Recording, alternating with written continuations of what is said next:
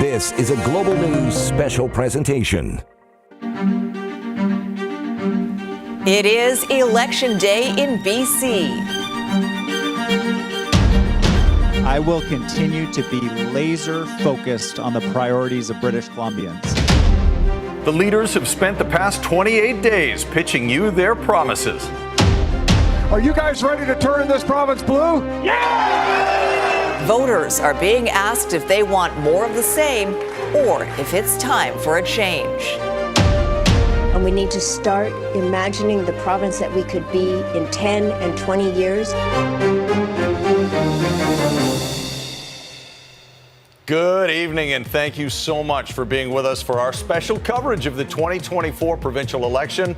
It all comes down to tonight. The parties have been working hard for your vote across the province over the past 4 weeks, all to secure a seat at the Legislature in Victoria. And it's not too late to have your say. Polls close in 1 hour. And when those votes are counted, you can count on us to bring you all the results and analysis from around British Columbia. This is Decision BC.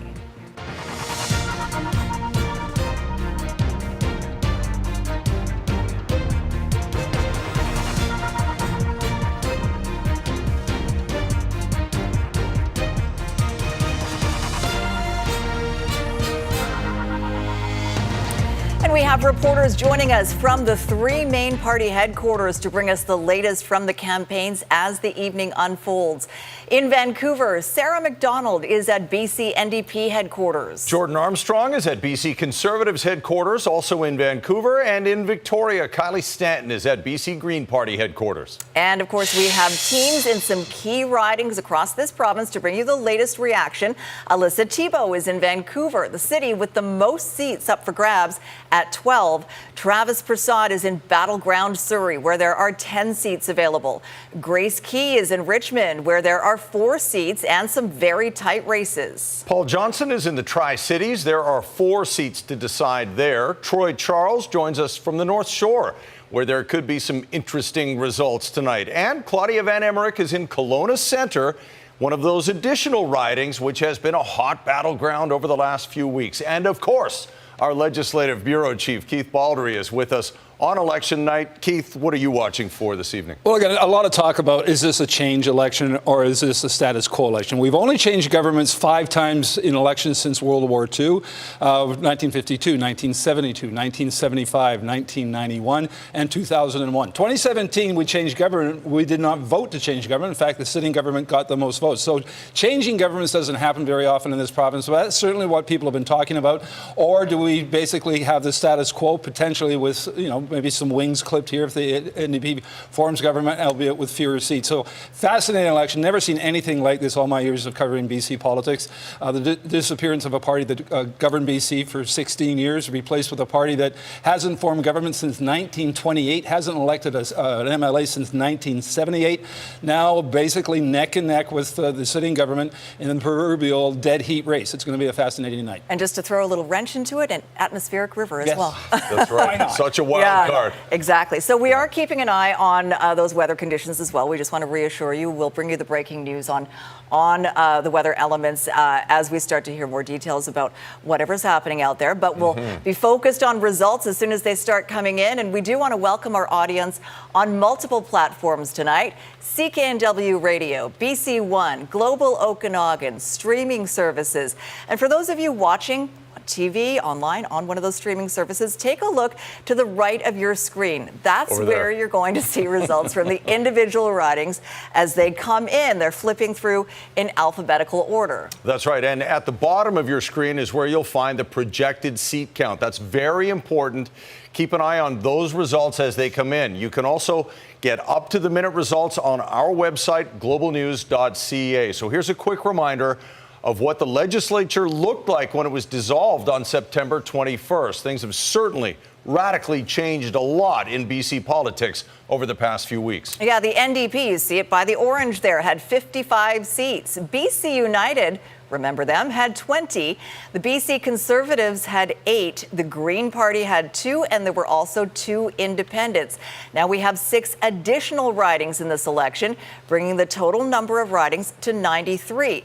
And we are looking for the magic number of 47. Keep that number in your mind. 47 is what any party needs to win to form a majority government. All right, we'll bring in Richard Zussman now, who's also here watching and analyzing the results as they come in. Richard, you've been studying these ridings for months. Walk us through the paths to power. Yeah, so as you described, there are opportunities here for both the NDP and the Conservatives, but we got to start here. Back 4 years ago in 2020, the BC Liberals won 28 seats, the NDP won 57. The red, it's all gone. So let's take a look here at 2024, and we'll do this riding prediction tool. And ultimately, it's up to you, the voter, to decide how this map gets filled out tonight, but we know there are battlegrounds. And one of the huge stories in this campaign are the independents. And we're going to lay that out in a minute, but I want you to focus in on these numbers up here. So you heard Sophie say it. That magic number you're looking for is 47.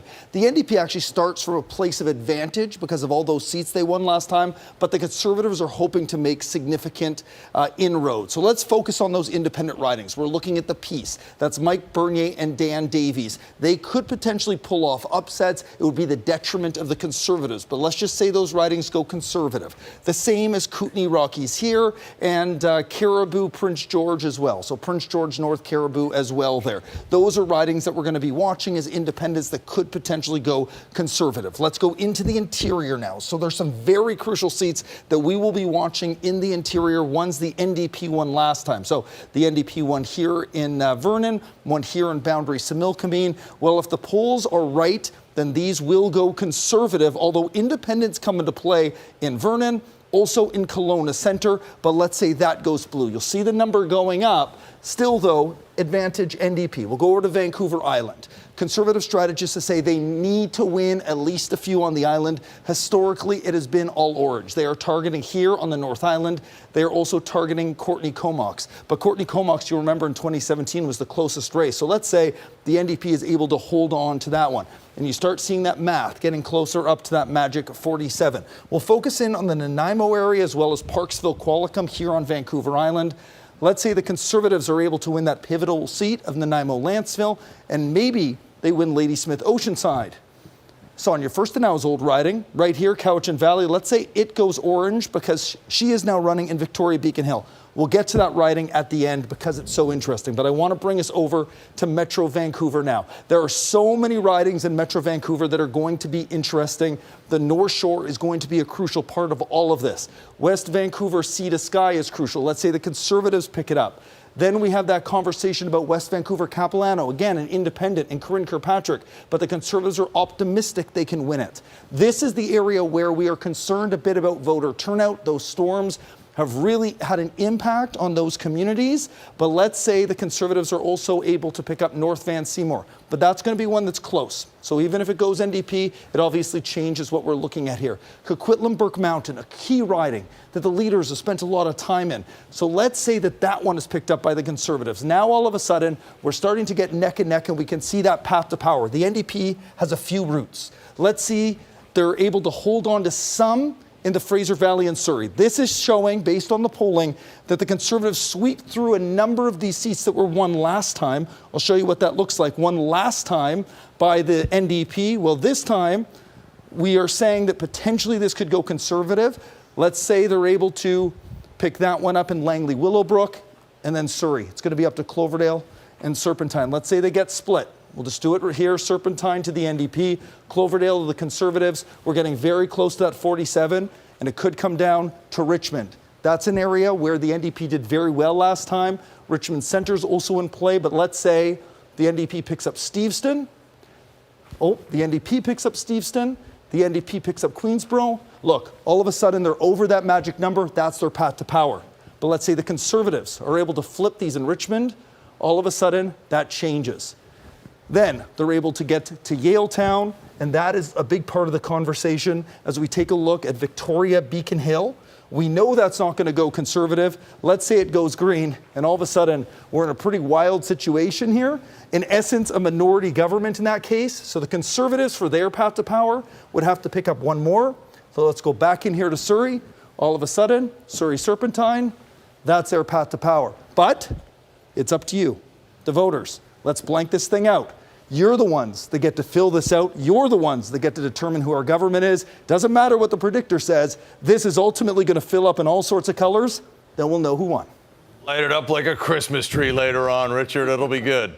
All right, you can see also on the bottom of the screen, just below the parties, their polls close, and we got a little countdown clock for you. Right. So just under 50 minutes until those polls close. And we'll start to see results fairly quickly after Elections BC says their technology has changed to the point where we're going to see results very quickly around 8:30, 8:45. We're going to see potentially almost 100%, 90% of the ballots. But there can be technological glitches. We've seen that in the past, but fingers crossed we're going to get the results sooner than later. I think a key thing today, and we've all been talking about, what role and what impact did the weather have on turnout? I live across the street, my wife and I live across the street from a polling station in Victoria. My wife Ann checked with a polling officer there today, reporting turnout very light. And this is the Beacon Hill riding. So does that hurt or help Sonia Furstenau, the Green leader trying to get the seat, or Grace Lord, the NDP incumbent? And you replay that in so many ridings around the province, particularly in Metro Vancouver, where the weather was so terrible. People were not going to stand in line for seconds, let alone minutes, to stand in a pouring rainstorm. And that means turnout is low. But who does it hurt and who does it benefit? We'll find out tonight. Mm-hmm. It's an issues election, right? The top three that we've talked about: affordability, housing, healthcare, crime and public safety. Each party with its own strategy about how to handle those things. And we've brought together a brilliant group of strategists to talk about that with Jazz Johal, and we'll throw to them right now to get their thoughts on what to expect tonight. Jazz, great to have you on board. Hey, great to be on board. I got to tell you, it's great to watch the election from this side of the camera than the other side. So I'm very happy covering the election tonight, watching what Richard was doing, and I'm absolutely ecstatic that I'm not sitting in a constituency office somewhere watching all the results come in. But I'm glad we have this amazing group of people with me today because it is a very complex election, so many scenarios. We've got three great strategists. To my far left, we have Mike MacDonald, of course, former Chief of Staff to Premier Christy Clark. To his right, we have Jeff Meggs, former Chief of Staff, of course, to Premier John Horgan. And, of course, Kate Hammer, former political advisor to Ontario Premier Kathleen Wynne. One of the things that Richard brought up, Mike, let me start with you first and foremost, with the independents and what potential impact they could have. I look at Richmond. You've got Wendy Yuan in one of the ridings, an independent. You got Jackie Lee in another riding. Give me a sense of what you think may happen with these independents, because generally they don't do well, but I think this election certainly is very unique. Well, I think Richmond is an area where the BC Liberals used to sweep election after election, all the seats there. Mm-hmm. And with the NDP vote coming down in this election, it would have been very hard for them to keep those incumbents that were elected last election. But those two independents have made it a little more confusing. Potentially you're going to split the vote with the Conservative candidates there, and the NDP candidates may find a pathway to victory there because of the two independents. And what do you think about the Peace Country? My two former colleagues, Mike Bernier and Dan Davies. I mean, that's always been a Conservative part of the province. The old joke was you could run a dishwasher, slap a BC Liberal sticker on it, and you'd win. Yeah. But this is very unique because both of them they're very well known. They both have strong personal brands, but you could put a Conservative sticker on that dishwasher and probably sell two dishwashers. That's a Conservative country up there, and it'll have to be an exceptional situation where Dan Davies or Mike Bernier are able to withstand that wave that would normally start in the Peace River if the Conservatives are going to victory. That would be the first place you'd find it. Yeah. But they have a strong standing in their communities, and if they can buck the trend, it would be a credit to them. Yeah. Jeff, let me go to you. Richard was talking a little bit about Central Surrey, Surrey Serpentine, Surrey Cloverdale. Multi-ethnic ridings. In some cases, I think one of the ridings is 60% Indo-Canadian. Polling is difficult enough. When they're really tight races, it's even harder. How do you gauge what the voter is doing? When you look at those ridings, how do you gauge what's going on, and specifically, how do you get that vote out? Well, I think it's quite difficult because, no community is monolithic. Every community will have different opinions and directions. And each community will have its own community leaders that it looks to for some direction or suggestion about who would be good for the community, but also for the province and the region as a whole. So it's very difficult to tell, and I think we understate the complexity of that sometimes. The old saying was communities like Kamloops were the bellwether ridings. Is Surrey the new bellwether riding, or am I getting a little ahead of myself here? I think it's the Battleground ridings. I think it's the place where we see the future of BC coming to life really in a more active way than we are in many other parts of the province, and that fight's expressing itself politically. So it's going to be a key area tonight to keep an eye on. Kate, you look at the BC Conservatives. 2 years ago, they're sitting about 2% in the polls. Last year at this time, around 19%, and today, very competitive with the NDP.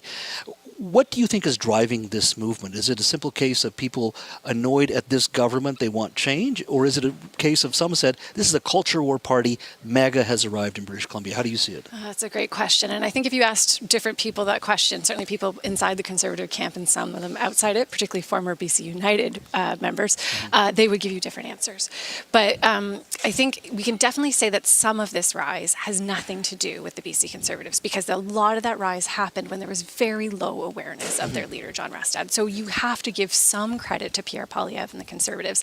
And then the other thing I think is the end of BC United. Of course, those voters need somewhere to go. When that campaign was suspended, of course, their numbers were going to go up. So there's an inevitability there that I think even inside the BC Conservative camp, you cannot deny.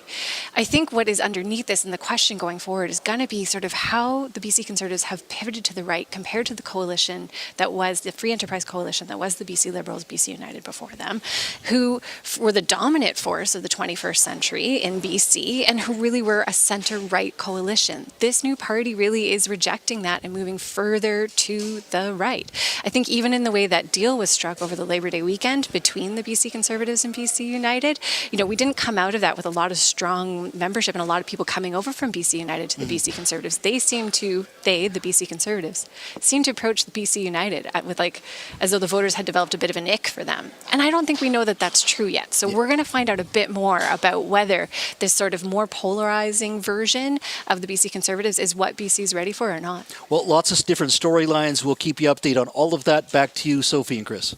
All right, Jazz, thank you. And thanks to the Hotel Pacifico podcast crew. I'm really excited to have them as part of the program. I want to pick up on something Jazz mentioned about Kamloops being the bellwether riding. Actually, Vancouver-Fraserview is the ultimate bellwether riding in BC. The party that wins Vancouver-Fraserview has formed a government and is precursor to the Vancouver South riding. It used to have a two-member riding in every election since 1991 when Fraserview was created. And you go back to 1963 when it was old Vancouver South. The winning party is the party that wins Vancouver-Fraserview. We'll see if that's a truism that continues tonight or whether it changes course for the first time in history. And I was just going to point out, pardon me, all the paper. It's not, the polls haven't even closed yet. No, we've got the stacks of paper over here. Can't wait to see what it looks like at the end of the night. This is Zussman's election Bible to put together. I used to put together these things. I just hope everybody read this thing. A lot of great detail in there. It's a very good, almost... You're good at writing books, Richard. It's only 280 pages, though, let's be honest. There may be another book when this is all said and done. It depends what happens tonight, I think, is the storyline, Sophie, because these are the sort of things that stories are made out of based on what we've experienced over the last few years. And we can actually start it this time with, it was a dark and stormy night.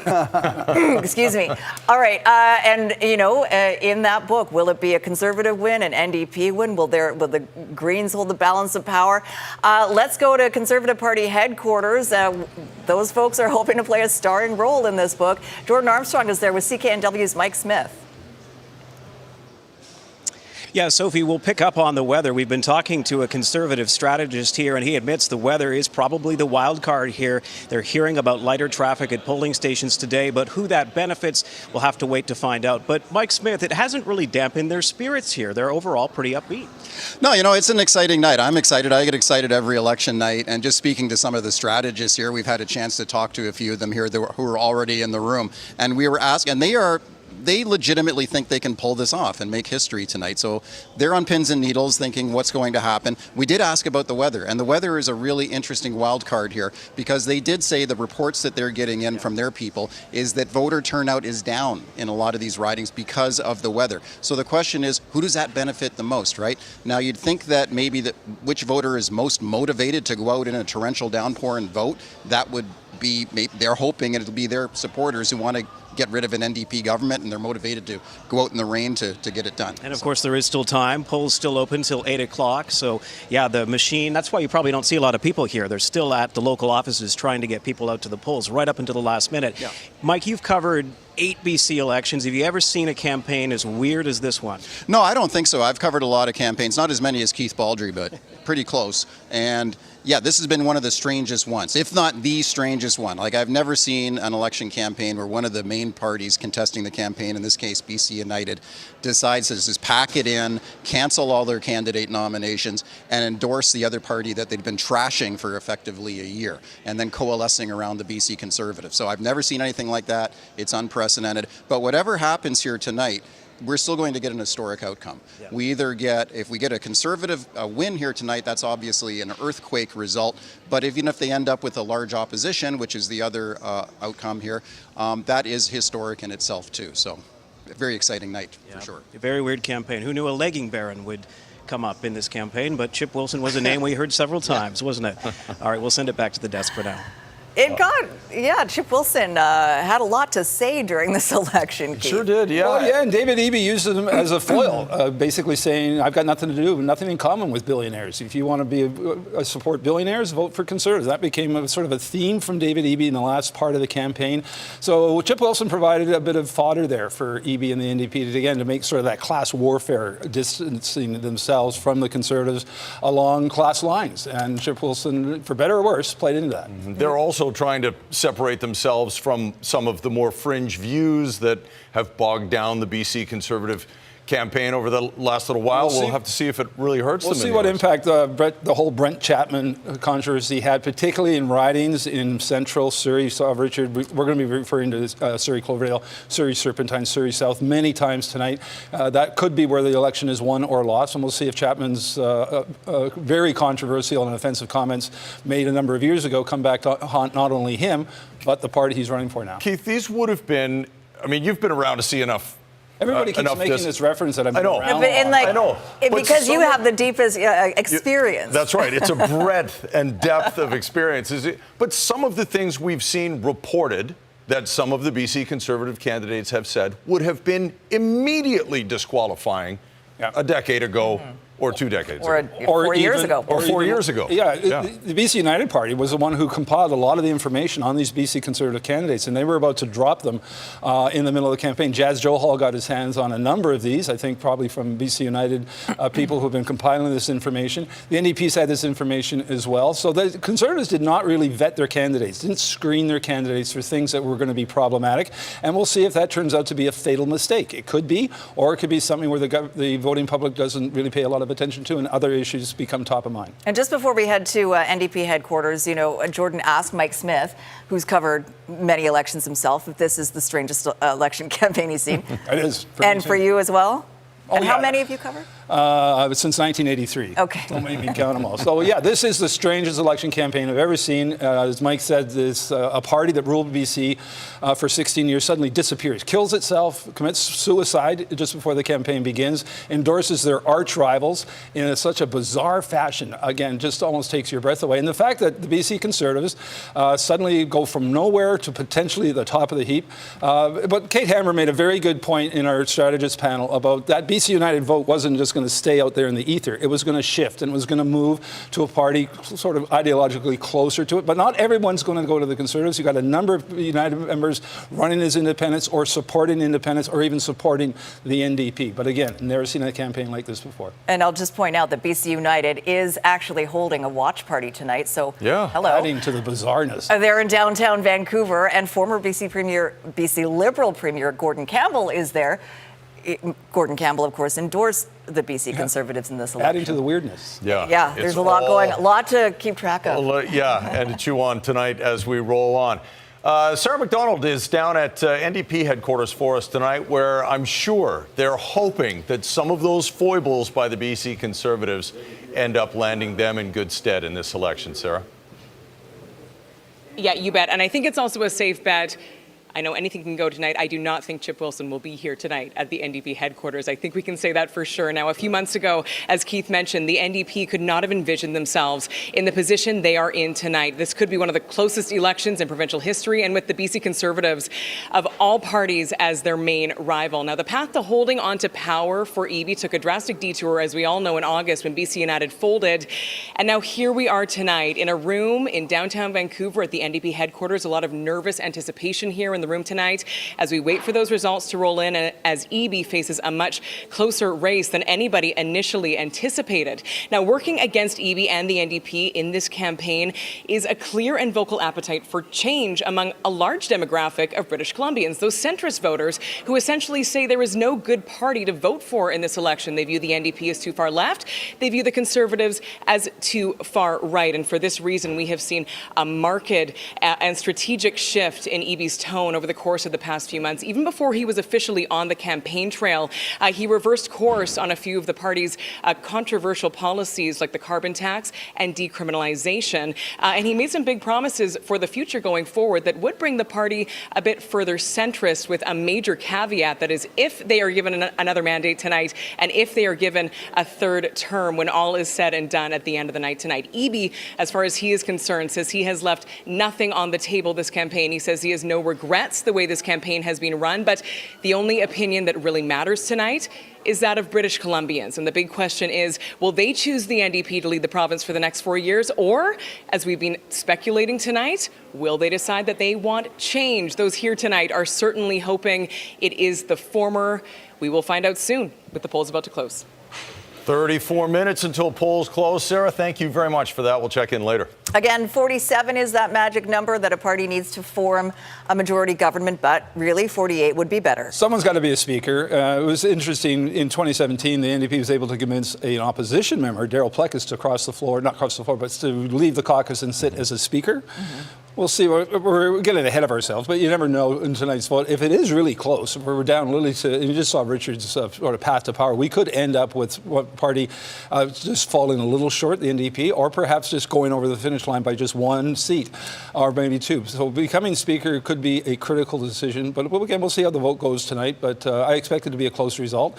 And I'll tell you, having covered the 2017 government, it was fascinating to cover a government, a minority government with another party having the balance of power. And to think that potentially independent candidates could have the balance of power tonight is unimaginable just a few years ago. And we could be seeing that tonight. And not just independent candidates, but perhaps the Green Party once again could play a huge role tonight. Well, we don't know. We'll see. Just over half an hour left before the polls close. But they are certainly hoping that. They were pushing those ridings they feel are winnable in the last few days of the campaign. Our Kylie Stanton is at Green Party headquarters in Victoria tonight. Kylie.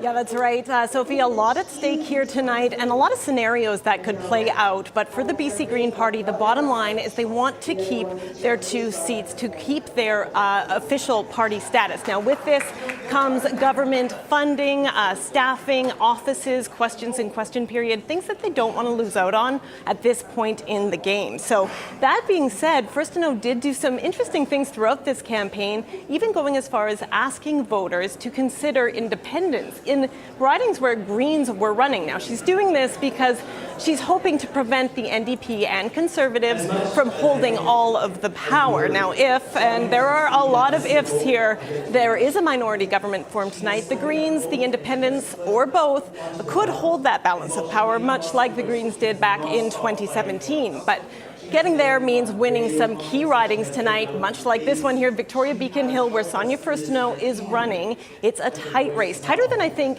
anyone really thought it would be. She's up against NDP incumbent Grace Lohr, and NDP leader paid a visit late in the campaign to kind of drum up support. Might be a bit close for comfort for them. We're also going to be watching Jeremy Valeriot in West Vancouver see the sky. He came so close in 2020, just 60 votes shy, but even without the incumbent running, Jordan Sturdy, it's not a slam dunk for him. There's some star candidates there as well. But right now, as you can see behind me, there are some supporters starting to gather. A lot of anxious energy here. No one really knows how this is going to play out. But again, that is why elections are so exciting. That's what makes it fun, Kylie. And thank you very much for that, by the way, a real tactical move and a bit of a gamble for Sonia Furstenau to move into your riding, Keith. Yeah, I have to admit, at the beginning, I thought this was a bit of a political suicide here by Sonia Furstenau. But now, even the NDP acknowledges this is going to expect to be a very tight result. She has a very realistic chance of winning there. And again, there hasn't been a lot of evidence of Green Party ground game canvassers and such, but that doesn't necessarily be required because you've got a leader running here. That's a unique situation. It's not just a regular party member. It's someone who's a leader of a party. And some people will break party ranks if they get a chance to actually vote for a party leader that could become their MLA. So there's an appeal there that wouldn't normally be there. So again, at first it looked like bit of a stretch here, but now it looks like it's a very competitive race in Beacon Hill. I almost thought it was quiet quitting when she first did it. Right, yeah. So the leaders debate, she had quite a strong debate. I think she might have got a bounce out of that, even though our polling was kind of inconclusive on that front. I'm just anecdotally talking to people saying, she did pretty well, particularly because I think John Rustad did not do well. She sort of benefited from that comparison. She more than held her own in the debate, and because she actually has more experience than the other two candidates, and that's what came across for people. So much more to discuss, and we are about half an hour away from polls closing, and very shortly after that, we'll start getting results in. We'll take a break and be back with more on Decision BC in a moment.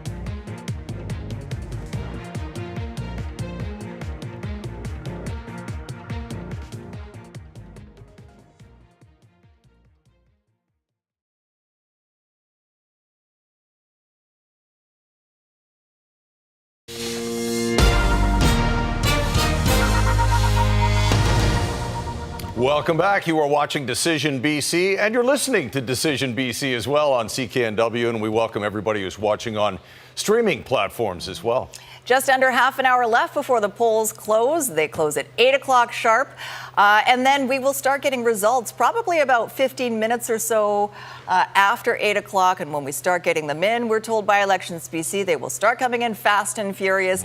Richard Zussman has been at that map, the electoral map, for the last several weeks, and he will be bringing us the results in the Results Center, where Keith Baldry is as well right now. Welcome over here. I hear this is the first election you're covering, so good luck tonight. I know you're probably nervous. I'm really nervous. And you look great in that jacket, by the way.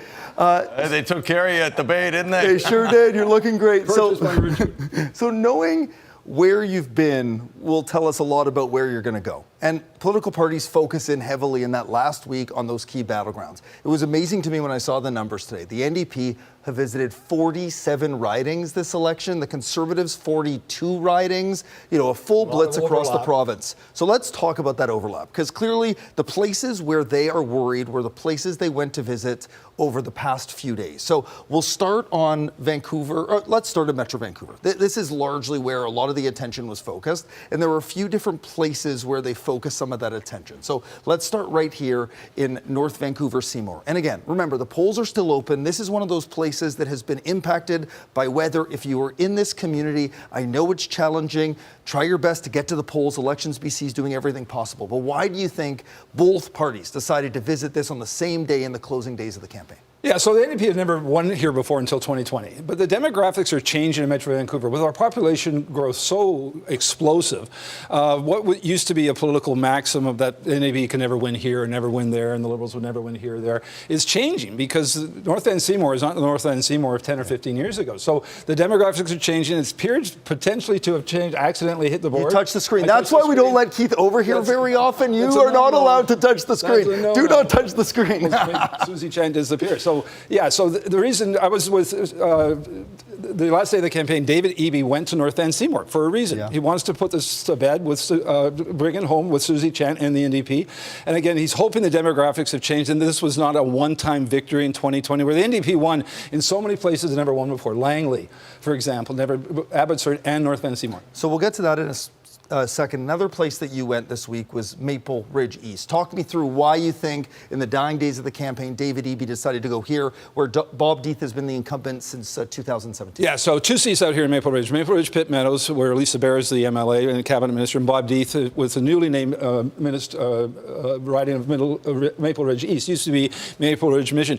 Historically, one of the closest races every election was this riding right here. At one point, Deeth or his opponent would win by 60 or 70 votes. Again, much bigger margins of victory in 2020 for the NDP. The question is, are the demographics changing in the party's favor, or was that just a one-time event? And it was an interesting event at basically the junction of the two ridings. Several dozen people out on the street corners with David Eby. A lot of enthusiasm there. Lisa Bear tells me, the incumbent there, she's not seen the level of support that they're seeing right now, but we'll see. The Bob Deeth riding is actually a more difficult one for the NDP to win than Pitt Meadows. We're going to go back to Metro Vancouver in a minute, because the two ridings that were most visited are there. But let's focus on the island first quickly. So this is an interesting riding where both leaders have gone, the NDP, a few times to Nanaimo, Lanceville. George Anderson is the New Democrat. Gwen O'Macony is a Conservative. You'll remember she won in a by-election for the NDP before that 2013 election. John Rustad made a big deal out of Gwen O'Mahony becoming Conservative. Why have we seen both leaders visiting this riding? Again, is Nanaimo an example of a normally safe NDP town, which is perhaps seeing some resentment to a number of social problems that are particularly in places like Nanaimo and Campbell River? I know you've been talking about North Island potentially flipping as well. So you've got a chronic homelessness problem, encampments, open drug use, street crime. Is all that coming together at the worst possible moment for the incumbent government or the NDP? We'll find out tonight. Yeah, I want to go quickly, though. Victoria Beacon Hill is a place that it was a big surprise visit from David Eby, but I really think we need to focus on Metro Vancouver for a minute. And there are quickly two places here that matter, and it's where the leaders have gone the most. So Vancouver, Yaletown, they went multiple times, both of them. Yes, that's where the debate was. Yes, that's where CKNW is, but it's also a place where they campaigned for both Terry Young and Melissa DeGenova. And let's finish on this idea of the place where they went the most. And guess where it is? Surrey. So both of them went. I think the Conservatives went 7 times. I think the NDP went 8 times. That's a lot of time in Surrey. And just one riding quickly, Keith, that we've had a lot of focus on where they went more than any others. I think it's a tie really between Cloverdale and right here, Surrey Serpentine River. Why was the focus so heavy here? Yeah, so this is an additional riding. And again, no incumbent here. You've got a former mayor, Linda Hepner, and a challenger here, Baltaz Dillon. So again, we're going to keep a very close eye on this one. All right, lots to watch, obviously. Back to you guys. All right, thank you. And Keith, don't touch the screen. No, that's right. And we are going to keep our focus on Surrey, as we've seen. A battleground state. Are some of those ridings going to flip from the NDP to the Conservatives? Who knows? But that's where Travis Prasad is at one of the banquet halls down there. Travis, how are people feeling down there tonight? Lots of anticipation. A lot of people wondering what it's going to be like with the results coming in so quickly.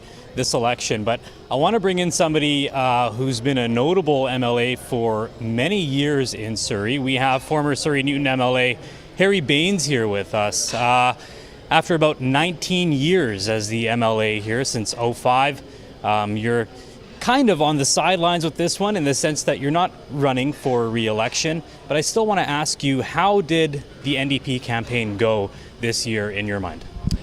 I think it went really, really well. I think David Eby, the leader of the NDP, came across as a person who understands the very important issues that people have their own minds, such as healthcare, such as affordability, housing, and cost of living. And he also came across as authentic, that he understands them and he has some real solutions to those. And he presented those solutions very coherent way and in a real way. On the other side, I've seen John Rustad, Conservatives, they were mired in controversy, conspiracy theories. Many of his candidates were insulting communities with the racist remarks, and Rustad's inability to deal with that issue clearly shows there's a lack of leadership, clearly shows that he's not ready to be premier. And I think so when you look at the platform of the two different sides, John Rustad came with a very flimsy piece of paper only a few days before the last election, when 500,000 people have already voted. And even again, it wasn't even costed out properly. Seems like it was a laundry list of things that he quickly put it together, sitting down here one day, maybe we should have that, we should have this. I think that's not how you govern the province. This is a very, very tough job. And I think people are looking for a real leader. And they see David Eby as a real leader, understanding those issues that are important to them and having real solutions. I think that's the difference in this campaign, and I'm happy the way the NDP campaign went. We'll see how it all plays out just shortly. Polls are going to close pretty soon here. Harry Bains, thank you so much for your time. We'll be around as more candidates come in here. For now, we'll throw it back to you. Less than 19 minutes until polls close. Thanks very much, Travis, and thank you, Harry Bains, as well. Yeah, Harry Bains is a good example of one of the challenges. If David Eby wins tonight, he's got to form a cabinet. He's lost a number of key ministers, people like Harry Bains, Bruce Ralston, Kat Conroy, George Heyman, just to name a few. These are veteran MLAs who are veteran cabinet ministers, and replacing people like Bains and others is going to be a challenge for Eby. It's also going to be a challenge for John Rustad if he forms government. He's got very little experience among his team of candidates, and so whoever forms government tonight, forming a cabinet is going to come with different sets of challenges, but it's going to be a challenge to either leader. Okay, we're talking about the issues. The big issues provincially, of course, affordability, healthcare, and housing, of course. And you know, in many ridings as well, Vancouver Yaletown, one of those type, my riding, public safety is a big issue as well. We have put together an issues panel to give us their reaction, their thoughts on what happens tonight. Sonia Sunger is with them. Sonia.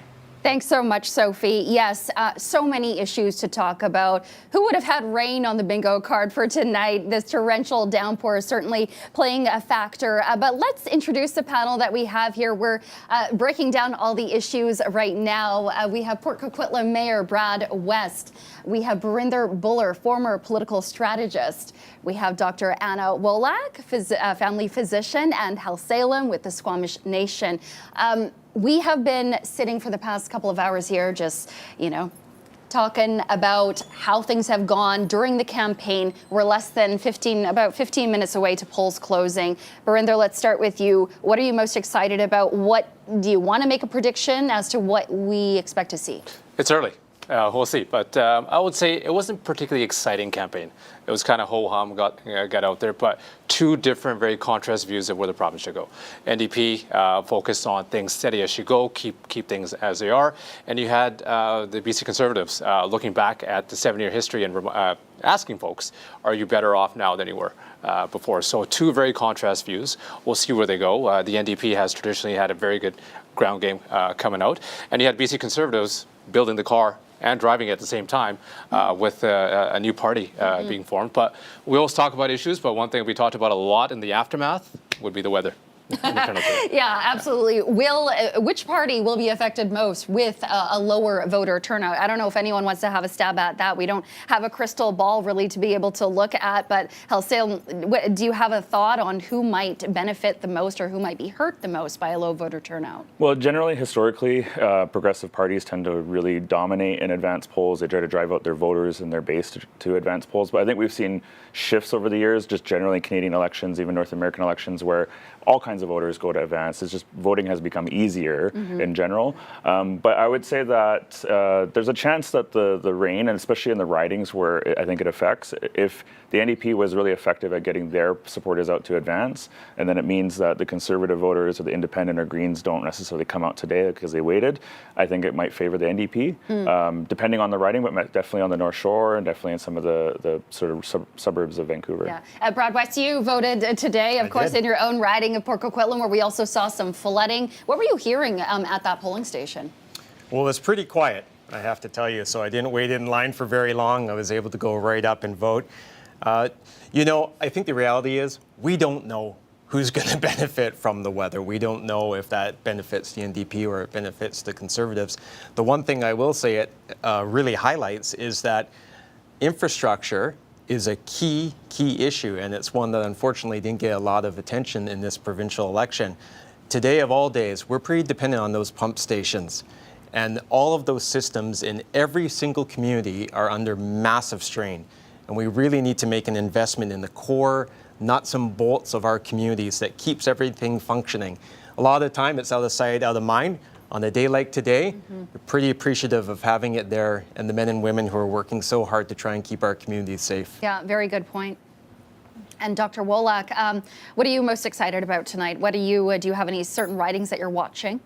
I think I'm watching it's more for me what happens after, right? It's, you know, I don't know, this election is so tight, it's so hard to see where healthcare will come from. Both parties have come out with yes, healthcare is not doing so well in this province, but we are going to bring in new people and set up new infrastructure to fix it.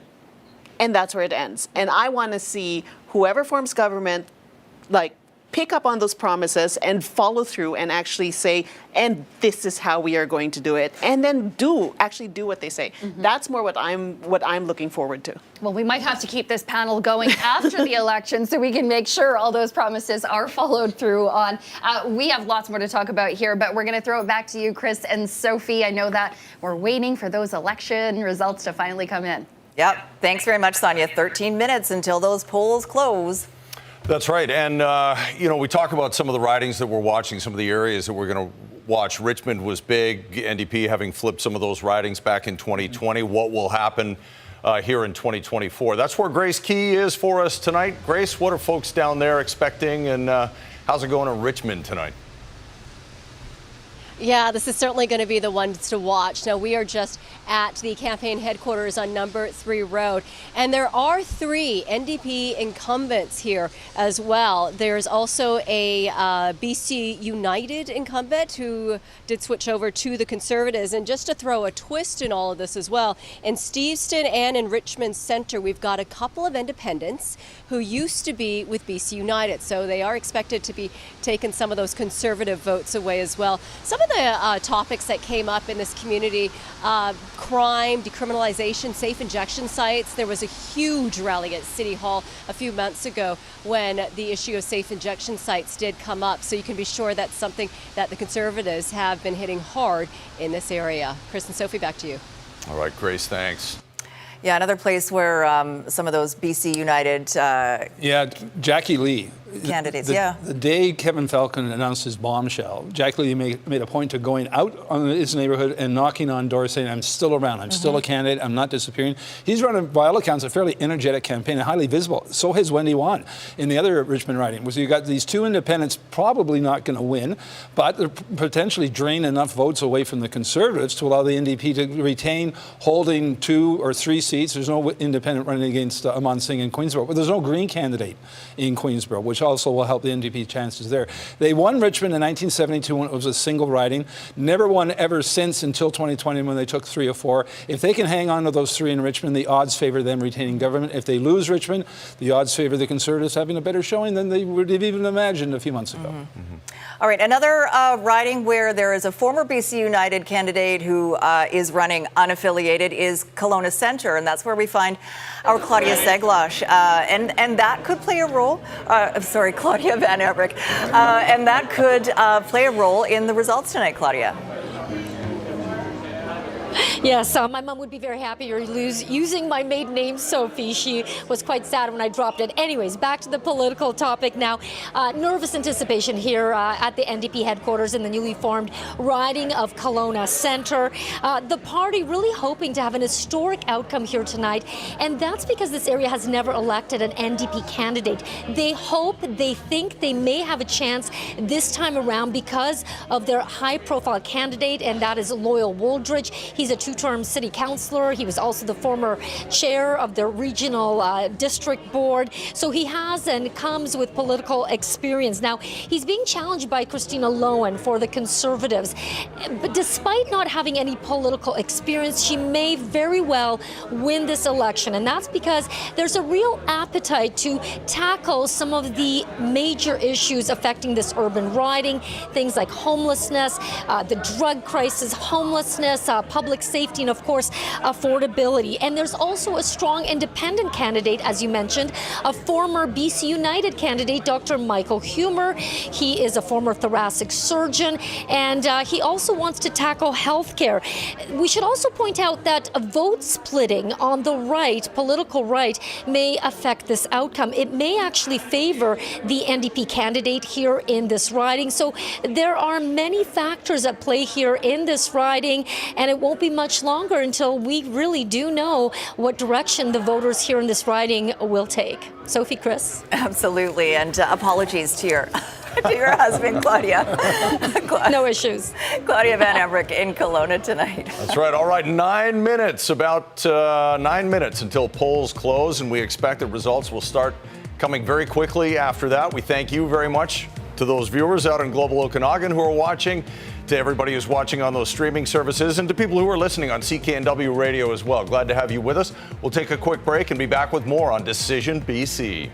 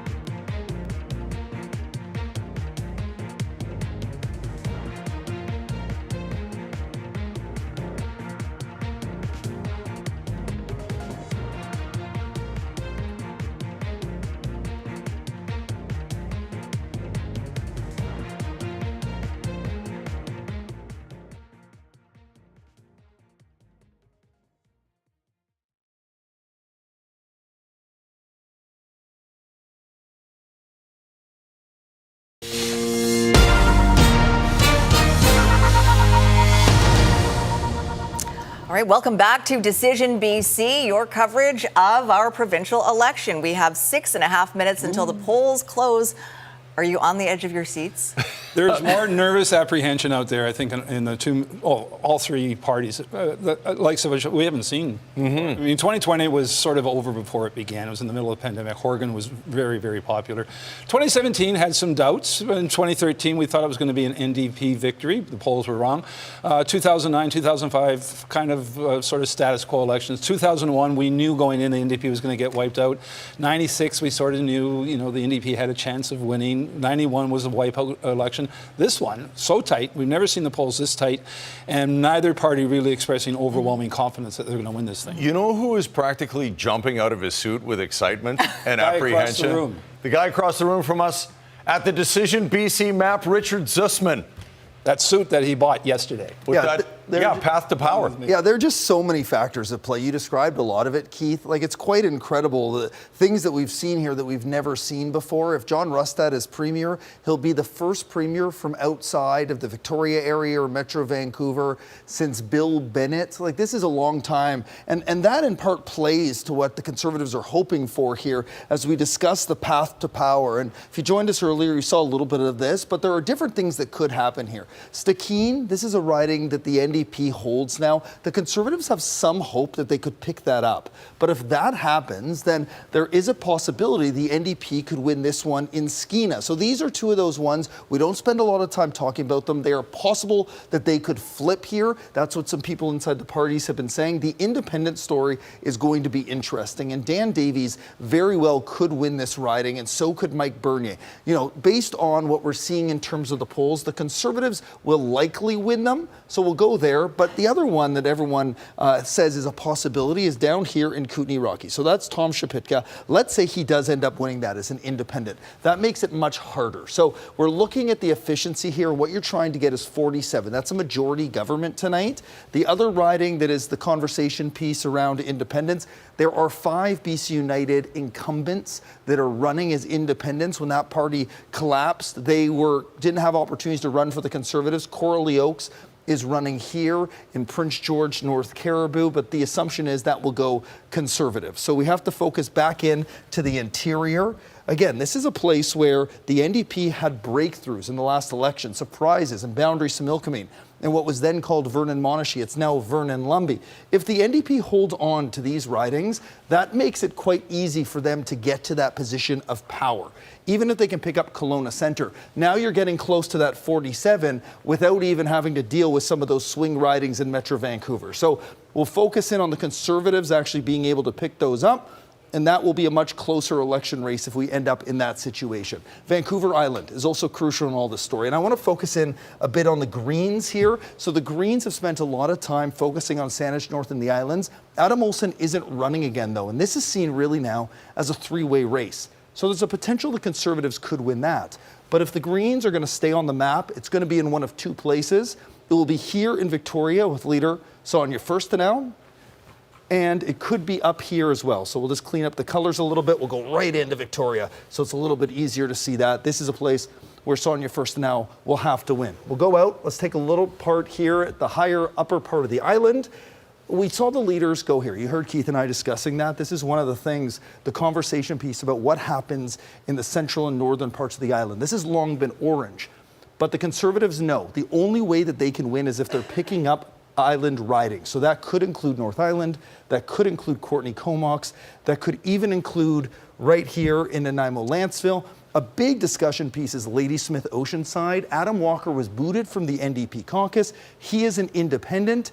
He is hoping to hold on to that seat, but it's going to be problematic, and there could be vote splitting with the NDP and Stephanie Higginson. So let's say Brett Fee wins for the Conservatives. Now we head to Metro Vancouver, and you can see this incredibly close race here. And getting to that 47 could be challenging. North Shore, again, polls are about to close. We know the weather has had an impact on the North Shore. The Conservatives believe they could potentially be in line for a sweep everywhere in the North Shore except for North Vancouver, Lonsdale. But let's say the NDP is able to hold on to this. And I really want to focus in. We'll go quickly here through the rest of the seats. The Fraser Valley is crucial. The Conservatives optimistic, though. They're optimistic around Chilliwack. They're optimistic around Maple Ridge East potentially. They're optimistic moving into Surrey, into Langley here. Coquitlam Burke Mountain's one we haven't talked about yet, and we can see we're getting closer to that 47. Coquitlam Burke Mountain potentially goes Conservative. And now to finish it off for the NDP, if they win these seats in Surrey and Richmond, the election is over, right? They get over that mark, they win their majority govern. But if the Conservatives are able to win in Surrey and in Richmond and in Vancouver Yaletown, there's that number for them. They get over that 47, they have their majority. But you know what? Let's clear it out. No more of that. No more projections. The next data you will see will be your votes filling up this screen, and those will be the real winners, guys. 1 minute to go, 1 minute. Thank you, Richard.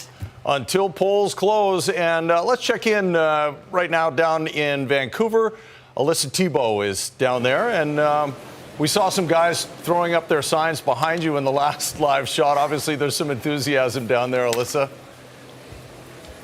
There certainly is, and actually up until just a couple of minutes ago, the volunteers, the staff here were outside of Melissa DeGenova's campaign office here in Yaletown. They were jumping out of people, making the most of every minute that those polls are still open until 8 o'clock. They were urging people, make sure you go vote, make sure you go vote. And actually a lot of people that walked by here had said, we have already voted, which is quite surprising considering how heavy this rain has been today. So that's an indication of how important this election is. So this riding in particular, really a bit of an epicenter of a lot of election issues here. We've got public safety, we've got the toxic drug crisis, housing affordability. One thing that's interesting in this area in particular is the demographics. Very few seniors, a low number of children per household here as well, but a lot of renters, a lot of owners who use a lot of their income on housing. So the predictions there is that it could lean a little bit more conservative. Melissa DeGenova, the most well-known candidate, former city councillor, up against a very recently retired VPD officer, Terry Young, and Dana Lynn McKenzie for the Greens. All three party leaders have visited this riding, so they are taking it very seriously. It could sway the complete outcome of the whole election. Back to you guys. Clearly they're watching our coverage. I like that. Thank you for watching our coverage down there at Melissa DeGenova's campaign office. Vancouver Yaletown, my riding. You know, we've talked about how the NDP are very strong. Oh, I should mention, sorry, polls have closed. Polls have closed. Yeah, we just passed it. That's right. The countdown clock went away. The countdown clock disappeared. So we'll start having results hopefully in about 15 minutes' time. But what I wanted to say is Vancouver is very rich with NDP supporters, obviously. But in two ridings that we might a couple of ridings we might see a very close race. Yaletown being one of them, Langara possibly. Yeah, Langara's the other one. Again, the gap there used to be like this. Now it's like this. The last 2020 election, the demographics there are changing in the NDP's favor. Some of the boundary changes brought in by the Independent Boundaries Commission, they did add 6 more ridings, but they changed a whole lot of riding boundaries, and those 2 ridings in particular. So Vancouver Yaletown used to be called Vancouver False Creek. What they did was take the sort of the North Kitsilano part of the riding across False Creek and take it out of the riding and put it in South Granville riding. That's a traditionally strong NDP polling neighborhood. So that's been taken out of the riding, which makes it less of a strong NDP seat, even though they won the riding on False Creek. Brenda Bailey was the incumbent there. She's moved across False Creek into the friendlier riding of South Granville. So the NDP's hold on Vancouver Yaletown, used to be False Creek, is much more tenuous than it was before the boundary changes. We talked earlier about a bellwether riding. If there's one that you at home or listening on radio want to keep an eye on, what's the one riding that you say, I think it's Vancouver Fraserview, that has been sort of, that's been the way they vote, has been how the government is formed? Yeah, since the 1960s. With the one exception, Mike MacDonald, who knows the ridings better than me or Richard, or at least so he claims, he does actually. He points out, he just texted me, but wait a minute, there was a by-election that was won in Fraserview by the non-government members. So kudos to Mike for catching that one. I'm sure he'll catch a few other riding errors that we make tonight. But yeah, Fraserview, keep an eye on Fraserview. George Chow, the 2-time incumbent there. You know, that's where Suzanne Anton, Wally Opal used to be the MLA there. I think Cash Heed was out there as well. The Liberals used to win that and they'd form government. NDP wins that riding, they form government. We'll see who wins it tonight and whether they form government. Yeah. We'll be bringing you those results as soon as they start coming in, probably 10, 15, 20-ish minutes from now. We'll share them with you no matter how you are joining our coverage tonight, listening on CKNW, watching online, watching on Global Okanagan, or on your favorite streaming platform.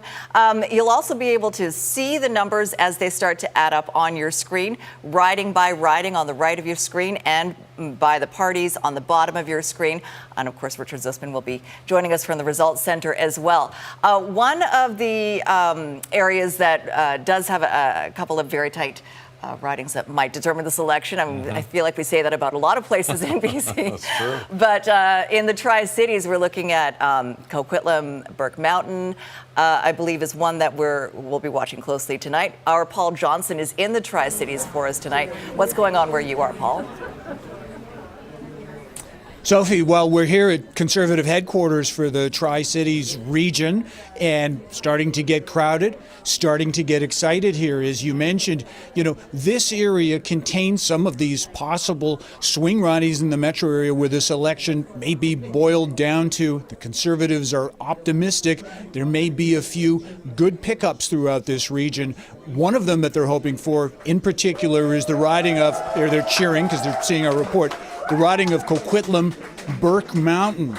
This is a riding that both of the leaders have spent some time in. And if you look at the history of this riding, this is a swing riding.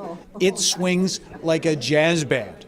It's currently held by Finn Donnelly of the NDP, but if you look back in time, it literally goes NDP. Before that, BC Liberal, NDP, then BC Liberal, of course, the BC Liberals, the prior centre-right party. We have the Conservative candidate, Stephen Froelich. I met him for the first time tonight. He's here. Come on in, Stephen.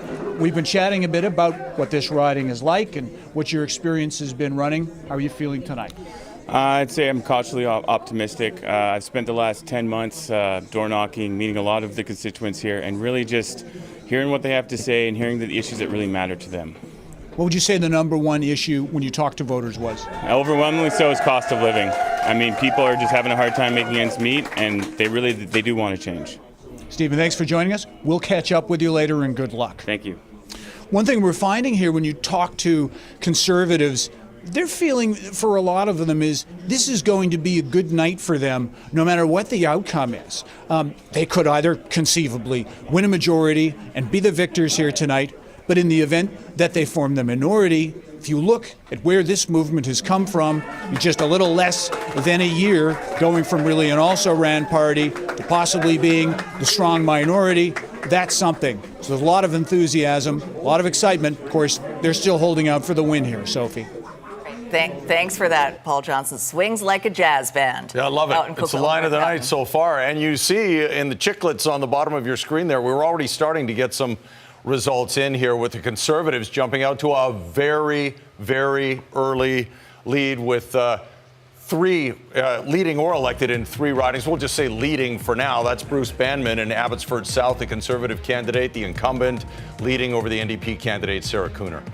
And in Prince George Mackenzie, the Conservatives out to a very early lead. I mean, we've only got a few votes separating them right now. 6-2 for Kyle Giddens of the Conservatives. And down in Salmon Shuswap, where Greg Kylo was a longtime MLA there for BC Liberals, the Conservatives have a lead there. All three of these ridings considered to be fairly strong Conservative, or used to be fairly strong BC Liberal ridings. These are not ridings the NDP had in the potential win column by any means. Mm-hmm. Well, the Conservative, go ahead. Oh, I was just going to ask. It's 6 minutes after 8. Is that a record for? I think we've had some results a little early, but again, the classic there, 6-2. Yeah, Let's not read too much. Don't get too excited. It's very, very early days. All right, we have an amazing panel of strategists who've been talking about all things election related for the last several weeks on their podcast, Hotel Pacifico. They're with Jazz Johal, and we welcome all the listeners on CKNW tonight as well. Jazz, over to you. Thank you, Chris. Yeah, we've got the trio from the Hotel Pacifico podcast, Mike McDonald, Jeff Meggs, and of course, Kate Hammer. Lots to talk about here. Kate, let me start with you first of all. Remember the carbon tax? That was an issue just a few weeks ago. And then David Eby comes along. Remember the carbon tax? 17 cents a litre? It just took it off the table. Right. Now, do you think that is perhaps the smartest thing they've ever done in regards to potentially taking that off the table for this election, or do you think there may be repercussions for the NDP in the future on that? Well, okay, I think we're going to let's just remember, Jazz, that like a year ago, we would have thought this was going to be the discussion about the carbon tax. Like David Eby was the cheese that stands alone in Canada on the carbon tax, and then John Rustad was like, bring it, that's the fight. And then as it progressed and David Eby had to pivot, I think even when he pivoted to say, we'll take it away we will take it away if the feds do, then it became, it's getting exciting here. Yeah. Then it became a total question of like, will there be repercussions for David Eby on this? Will this continue to be a discussion and a point of criticism of the NDP? And then will David Eby get criticism within his own party and with voters for not sticking on that? And neither happened. It went silent. So it probably was the right move. And I think the way they neutralized it, the way they made it about the feds and their decision was a very good strategic move. Jeff, I want you to jump in on this one for a second. Any longer-term implications for Mr. Eby or for the NDP from walking away from the carbon tax? No, I don't think so. I think it demonstrated he was responsive to concerns about the cost of living side of things, and nobody really quarreled with the assessment he made or the changes that are going to come with whatever happens in the federal campaign. There will be budgetary questions to answer later, but everybody has that problem when they get to be premier. The question I want to ask you is that conversation we have every 25 years, which is that orange voter, and generally in federal elections, or even in BC elections, they go blue, they go conservative. Do you see something like that happening on Vancouver Island? Because there's a lot of talk about Mr. Poilievre pulling in traditional NDP voters, moving them to blue. Do you see some of that phenomenon happening here in this provincial election? It may be, but I think we've seen some very strong candidates on the island. I look at North Island, where that conversation has happened a lot. There's been a lot of investments made by the NDP there in healthcare and in other areas. Very strong local candidate, Michelle Babchuk, who's got a lot of civic political experience and very close to the ground. So I'm confident she'll prevail again tonight in the North Island. And the other riding that's a question mark in my mind is the brand new one that has no incumbent riding, but again, very close to where John Horgan and Ravi Parmar represented in the past. I suspect it'll continue in the NDP camp. Now, one of the things, we've talked about the carbon tax, we talked a little about orange voters potentially going blue. We have a federal election next year. Whether Mr. Trudeau wants one or not, it's time to have one. My question to you is, the results, whatever the results are here in British Columbia, whether it's an NDP win or a Conservative win, are there any implications? If so, what are the implications for a federal election next year? Well, I think the rise of the BC Conservatives was on the coattails of the federal Conservative surge nationally, and the fact that the carbon tax was taken off the table is largely because of the Axe the Tax campaign. I think that happened on a national level. Now, if John Rustad wins the election tonight, this would be a petri dish in British Columbia for what people might think will happen federally. So I think that could have a big impact. And if he doesn't if it's an NDP victory, then it's like, well, the blue wave fell short, and maybe opponents to federal Conservatives can take something out of that. It is a bit curious to me why Pierre Poilievre did not show up and at least with an endorsement in this campaign. We saw Jagmeet Singh out here campaigning for the NDP. We saw federal Liberal MPs endorsing NDP, but by the vast majority of federal Conservative voters were voting BC Conservative, but they didn't hear from their leader. So in the aftermath, we'll have to ask those questions. Well, I think it's very important. You raise a very, very good point there. Mr. Poilievre endorsed Danielle Smith, the Premier of Alberta, during the last election campaign. I was hearing that a couple of weeks ago there was going to be some sort of endorsement. We certainly read articles recently that perhaps it was Mr. Rustad's performance in the last in the debate. But is there going to be some concern for Mr. Poilievre in regards to the populism that Mr. Rustad also brought forward? That perhaps that may alienate some suburban voters. It could have been the Brent Chapman issue. It could have been a number of things. But I think if the Conservatives fall short tonight and Conservative voters are disappointed, I think they have to ask that question: is did we do everything we can to get over the finish line? Mike, thank you. Let's get some more results. Back to you, Chris and Sophie. It doesn't look like they're falling short right now, Jazz, thanks to you and to the panel. The Conservatives jumping out to a very early lead here. And again, it is early. Results are coming in quickly. But the Conservatives, for those of you listening and watching, are leading in 37 ridings, the NDP in 27 ridings. So that's a significant lead early on, and one Green Party candidate is in the The lead. Conservatives are leading in some of the key ridings that the NDP won for the very first time in 2020. So Richard's got some results, I think, on that as well. Yeah, so let's take a look at this. So we're going to focus in on Metro Vancouver. I want to show you where these results are coming. And this is what we talked about at the beginning of the show, that wave through the Fraser Valley. And you see the Conservatives starting to take these leads, and then also right here in Richmond. So I want to show you some of these results. This is one of the key ridings. Surrey Serpentine River, again, a key number to watch. Lead 133, polls reporting 4 of 19. Elections BC promised the results would be coming fast and furious, and they are coming fast and furious. This is another one we have spent a lot of time focusing in on. Jody Tour is the Conservative against incumbent Andrew Mercier. It's a 296 vote lead. There are 3 of 20 polls reporting there. And then the other area we've spent a lot of time focusing in on right here in Richmond, and it looks like the Conservatives, again, it is still very, very early, but these are the trend lines the Conservatives want to see. Leading at 37, the NDP leading in 27. Michelle Molyneux up 207, watch incumbent Jackie Lee. The more he goes up, this percentage number goes up, likely will take from the Conservative, again, early, just 3 of 21 reporting there. Also want to show you Richmond Queensborough, Jas Johal's old riding. Steve Cooner, again, very early. Aman Singh is the incumbent here, just 1 of 20 polls reporting in that riding. You've seen the green on that screen. This is where it's coming from. This is a riding where the Greens finished second last time, West Vancouver Sea to Sky. Jeremy Valeriot, 431 vote lead over Yuri Palmer and the Conservatives. Jen Ford is here, but you can see it's very close, and we'll see what happens just with 4 of 27 polls reporting. And we'll show you some of the trend lines. As we get more and more polls coming in, these lines will tell you a lot of stories around how those leads are changing. The other place that seems to be a little bit different is right here on Vancouver Island. So we'll focus in on the island. This is an area where the NDP has historically done incredibly well. Well, look, the Conservatives are off to an early lead. And this one would be a major shocker, but look, it's just a very close 6-vote lead with 3 of 33 polls reporting incredibly close. But this is potentially some of the story that we're seeing. We're starting to see the Conservatives resonate in some of these places where they historically have not done very well. And last one I want to show you, we're seeing a lot of blue here. This is one of those seats that the Greens had held, Saanich North and the Islands. Well, David Bush is up, but just 6 votes. So again, very early, but some really, really interesting results that are all indicating that the Conservatives may be getting the breakthrough here, but again, extremely, extremely early.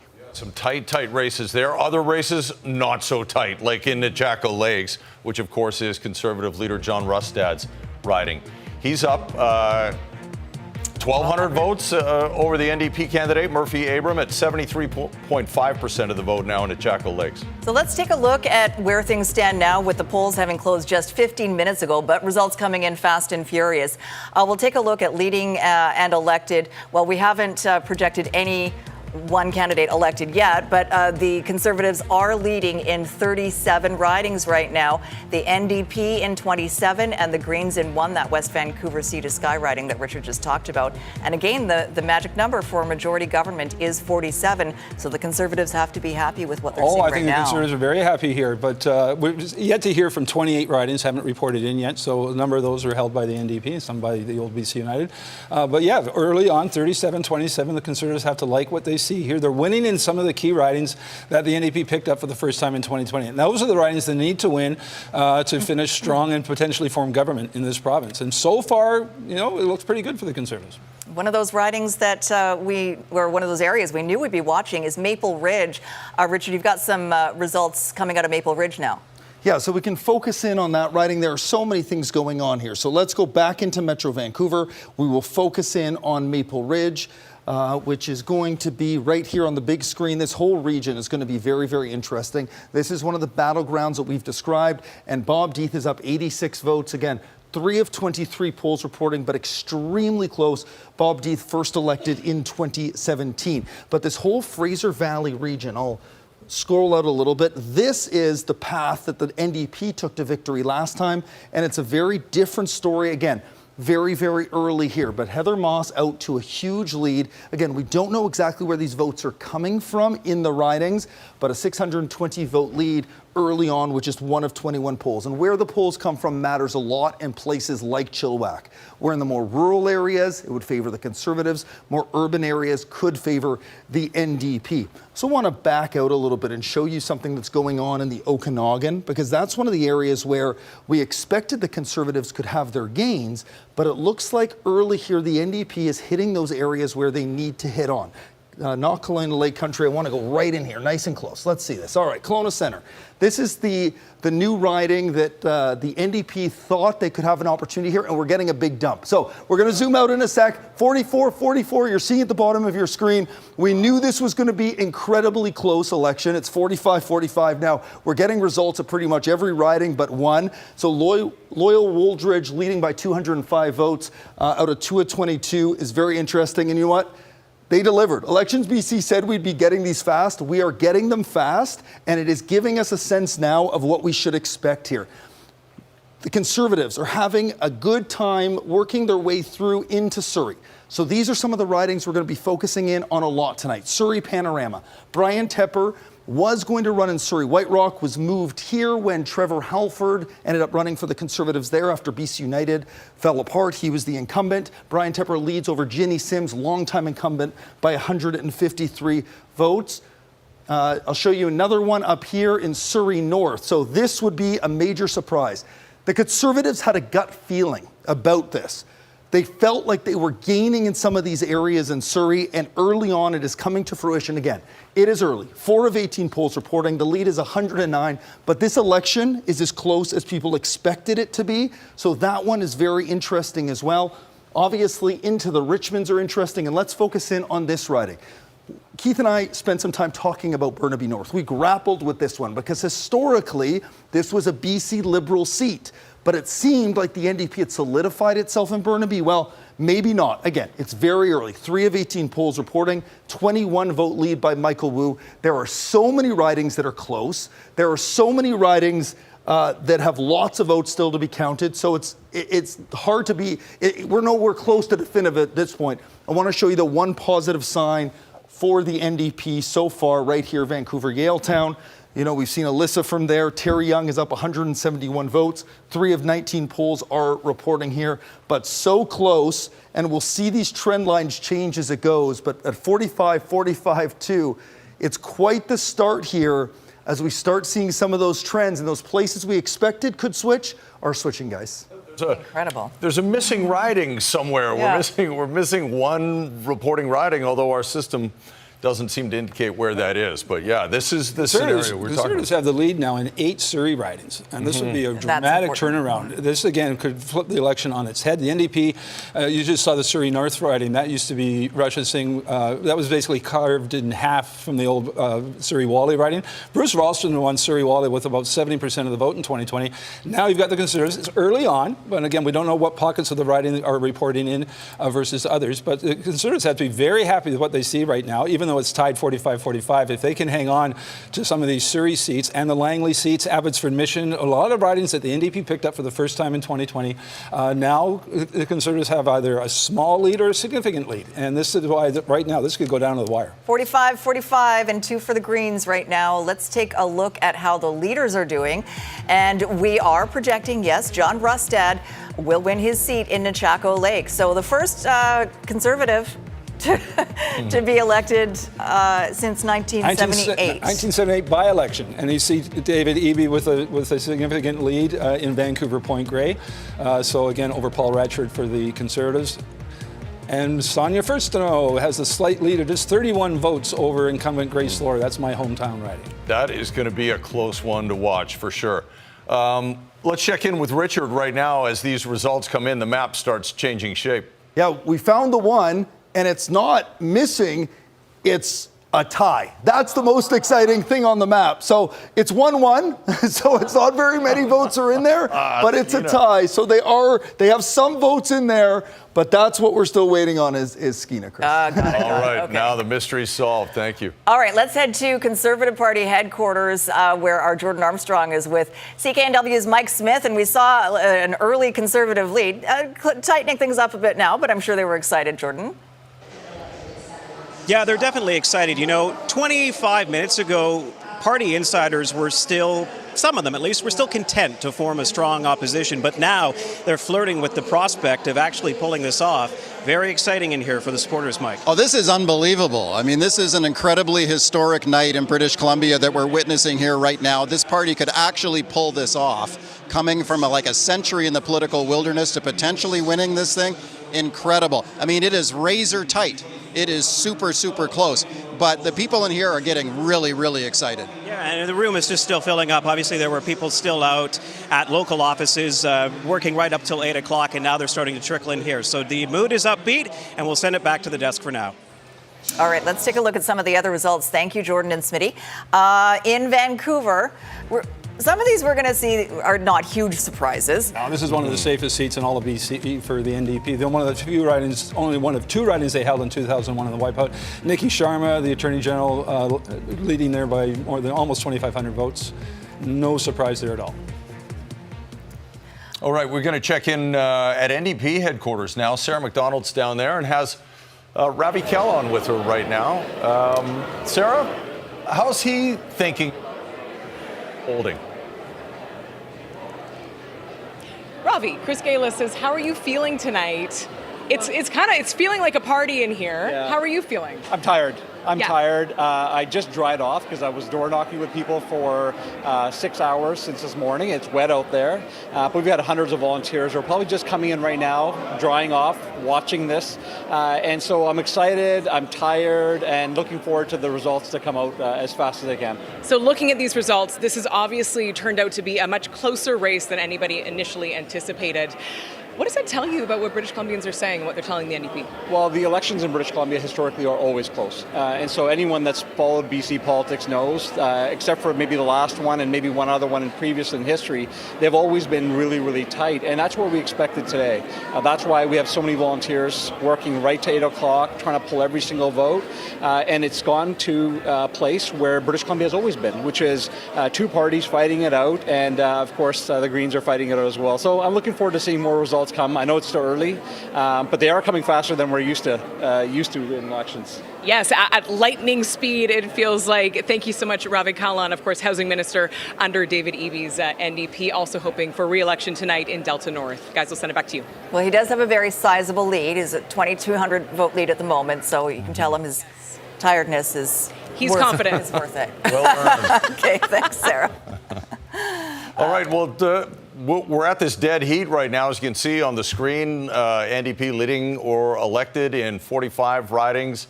The Conservatives, okay, we're just going to refresh it. Let's have a look now.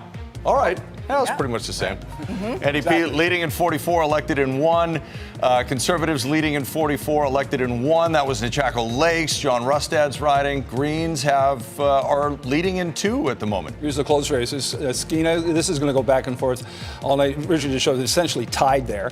Yeah. Maple Ridge East, Bob Deeth, the incumbent, always a very close vote there. The NDP winning in the new riding of Kelowna Centre so far, very slim lead.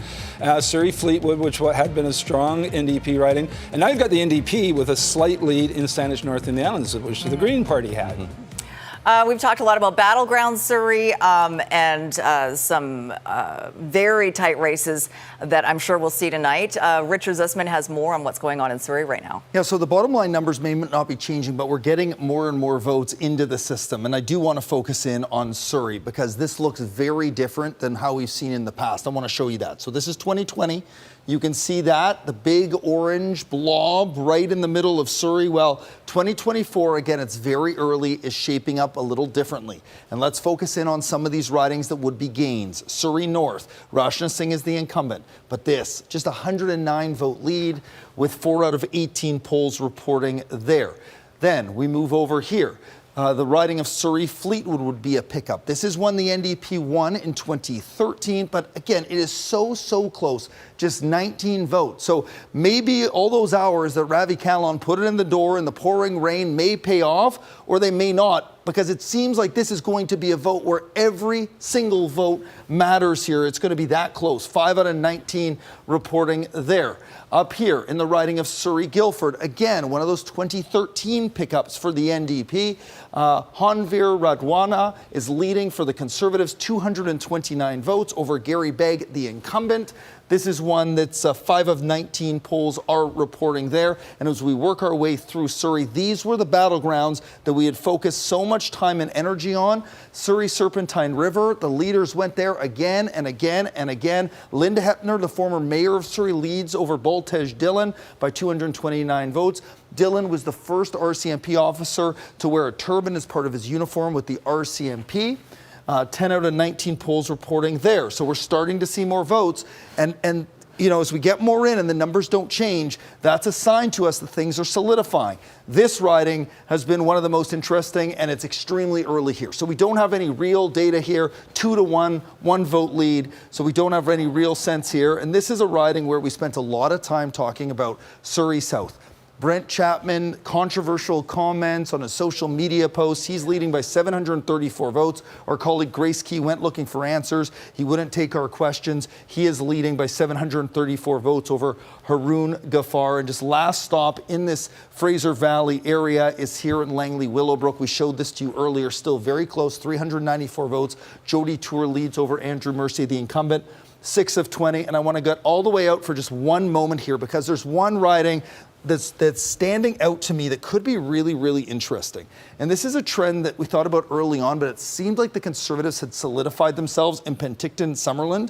We didn't spend a lot of time focusing in on this riding, but with 6 of 26 polls reporting and the NDP leading by 175, it's very interesting here. And we've seen the numbers bump around that bottom line. So we finally got that Skeena vote in. So it's 46, 40. Oh, it switched again. So 49, 42 to 2. And this is what Elections BC is doing to us. They are putting in a lot of data very quickly, and those numbers are changing. I'll show you 2 ridings that just flipped. So this island right here in North Island just flipped, and I'll show you what that looks like. Anna Kindy leading by 37 votes. Look at this. So these are the vote switches as we're getting more and more data into the system. We can see the Conservatives have now taken the lead there. They're now up 49 to 42, and we look at Courtney Comox as well. Again, a one that just flipped. I'll show you what that looks like. The NDP got off to an early lead. The Conservatives have been picking that up. For our listeners on CKNW, what I'm showing now is a bar graph that we're at 40% of the polls reporting, and the Conservatives have just taken their first lead in the riding of Courtney Comox. You'll remember it was the one that was the closest back in 2017. Again, tonight it could be part of the story. 49, 42, 2 is that bottom line, and there's lots of things moving around. Here's another one that just flipped. Wanda Fuca-Malahat, 10 of 24 polls reporting. The Conservatives leading here by 83 votes over the New Democrats. This is a riding that was a big part of John Horgan's old riding, the safest NDP seat in 2020. They split out Souk, added it to Shawnigan Lake, Mill Bay. The fact the Conservative is leading here shows something is happening. Their message is resonating with people on the island, a frustration around the way government works. Again, we're a long ways away, but the Conservatives lead 49-42, guys, and it's in part because of ridings like Wanda Fuca-Malahat, which is a one, again, that wasn't really on the radar screen, and is one that has popped up here as a potential for the Conservatives. If it stays this way, that's a Conservative majority government, and the business of government becomes much easier, and they can exert their will as they have described it. Now, some of these ridings are still razor-thin margins. Of course. Some of them, what was it?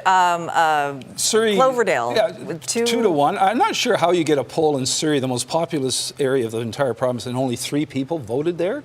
Although there was an atmospheric river. Strikes me a little. It'd be interesting if there really was a poll where only 3 people in the entire poll, which is a big neighborhood, actually turned out to vote because of the rain. All right, let's take a look at some of the ridings polls where we are projecting winners. Vancouver Strathcona, not a big surprise. The NDP holding on to this one. Formerly called Vancouver Mount Pleasant, one of two ridings the NDP held in the wipeout of 2001. It's Spencer Chandra Herbert winning again re-election there very easily. Very strong NDP riding in Vancouver West End. Again, and this is a popular vote now. When you look at the numbers at the bottom, it may not reflect that, but the NDP is certainly in the lead with popular vote. That's why we're not going to call this yet, because the popular vote is still sort of guides sometimes the ridings. The NDP won the election in '96 with a less popular vote than the BC Liberals. Usually the NDP's vote's considered to be what's called more efficient. There's much more populous in the key ridings, but right now it's not translating in what you see at the bottom of the screen, which is not reflective of the popular vote. It's really the Conservatives with a significant lead. Now it shrunk. Again, get used to this. This is going to be ping-ponging all night. 48-43. That's going to go up and down, up and down, up and down. We could end the night with neither party at 47, but we still got a long ways to go. And the Greens showing up. Two ridings where they're leading. I just noticed Beacon Hill now is in the Grace Laura has a lead there. So Sonia Furstenau is no longer leading there. But I think Richard may know where that second Green seat is. Yeah, we'll take a look at that in a moment. I just want to focus first in the Okanagan, but we'll get there. I promise, Keith. I promise. The independents are a big story tonight. We knew this, and we'll see where they were pulling vote, because I want to show you two of the closest races in the entire province right now. In Vernon Lundby, Dennis Giesbrecht was the United candidate in Kamloops, moved here when Peter Milobar joined the Conservatives. He leads by 49 votes. But the key here is Kevin Acton. How many votes can he pull? He was the former BC United candidate in this riding. Harwinder Sandhu is the incumbent. 19 of 26 polls reporting. That is a lot of data we have there. And you'll notice that bottom line, 48-43 to 2 now. That's the key number to keep watching. And I want to focus right in on Kelowna Centre. Just a 95 vote lead. So the question is, Michael Humer, again, the BC United candidate, how much is he pulling away from Christina Lowen, the Conservative candidate, as Loyal Woolridge? This is one that the NDP thought, if we're going to have any pickups, this could be one of those pickups. As you see that screen, 48-43-2, again, a reminder there. And we'll go all the way back out to take a look at where that is. And here we go, Keith, I got it for you. We're going to focus in on this riding on partly Vancouver Island, and then the islands themselves. Saanich North and the islands. Rob Botterill's taking the lead. This is Adam Olson's old riding. I'll show you this. Look, this is a true three-way race. And we expected it was going to be, but you can see how tight it is. It's quite incredible, with almost 70% of the polls reporting. So we have a lot of data there. This is incredibly, incredibly close, with Rob Botterill leading in that one. But really, there's a lot shaping up here, and this is another one of the closest ridings in the entire province. Just 34 votes. John Corey. There was a sense from the Conservatives. They felt something was happening on Vancouver Island. A lot of that has to do with a man named Aaron Gunn. He was booted out of an opportunity to run for the BC Liberals for leadership. He then helped guide this vessel that is the BC Conservative Party. He's running federally for the Conservatives in the northern part of Vancouver Island. He's tapped into something on the island. This was Sonia Furstenau's old riding in part, the Duncan part. And the Conservatives leading here with the Greens running down in third. And it is incredibly close, back and forth race between the two of them, and one that seemingly keeps switching. And another extremely close riding on the island. Anna Kindy leads by just 72 votes. Again, Michelle Babchuk is very popular, local, but there's something happening on Vancouver Island around a Conservative sentiment, and they are tapping it into that tonight. You know, the Free Enterprise Coalition, the Centre-Right Party, however you want to describe them, they had nothing on the island coming into this, and now they are leading on 3 on the island, and they are really sweeping in. That story remains. I just want to show you one last thing before I go back to you guys. Richmond. We focused in on Richmond. 2020, look at this. Orange, Richmond, right? 2024, blue. And it's these 3 ridings right here that includes Richmond Centre with incumbent or with independent Wendy Yuan, a non-affiliated candidate. Is she pulling away from the Conservatives? No. This is a big lead for the Conservatives and Han Chan, and it looks like he is heading to a win here, considering that there's 15 of 17 reporting. Again, haven't declared it yet, but this looks very, very strong for the Conservatives there. And this one was expected to be closer. Michelle Molyneux, the Conservative, leads by 365 votes. So we said it all along, you know, Keith, Sophie, Chris, we said it. This election was going to come down in part to Vancouver Island, Richmond, and Surrey, and all of those places are coming out for the Conservatives as they lead 43-2, and we haven't seen a lot of variance in that in a while, so there is stability in their vote here as we keep waiting for more results to come in. Very high percentage of polls reporting now, Richard, so we're getting a much clearer picture, and we're not saying this is the way it's going to end up, but it's more likely now that we're getting closer to the point where we can call things. And so far, the independents not leading in any of the ridings where they're running, record number of independents running, but they might be playing a factor. As Richard has pointed out. Not the factor potentially we thought could be there in Richmond, where the independent candidates so far aren't allowing the NDP to solidify their hold on Richmond, the former BC United candidates. But again, some of these, I'm just looking at some of the ridings here. Some of these ridings are reporting with like less than 2% of the polls in here. But now we've got David Eby elected in Vancouver Point Grey. That's our second leader elected. After now we've got Grace Lohr continuing to boost her lead over Sonia Furstenau. That's becoming fairly significant there for the NDP in Victoria Beacon Hill. And for the Green Party. Yes, if their leader gets defeated, that's bad news. And John Rustad, as we reported earlier, very easy win there in the Chaco Lakes. Again, no one was expecting anything different than that. And this, again, very strong, historic riding for the NDP, New Westminster, Coquitlam. The first time New Westminster has not appeared as its own name on a ballot since 1871, when our first election was actually held. It has to actually share a name with Coquitlam now. We're seeing the numbers move around again. The Conservatives now leading with 46-45 for the NDP and the Greens in 2. Vancouver Little Mountain, this was going to be an interesting riding to watch. Some big names there. Christine Boyle looks like she's going to Victoria from Vancouver City Council. Almost a 7,000 vote lead there. Yeah. Yeah, go ahead, Rick. No, you go ahead. Adrian Dix, I told him we weren't going to spend a lot of time on this riding because there's no drama there. It used to be called Vancouver Kingsway. Pretty solid. Now Vancouver Renfrew, he's coming back to Victoria.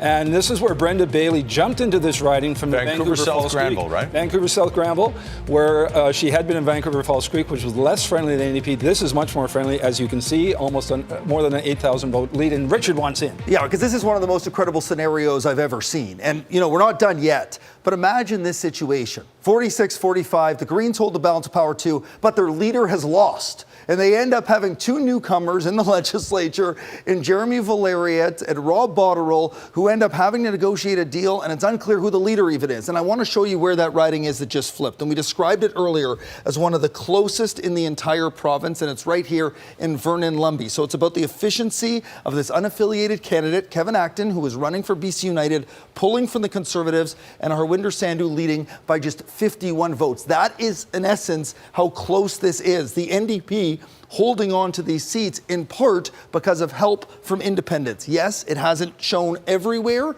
but it is one of the places where it's personifying what we may see tonight as we start seeing again a solidification of these results. Razor thin right now, 46 ridings for the Conservatives at the moment, the NDP with 45 and the Green Party with 2. Jordan Armstrong is down at the Conservative headquarters. We'll check in with him tonight along with Mike Smith of CKNW. Jordan? Yeah, Chris, this race is spandex tight, and pretty much everybody here has their eyes glued to the results. I think even the line to get a drink has died down. I don't think anybody's waiting. Everybody's just paying attention to the numbers that are coming in at a rapid pace. Mike, the Conservatives seem to be doing what they need to do if they're going to pull this off. Yeah, if they were going to make history tonight and actually win this election, they had to punch through in places like Richmond, Surrey, the Fraser Valley, some of these key ridings in Vancouver Island, and they appear to be doing exactly that. This room is absolutely electric in here tonight. It was cautiously optimistic at the start of the night, but now they can feel like maybe we can pull this off. It is super, super close, as you mentioned, but they are winning where they need to win to make this happen. It ain't over till it's over. And it could be a long night before we get a final answer here. But this room, people here are super excited. Yeah, they're having a good time. It's starting to fill up. I haven't seen John Rustad just yet, but the party president is here. We're hoping to speak with her a bit later on. We'll send it back to you for now.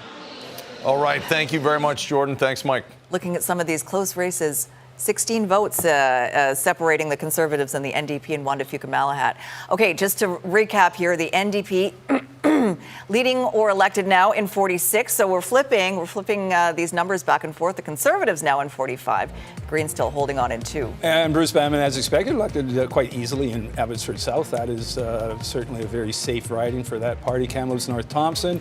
Again, the NDP came close in 2020, but this is a rural riding and favors more conservative leaning parties, and that's what's happened tonight. Peace River North, this is where Dan Davies was really hoping to win as an independent. I thought he had a much better chance than this, but this is basically over. Jordan Keeley of the Conservatives winning there over Dan Davies, the incumbent. Lauren Dirksen had left the BC United Party to sit as a Conservative, and he's winning easily and has been elected in Caribou-Chilcotin. So here's a look at the popular vote as things stand right now. The NDP just under 45% of the popular vote, and the Conservatives right behind them with 43.2%. So the Greens with 8.4% and others with 3.4%. Richard, you want to jump in? Yeah, I want to show you the 2 ridings that have flipped here. So let's focus on Courtney Comox, 290 vote lead for Ronna Ray Leonard with 19 of 25 polls. And you can see heading into that last poll, she just flipped that lead. I want to go to show you in Richmond. Let's go right in here, nice and close, and give you a sense of what's going on in Richmond. So we see the NDP in the lead, and it's because in part of Kelly Green. She leads by 73. And the trend line has been back and forth, like a up and down, like a yo-yo for these parties. But it's extremely close right now with 80% of polls reporting there. And that's why the NDP is now in the lead, because of the flips in those 2 ridings. All right. And with the numbers as they sit, it would be the Greens that hold the balance of power. We'll see what the strategy panel has to say about this all. They're with Jazz Johal, and he is with the Hotel Pacifico podcast crew as well. Jazz. Thank you, Chris. Yeah, we've been following all of this very closely and looking at the numbers as well in front of us. Let me go to you first, Mike McDonald. What are you seeing at this point? What are the trends you're seeing? What I'm seeing is Conservatives doing very well in their strongholds. They're winning about 20 out of 25 in the interior. They're sweeping the Fraser Valley. The surprise, I think, so far in the results, is still early, is how well they're doing in Surrey, how well they're doing in Richmond. And that indicates there could have been a different reality among South Asian and Chinese communities. We don't know yet until all the votes are in. But the NDP are winning in places that we didn't expect either. So, the voters always have the last say. But right now, I'd have to say the Conservatives are maximizing where they needed to do well, the interior of the Fraser Valley for sure, and winning some of those, at least leading in some of those battles in Surrey and Richmond. Jeff, what are you seeing right now? I mean, when Mike brought up the issue of Surrey and Richmond, I mean, there is a different reality when you're talking to Cantonese-speaking voters, Mandarin-speaking voters, Punjabi-speaking voters. How do you sense those 2 areas and how the NDP actually approach both of those communities? Well, I think it's different in each case. I'm very heartened by the fact that my friend George Chow is winning in Fraserview. We talked earlier about how that riding seems to lead the province as a bellwether, but those communities are very diverse. They've got very different interests, and there are a lot of issues arising for them that campaigns needed to speak to. Maybe the extra analysis is going to be required there to figure out what happens. Clearly, crime and drugs was a big issue for some of the Chinese-Canadian voters. Yeah, crime and drugs and Soji as well. I'm just looking at the numbers as you were speaking. I think it switched over to 47-44, and it keeps changing. But Kate, let me go to you. What are your thoughts right now? What are you seeing? Well, there's a lot to think about right now, and it keeps moving, and you're hearing it behind us as people react. But let's say 2 things to take away from this. So certainly the Conservatives are winning where they need to win. They seem to have some real inroads in Surrey and Richmond. And I think there's some important questions to ask about the unusual demographics we saw behind support for the NDP and support for the Conservatives. Namely, that younger voters seem to be going to the Conservatives, right? And that's going to help them in those ridings. So, and also going to be kind of a bedrock of that kind of discontent. My life is unaffordable. And maybe a realignment we're going to need to watch. The other thing I just want to name, independents don't look like they're going to get elected tonight, but they are a major factor in some really tight races. And I think we're going to be looking back on that and seeing them as the difference makers.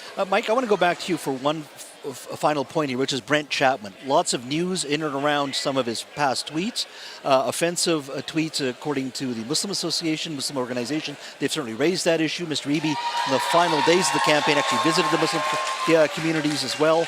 Yet, when you look at the numbers, sizable South Asian population, Muslims, Sikhs, Hindus, And at the end of the day, they seem to be winning, the Conservatives. Well, the impact may not have been felt in Surrey. I'm looking at Vancouver. I'm looking in the North Shore where there's a lot of moderate voters.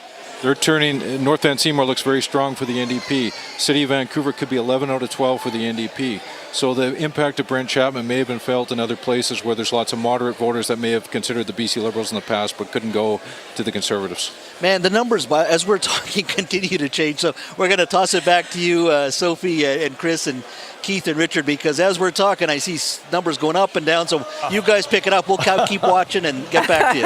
Yeah, we might be a long way from knowing exactly how this thing is going to settle out. We are at a majority of polls reporting in most ridings, but this thing is going back and forth and will continue. And let's just recap the numbers. The NDP leading or elected in 47 ridings, which is that magic number. The Conservatives with 44 and the Greens with 2. And it just keeps And they've just flipped again, 48-43. So they're at that mark, but of course we're not calling it yet. Because some of these, I haven't gone through all the ridings, but there's a good dozen or so that are really, really tight. Mm-hmm. And they're continuing to flip back and forth. I wouldn't be surprised if you see the Conservatives with 48 and the NDP with 43 within 5 or 10 minutes. This is how close some of these races are. And Richard is chomping at the bit. We have some races I think we want to show you. Some close races. Yeah, let's take a look.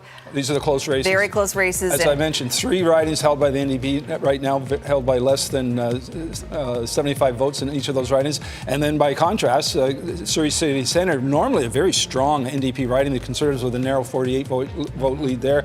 And Maple Ridge East, formerly Maple Ridge Mission, again, election after election, a very close race, no difference tonight. And Richard Seatston, now the NDP, has suddenly jumped into the lead there with just a lead of 122. Amon Singh, the incumbent there. All right, Richard, back and forth, back and forth. It's quite incredible, and I'll show you where these are flipping. And one of the storylines we're going to hear a lot about are those candidates that seemed controversial for the Conservatives, and there seemed to be a very strong potential united candidate that got turned down. I'll show you one of those in a moment. That's one of the flippers. It will be a cliffhanger, as they say. North Island, though, this one looking like a cliffhanger, too. Michelle Babchuk is up by 154 votes. 21 of 40 polls reporting has been a back-and-forth race all night long. So let me solve that mystery for you right now that I alluded to. We're going to go into Vancouver. We're going to go to the riding of Vancouver-Langara. We'll focus in on this, as Sunita Deer has taken a 273-vote lead here over Brian Bruget. Jamie Stein was a BC United candidate, seen as a rising star in the party. There was interest for him running for the Conservatives, but some people within the party said, we're committed to Brian. He's the one that we want here. And so far, Sunita Deer leads by 273 votes. Early in the campaign, Jazz had shared some controversial comments that Brian had made in the past, and you'll see how close this is. It has been neck and neck all night, and Sunita Deer is in the lead in that riding, which is going to be one of those really interesting ones to watch. There are 2 battlegrounds that I thought the Conservatives needed to make inroads in order to win this election, and so far they are leaning NDP. Yes, there's a lot of efficiency happening in Surrey for the Conservatives and Richmond for the Conservatives. That's the big stunner. But Susie Chant leading by more than 3,300 votes in North Van Seymour is an incredibly good sign for the New Democrat there, and we'll focus in on this riding as well, Coquitlam-Burke Mountain. Not such a big gap. This was one of the closest races in 2017. Jody Wickens lost a heartbreaker. Just 87 votes in that election. The NDP won it last time, but with Finn Donnelly. So Jody Wickens is leading by 371 votes in a race that has gone back and forth as we have now more than 80% of polls reporting. Those are the key ridings. There was another flip just now. You'll notice on the bottom of your screen, another one just flipped. 46-45-2 it is now. Again, we're in that situation where we would have a minority government. So we'll get to some of those ridings in a moment that have been flipping because there are just so many close seats all over the map. I think I've spotted one here in Courtney Comox. This has been close, back and forth. Just a 129 vote lead. Brennan Day leading incumbent Ronald Ray Leonard. Keith. Wouldn't it be something? Wouldn't it be something if we're standing here tonight with Courtney Comox as the one that determines a minority or majority? I just don't know how to put it into words based on what we experienced in 2017, if this is the one that somehow ultimately is the decider in what is, again, one of the closest elections in BC's history. Well, we made reference throughout the campaign that we could be seeing a replay of 2017. 2020, Richard and I have written notes on this and memos to everybody. Throughout the 2020 vote, it was a bit of an anomaly. It was fought at the height of the pandemic. John Horgan was unusually popular, and his popularity seemed to cross party lines, and people weren't willing to make a change in government. When in the middle of an unprecedented pandemic, people are looking at the government, I think, in a much more forgiving way than obviously they're looking at it tonight. So again, very close race there, 46-44. Those numbers are going to continue to flip. Again, a number of ridings are very, very either small number of polls reporting or have a really close, very short gap. I will say, as close as Courtney Comox is, my results here say Kelowna Centre is there's only a 51 vote spread right now. Yeah. Is that the one you want to talk about? I want to show you one that's even closer. No, it's even closer than that. Look at this. Surrey City Centre, you know what that means? Tie. Like, this is incredible. So a tie in Surrey City Centre with 18 of 20 polls reporting. Wow. This is as close an election. We have so many ridings across BC that were within 100 or 200 votes. And ultimately, that is why we are nowhere close, I think, at this point, to being able to tell you who's going to win this election. We are still winning. And Elections BC, again, is delivered. These polls are coming in fast. And this tie here, again, Surrey City Centre, this historically was very safe for the NDP. Bruce Ralston's old riding, one of the largest margins in the province. So we're going to keep watching this one for you. And Surrey's very close. Panorama, Guildford, Cloverdale, and Serpentine, all very close races currently held by the Conservatives. It goes back to the message that we have. We always try to repeat before an election. Every vote matters. There's going to be a lot of people sitting on the couch going, oh man, I really wish I went out and voted, because what a difference it's going to make. We have so much more to discuss. We'll keep an eye on these numbers for you while we take a short break. And I guarantee there's going to be a surprise on the backside of it. So stick around.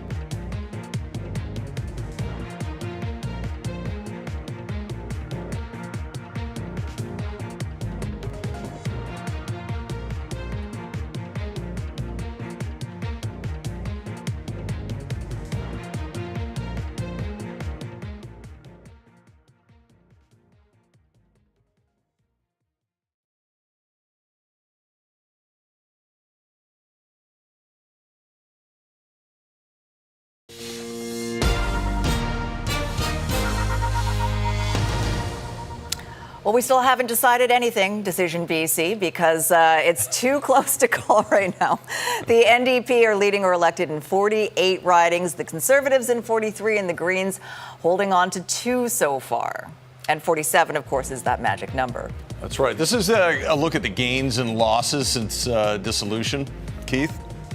Yes, well, the Conservatives had nothing really going in terms of elected, but they did have 8. They're now up to 35 increase. The more interesting number, I think, is the NDP dropping 7 seats again. So it's reflective, I think, of a message being sent to David Eby. We'll see how loud it resonates. And now we've got the popular vote. Not much of a change since we last visited these numbers. So the NDP with more voters right now and more seats. But as I say, this is too close to call. Of the two Greens, and we talked about it being a bit of a gamble for Sonia Furstenau, the leader, to run in Victoria Beacon Hill. Right now, she is on the outside looking in. Yeah, Grace Lohr has a Grace Lohr. significant lead, several thousand over Sonia Furstenau. The Greens, as you can see down there, do have the lead in Saanich North and the Islands and West Vancouver, Sea to Sky. So we could, we were talking off break, actually, Richard mentioned this before, we could have a situation where we go into the House and the Greens don't have a leader. Which, if we're in a minority situation, takes on all sorts of ramifications. We still have a lot of close races. The Surrey City Centre, the gap is widened. Widened? Is it widened? Is that what we call it, Sophie? It sure is widened. It's emerged. It's split wide open to a lead of 1 from a tie of 0. I joke, Sophie, obviously. It is like, what are these things? And Keith and I talked a lot about this in the past. 2017. I don't want to reminisce too much about it. Don McRae decides not to run in the riding of Courtney Comox. They have a new candidate. Ronald Ray Leonard wins. Bruce Ralston decides not to run. If this is the one that decides it, I'm not sure how Bruce Ralston sort of looks at the situation, because incumbents always have an advantage. But let's move around a little bit. Just an incredible, a wide margin here. Amna Shah leading by just 1 vote. What an incredibly close race with 18 of 20 polls reporting. Surrey, and we've tracked here, and this is going to be really interesting to follow. You'll notice just a 40-vote lead. Well, they don't have, there's something going on with the polling in Surrey Cloverdale.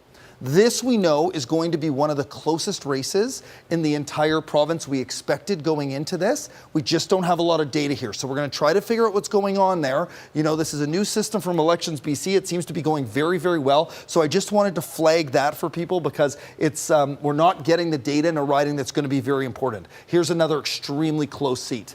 And again, we're at 19 of 23 polls reporting, but it's only a 181 vote gap for Lawrence Mock. And all night, it has been so close and has gone back and forth. And this closeness of this race is what makes it so interesting in that regard. But the New Democrats are in that lead again, up 48. And one of the reasons they're in the lead is because of this right here. Kelly Green's lead is growing. She's the incumbent at Richmond Steveston. It could be because Jackie Lee is pulling votes away from the Conservative. Michelle Molyneux as Kelly Green leads by 501 votes. And I just want to go over to Vancouver Island quickly, because that's one of those places where the Conservatives are hoping to have breakthroughs. And yes, this is the one that remains extremely close. 194 votes. Brennan Day, he was a BC Liberal candidate last time around. He is now the Conservative candidate. He leads Ronald Ray Leonard, the incumbent. And it's one of those ones, again, that has been close all night. And you know it gets close when I have the notepad out, because there are so many close races to follow.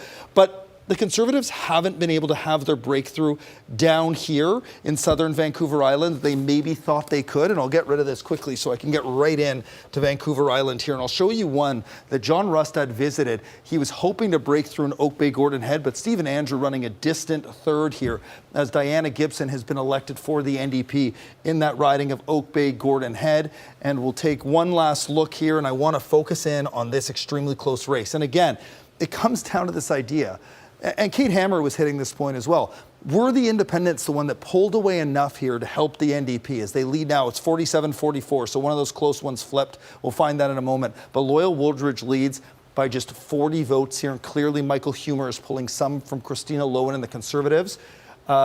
The NDP had some hopes about this riding. They did spend some time in the Okanagan, and you can see why, because it has been so close. So we'll go back to you guys, and I'll take a look to see at the one that's flipping, because it seems like it's going to be one of those really close spots. I do have a suspicion here that we're going to go back into Surrey, and yeah, this is exactly where it is. It's Surrey City Centre. So lead grows to 9. So this is one of those things, like, Sophie, it is really quite incredible to watch how close this is. With 18 of 20 polls reporting, it is so close, and now just a vote lead of 8 for the Conservatives in that riding. And you have a recount at what percent, like an automatic recount at what percentage? Very small number. I should have looked that up in the elections. But that, I'm sure. Yeah, that for sure. I would think be a recount. 30, 40, 50, those sort of situations is when we start having a conversation about recounts. It depends how many votes there are in the riding, but a situation like that would be an automatic recount. Some ridings are far less contentious.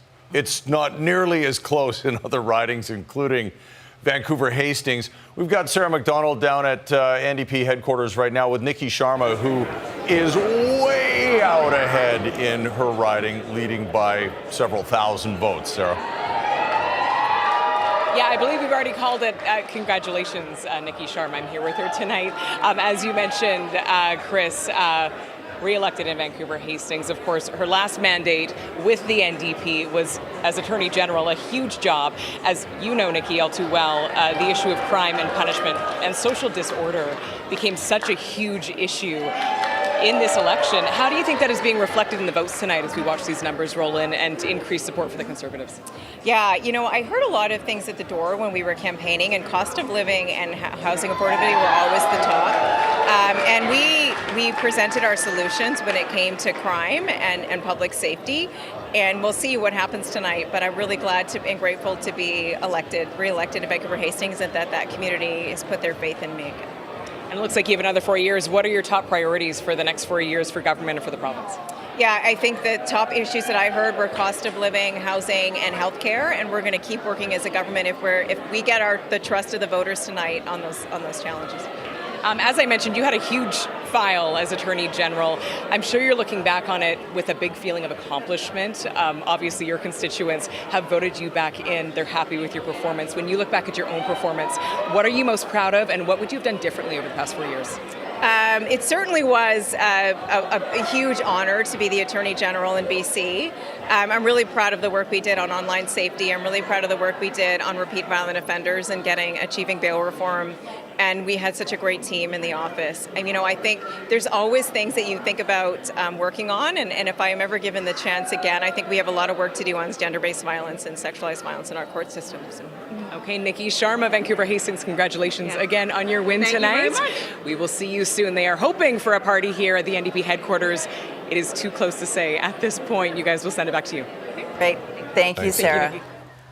47, that magic number, the NDP right on the edge there, when the Conservatives with 44 and the Greens with 2. Yeah, Surrey City Centre, though, still razor-thin 9-vote separation. There's a number of ridings that are literally below 200 votes.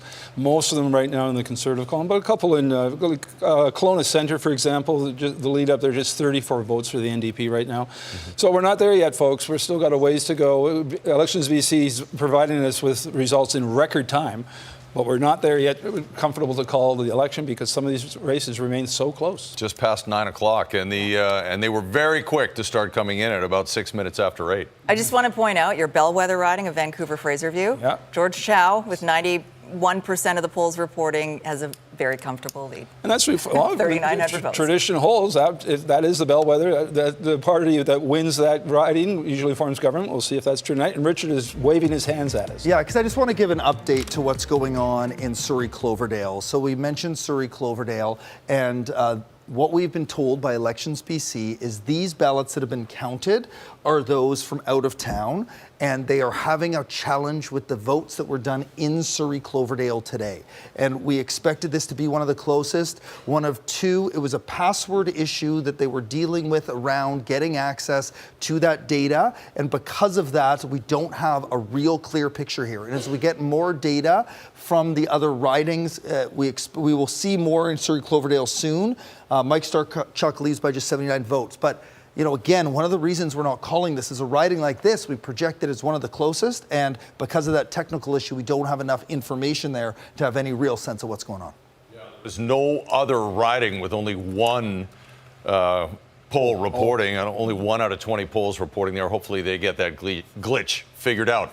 All right, our issues panel has been watching closely. I'm sure they have some thoughts. Sonia Sunger is with them. Sonia? Yeah, thanks very much, Chris. You know, we are watching this all play out, and when we talk about the issues, we've heard so much about housing, affordability, healthcare, but let's talk public safety, because we know that that is something that really has resonated with Conservative voters. We're seeing so far very strong results for the Conservatives. How much of a factor did their messaging on public safety, do you think, play in this? I think huge, because it's we're not arguing statistics anymore. What people are seeing on crime and safety, they're seeing it with their eyes. And they're not just seeing it in Metro Vancouver, they're seeing it in the interior, they're seeing it up north, they're seeing it on the island. So I think that's a huge factor when you go out to the streets. And I've heard candidates from every corner of the province talk about safety and crime being a big concern. And it's not a stat they're pointing to, they're pointing to the streets where they see it. Mm-hmm. So when you're going, and if that's an issue for voters, they're putting a blinder on everything else and saying, I'm going to vote for that because my streets, they look like a mess right now. You can't look at these results and come to any other conclusion that public safety is a dominant issue. And I think the NDP lost touch with reality, and they lost touch with the public on public safety, on drug decriminalization, on disorder. I think they tried to pivot, but for a lot of voters, it was too little, too late, and they're sending a message, and I think that's why we're seeing some of these results. Yeah, and Helsom, you were making a point about decriminalization and how, you know, the NDP was just kind of standing it alone when they were taking a lot of heat for what we were seeing. Yeah, I mean, public safety comes down to two things. One, a feeling of safety versus, an actual practical reality of safety, and the feeling part plays a big impact on the elections. And I think that one of the challenges the BC NDP had was they brought in this sort of, new policy around decriminalization, being one of the first provinces to try it out and one of the few jurisdictions in North America to try it out. And you saw that there was a progressive element, progressive movement that really advocated for this approach to address the opioid epidemic. The jury's still out on whether it's working or not. But the NDP had to do a shift because the public wasn't with them.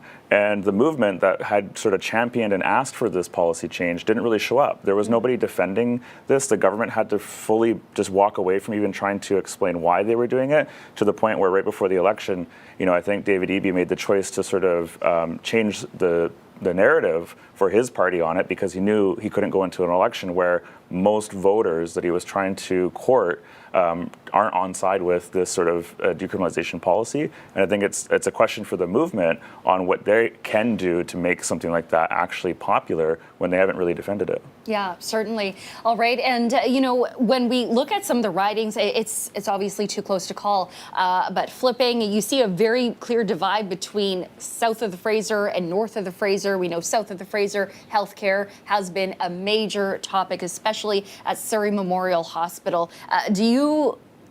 I want to get your thoughts there.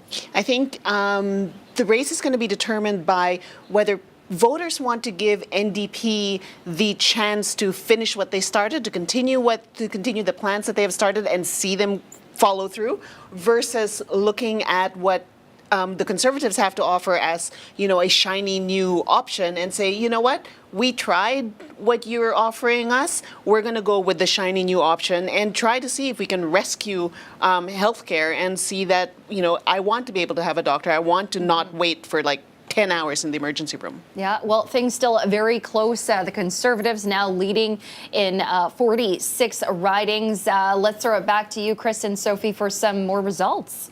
All right, thanks very much, Sonia. And yeah, if you're watching the numbers on the bottom of the screen, you just saw the Conservatives jump back into the lead here. Still minority government territory, but they have 46 or are leading and elected in 46 ridings. And this is a big turn of events for Sonia Furstenau, the leader of the Green Party, Keith, in Victoria Beacon Hill. Yeah, the NDP was genuinely concerned about this. They were getting very nervous at Sonia Furstenau because she had that leader cachet, sort of different than just a typical outsider candidate. But Grace Lohr, again, a lead of significant. She won by about 7,400, so her lead has been cut in half. And the popular vote continues to favor the New Democrats, which is, again, those numbers down below this. And the Green vote, you see, 8.2, that basically cut in half from 2020. Green vote has been going down the last few elections, and you have to wonder what the future of the Greens are without a leader in the legislature now, and we've got two of them leading in Saanich and West Vancouver Sea to Sky. So a bit of a challenge for the Greens to decide what to do next. So Sonia Furstenau not going back to the legislature. Some other big names are in tough right now, Richard. Yeah, and one of the things too, just to that point, Sonia Furstenau hypothetically could be part of a negotiating team, but not be an MLA. She has that experience from 2017. You talk about big names, Sophie. Let's look here. And we really are seeing the story of two British Columbias. The rural areas are going almost universally blue. Those urban centers are stronger for the NDP, except for those areas in Surrey, which we'll get to in a moment. But let's start here. Bulkley Valley, Stikine. The Conservatives had a hunch about them. They were confident about this. Sharon Hartwell is leading Nathan Cullen by 453 votes here with 18 of 30 polls reporting. So that's when the Conservatives felt like they could activate. I want to show you, we just saw the lead flip. It's now 46-45. I want to show you where that is, North Island, but let's go back to the desk now, and I understand we're going to see someone pretty soon here. That's right, yeah. In Victoria Beacon Hill, Sonia Furstenau, who has lost in her riding. Let's join her at the podium. To be an MLA, it's not the outcome that we'd hoped for in Victoria Beacon Hill tonight, but I'm so proud of the campaign that we ran. We knew we were up against a steep hill. We were trying something bold and new, but the challenge was a little more than we could do. I'm so heartened by the support that we got. I'm so heartened.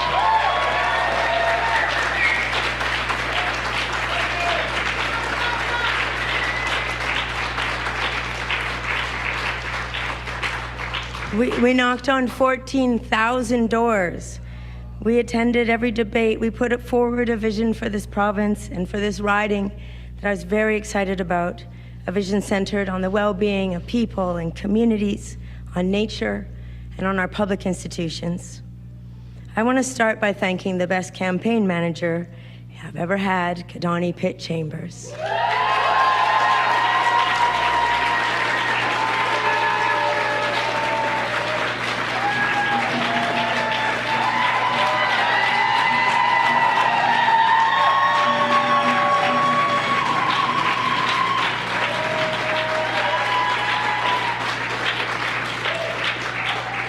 Kadani had an incredibly challenging task to run a campaign where the candidate was almost never there. They have been phenomenal, strategic, ambitious, hardworking, and built a team that really was community building at its very best. Kadani, thank you so much.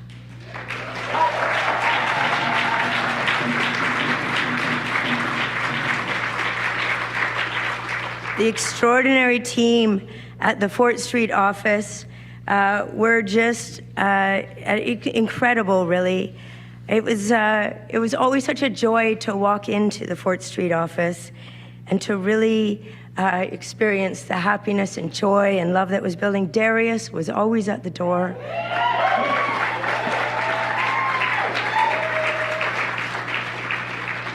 Ronnie and Peter and Beatrice leading the way.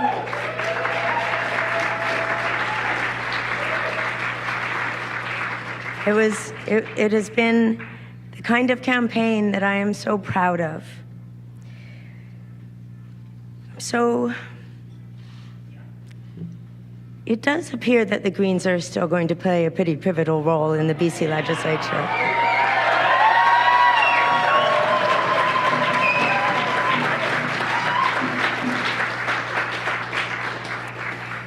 It's a strange time in politics when during an atmospheric river, people come out and vote for a party that's denying the reality of climate change. But hey, this is where we're at.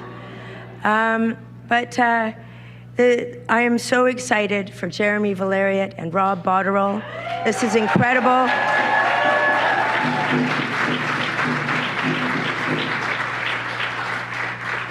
This is a passing of the torch, and I am going to be there to mentor and guide and lead in any way that I can.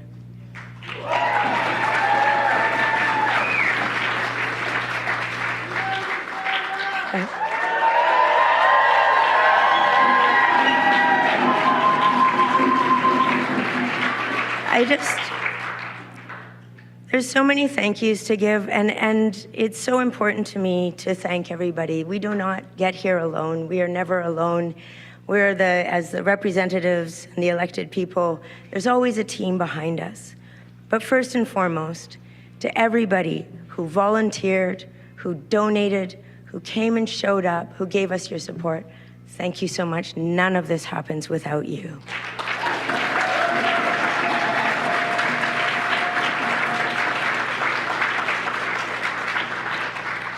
To Maureen Balsillie, Adam Olson, and Molly McKay, the 3 people that led this campaign, a huge thank you to all 3 of you.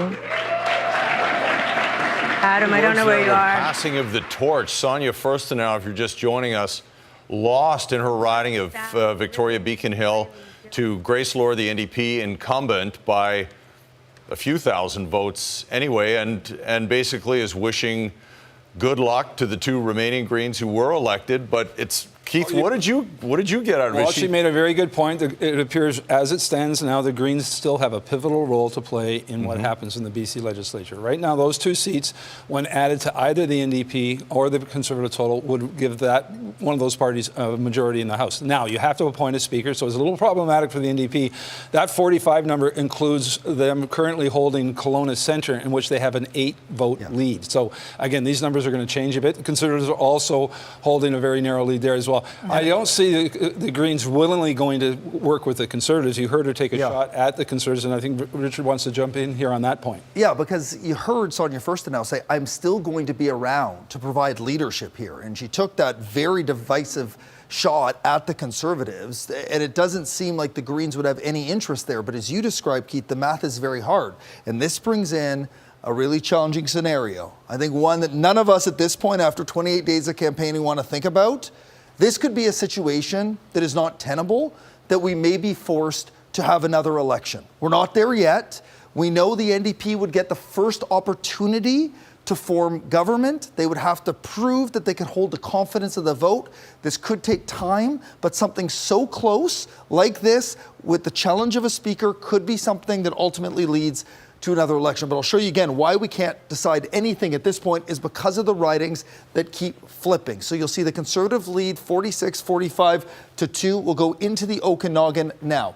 This is the one Keith described, and I want to show you on the big screen. Kelowna Centre is the riding the NDP felt it could have a chance in, an additional riding, and the vote lead is just 24 votes. And we have 20 of 22 polls reporting. So we're starting to solidify this, and it's been close all night. And the reason why, in part, is because of Dr. Michael Humer. He was the BC United candidate. He has pulled 2,400 votes, largely away from the Conservative. And you can see Christina Lowen is just leading by just 31 votes there. There are 2 other ridings I want to show you quickly in Surrey, because that's partly why we have not, again, been able to declare what's going to happen here. The riding here in Surrey Centre is extremely close. 12-vote lead for Zishan Walla over Amna Shah. It is amazing to me. The Conservatives had a sense that this is a place they could break through. We had a hard time believing it, considering this is an area that the NDP have historically done extremely well. It was a big part of Rashtra Singh and Bruce Ralston's old ridings. It was an NDP stronghold. The Conservatives have resonated largely in the South Asian community here around some of those messaging that they've put out around public safety and around dealing with the mental health and addictions crisis in this province. And this is the one we still are getting slowly more data here. 11 out of 20 polls, and Eleanor Sturko leads by 520 votes in Surrey Cloverdale. That lead is growing. You can see how it's growing. Marginally, yes, but it is starting to grow as Surrey Cloverdale's worked out their password issue. And just before we say goodbye, I want to take one more look, or back to you guys. I say goodbye. You were not saying goodbye. We got a lot more work to do. We're far from saying goodbye. Kelowna Centre. And we're going to go there in a moment, but I just want to show you that lead of just 31 votes. Christina Lowen leading Loyal Wooldridge here as Michael Humer continues to pull that vote. Yeah, that is a tight one. We have about half a dozen ridings right now where there's a less than a 1% lead. Very, very tight races, and Kelowna Centre is one of those. Just 31 votes. All right, let's check in with our Claudia Van Emmerich in Kelowna Centre. And it's been going back and forth all night there, Claudia. It certainly has, Sophie, yeah. So what a nail-biter of a race here in Kelowna Centre, this newly formed riding. We knew it would be a tight race, but boy, oh boy, is it ever close. Loyal Wooldridge, the NDP candidate, is not here yet. His supporters they've been cheering throughout the night as he's had a slight lead over his main opponent, Christina Lowen from the Conservatives. She has taken a slight lead in the last little while, up by about, I think it's 31 votes at this point. And so it is a nail biter here. With me now is his campaign communications coordinator, manager, Jessica Samuels. And what's it like for you to watch these results coming in and it being so very close? Oh gosh, Claudia, tonight has been a roller coaster. I mean, I don't think anyone would be surprised if I said there's nerves, there's the throat is tightening, I'm a little bit nauseous in the stomach, but you know what we have to remember is this campaign was really grounded in the community, and it really demonstrates the type of candidate that Loyal is. We had more than 100 volunteers of all ages and from all backgrounds, and that really shows that they're ready for a candidate like Loyal. What it also shows tonight is that the community overall is speaking. We love the voter turnout. It's super close. We do wish it is not quite that close, but honestly, we're here to support Loyal, and we're here to support the community. And obviously, like you said, it is so close here in the riding of Kelowna Centre. You are still hoping for a great outcome, and really this outcome, if Loyal was to be successful, would be historic. You know, I think when you're part of a campaign of this magnitude, you just get out there and you do, and then you stop and you realize exactly what you said. It's historic. So not only do we have a new riding, we have an NDP candidate in this riding. NDP, it's been a long haul for them. It's been decades since they've been elected. And of course, we have some other parties that are rising up that maybe haven't been necessarily as significant in this community. So there's so many levels, and we cannot discount the hard work of our candidate, Loyal Wooldridge, and we cannot discount the community having their voice and saying, we want to make a difference, and that is what's so important. All right, well, we are going to keep a close eye on this. Again, a nail-biter of a race here in the riding of Kelowna Centre. We will keep you posted as more results trickle in. Lead of only 29 in that riding, with only 2 of 22 polls remaining to report. So it's going to come down to the wire there, no doubt about it. Yeah, the Conservatives leading or elected in 46 ridings now. The NDP right behind them at 45, and the Greens with 2. And the numbers between the Conservatives and NDP have been kind of flipping back and forth in the last little while. And don't forget, 47 is the number they need to form a majority. I see Richard waving and wants to jump in here. Yeah, because you could sort of make the assumption after what Sonia Furstenau said that those 2 almost may be new Democratic seats. And that's one of the challenges. In a riding, Keith actually flagged this one because Columbia River-Revelstoke is somewhere we haven't talked a lot about tonight. The Conservatives seem to consolidate here with Scott McGuinness, the BC Unite candidate. But look, it's just a 155 vote lead for the Conservatives. This has been an NDP seat recently. It was flipped, I believe, in 2017. Andrea Dunlop is the new Democrat here, and it's just 155 votes with 23 of 27 polls reporting. And the other really crucial thing and we'll crunch these numbers more later, but the independents polling in a few different ridings are making a big difference. So Vernon Lumby is the big case in point of that. Kevin Acton has pulled enough votes away from Dennis Giesbrecht here, and this happened for Harwinder Sandhu last time as well. The Conservative at that time, when it was just a fringe party, they pulled away, and Harwinder Sandhu is leading here by 548 votes. It's also important to note, I don't think we've even mentioned it yet, there are Conservatives elected here. These are the first Conservatives elected in British Columbia since 1978. This is a party that came from nowhere to be in a position here where they could be forming government. It is quite remarkable. And I want to show you one last thing as we get on to Vancouver Island here. Again, the story of the independents. Adam Walker pulling away. Who does he pull from? It's unclear, but Stephanie Higginson seems on her way here for the New Democrats. That would be a big win for them in the riding of Ladysmith Oceanside. All right, Richard. Yeah, an historic night for the Conservatives, no matter what happens. Yeah, I mean, they've got to be happy, even though some of them thought, and right now we don't know what's going to happen. They could still be the government after all the votes are counted tonight. But as Richard said, no elected MLAs from the Conservative Party since 1978. And that was a by-election in Oak Bay.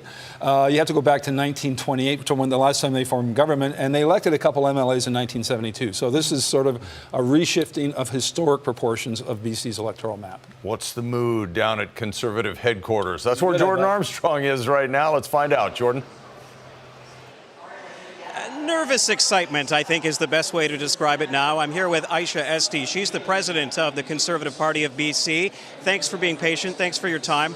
I wanted to ask you, when you woke up this morning, did you really think the race would be this tight? Yeah, we had an inkling it was going to be this tight. Very confident and optimistic, but I mean, we've just seen the polls. It's been neck and neck the whole way. So yeah, we were kind of anticipating that this may be a long night, if not a long couple days, and it's looking that way right now. We were chatting off air, and you mentioned a couple of surprises, perhaps. Which ones are those? I mean, the island, we've been really looking forward to seeing how we're doing on the island. Richmond Centre, that's been really interesting for us to see as well. I mean, yeah, Richmond versus the island. It's been interesting to see how those two regions have been playing out. But I mean, they're so close. It's hard for me to say, but it's a surprise now because I don't know if things are going to go another way. But yeah, we're. Now, tell me, you became the president of the party only last year. What has changed? Like, what was your first day on the job like versus now? Like, what has changed the most? I mean, when I got into this position, I was focused on making this party as efficient as possible to try to make growth as easy as possible. And, we've taken it day by day, and we always hoped that we would be at this place, but, we had United, old BC Liberal Party, to contend with as well. So, that only happened a couple months ago. So the campaign that we're running today is completely different than the one we were expecting to run in January. It's probably quadrupled in size to what we were expecting, but we've been taking it day by day. Very close. I have to ask, if you do end up forming government tonight, what's your first order of business? Oh my gosh, you'd have to check with John on that one. I can't say, but there's a lot of work to be done. We really hope we have that honor. And we're going to get rid of that carbon tax and make things affordable for people immediately, as quickly as we can. So that'll be the first order of business, is how can we make life more affordable for people as fast as possible. Eby Speech, thank you so much for your time. President of the BC Conservative Party. I'll send it back to the desk. Thanks, Jordan. So it looks like there's probably going to be a couple of recounts. Yeah. So how does that work? So if it's less than 100 vote difference, the chief electoral officer can order a recount, or there can be a judicial recount if the difference is less than 1/500th of all the ballots cast, and that would be conducted by a BC Supreme Court justice. We don't get a lot of recounts. We had one in Courtney Comox, I believe, in 2017. But we're looking at 42 votes in Kelowna, 8 votes or less than that. The latest total was in Surrey Central, but that was a very close race as well. So there's likely going to be recounts in at least 2 ridings right now. So we may not actually be able to declare anything tonight. Who knows? 15 votes in Surrey City Centre, and I know that while we were talking, the chicklets flipped down at the bottom. Yeah. So, and right now there are 2 ridings, Surrey City Centre and Kelowna Centre, where it is under 100 vote difference. And under 50 vote difference. Potentially a couple other ridings could fall in there. Surrey Guildford's at 121 in the last count. That may have changed since because literally these votes are changing by the minute as we're just trying to keep pace on our computers here. It's almost impossible. So as it stands right now, before we bring in the strategy panel, the NDP leading or elected in 46 ridings, the Conservatives in 45.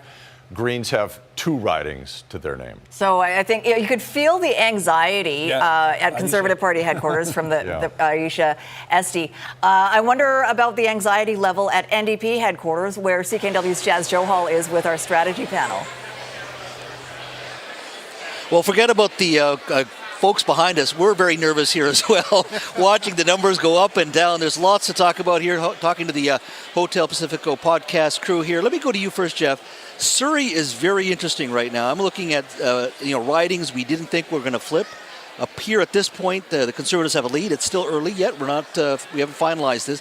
What is going on in Surrey, do you think, that has just flipped this? I'm not sure that I know exactly, but I would say that there's been a massive increase in the population in Surrey. Services have really struggled to keep up. The NDP under David Eby invested in hospitals, schools, new medical school, you name it. Then the Conservatives responded with a children's hospital that they proposed to build. Maybe they were answering the wrong question. Maybe there was other frustrations in the electorate that were really driving this. We were talking offline about crime and the issues there, the long debate over the police force at a time when, the community was reporting extortion and targeted killings that were brazen in daylight that are happening at a regular basis. We'll have to dig deeper into the Surrey situation. There are also some of the issues that a recall campaign launched against Rashna Singh over the question of Soji. Clearly, many issues beneath the surface that were driving opinion there in ways that was not forecast by some of the parties. I think you hit on something. I think beyond just crime, there's issues of Soji. I also think even issues that are not provincial, like immigration. Surrey saw a lot of immigrants coming, particularly students. That's a federal policy, not provincial, but I think they saw the implications and the effect on places like Surrey. And I think even this government, whether it's fair or not, is dealing with that issue as well with regards to the NDP. Let me go to you, Mike.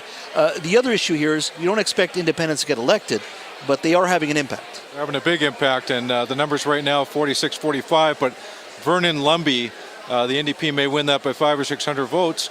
4,000 votes for the independent, who is a federal conservative, former BC United candidate. Richmond Stevenson, the margin of victory for the NDP, much lower than what the independent, former BC United candidate got. So those kind of candidate decisions that happened, in early September, may come back to haunt the Conservatives if they end up with these numbers tonight, because that 45 could have been a 47. So that's coulda, shoulda, woulda, armchair quarterbacking here. But it's, it's a game, in a game of inches. Boy, you sure got to get decisions right as much as you can. Yeah, absolutely, especially when it's this close. I keep looking at the numbers moving back and forth. Kate, what are you seeing? Because Surrey and Richmond fascinate me. First of all, being an MLA from Richmond, but the Surrey numbers especially I find fascinating. It's like Surrey and Richmond, large immigrant populations, completely different news ecosystem and politics sometimes in regards to what's driving this vote. Yes, exactly. And I think you have to take that and couple that with the results we're seeing in North Vancouver and on the island, right? Because in those ridings we were all watching tonight, we actually saw that go more to the NDP. So something very distinct is happening, and you can look at the demographics of the island versus Richmond and Surrey and maybe ask some questions about the ethnic vote and what the NDP didn't manage there. I got to ask one more question to you, Mike. If you're a CEO sitting in downtown Vancouver looking at these numbers, 46 NDP, 45 Conservative, 2 for the Greens, what does this say about natural resources, forestry, mining, and getting decisions made, regulations, taxation? I'd be worried if I'm a C-suiter right now going, what the heck is this? Well, I think you're going to feel a lot of uncertainty, given this probably heading towards a situation where the NDP may need to govern with the Greens. Now, I haven't called the election yet, so we don't know how it's exactly going to fall down tonight.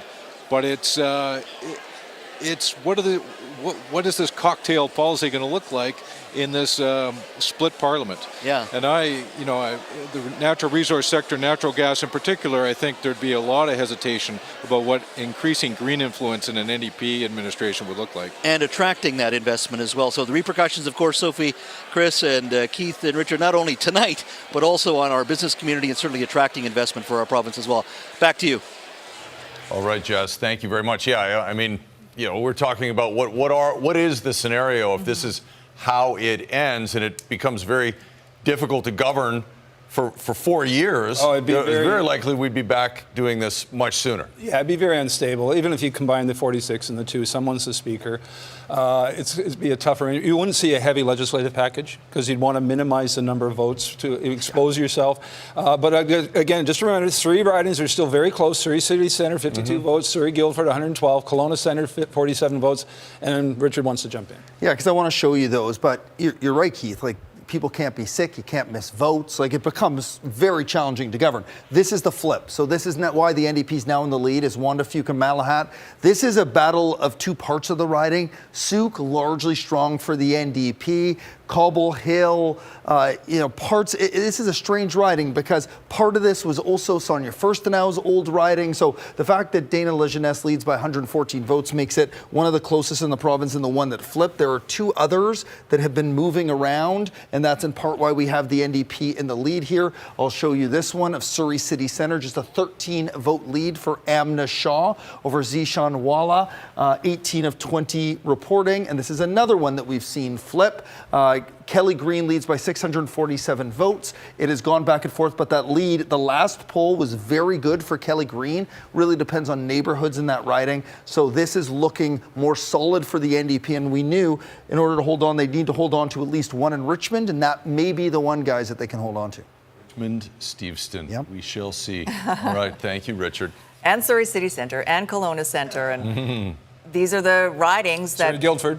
And Surrey Guildford that we're going to be keeping an eye on over the next little while, because it's just too close to call now. As I just mentioned before, we just a short time ago, we are likely to see at least a couple of recounts. And again, we may not know the final result tonight.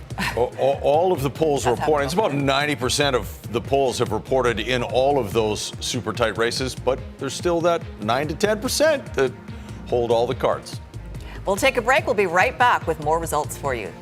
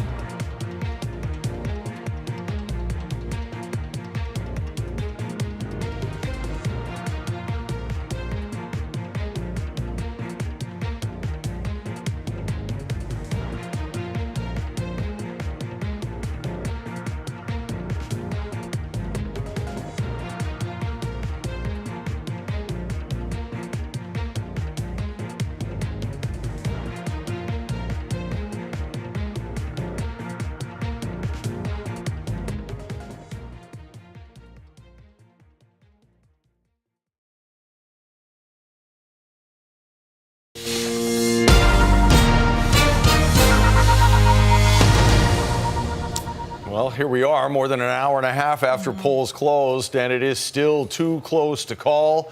We've got some ridings, one in particular, 8 votes separate the NDP candidate, Amna Shah, in Surrey City Centre, from the Conservative candidate there. That's one of a handful of ridings we're keeping an eye on where it's very, very tight. So one of those 46 of NDP, as you mentioned, is Surrey City Centre, just 8-point lead. One of those Conservatives there is in Kelowna Centre, which is a 117-vote lead, and one of those Conservatives is in Surrey Guildford, which is 111 votes. So okay, so a lot of these ridings out in the Fraser Valley that there had been an orange wave in 2020 are returning back to, I guess, their roots. Patterns. Yes. So Leah Warbus is the daughter of former Lieutenant Governor Stephen Point, former chief of the Stolo. She got 55% of the vote in Chilliwack. And Heather Moss, again, this is sort of going back to traditional voting results in Chilliwack, a very conservative part of the province. Dan Coulter had been a cabinet minister, but he's been defeated tonight. And Abbotsford Mission, Pam Alexis, there was hope for favorable boundary changes there. It did not help Pam Alexis enough. They won for the very first time, and now it's going back to traditional. And these were ridings Langley Walnut Grove, Misty Van Popta, but these were ridings that Richard showed us on his path to power that they would need to to win. And this one as well. Jody Tour now beating Andrew Mercier, who won again for the very first time in 2020. This was on the Conservative path to power. And they basically run the table in the Fraser Valley, which they needed to do, but still not enough. Mm-hmm. Neither party at a majority here. You need 47. And so far, both are short. Mm-hmm. It's not exactly as the NDP would have hoped the night would go.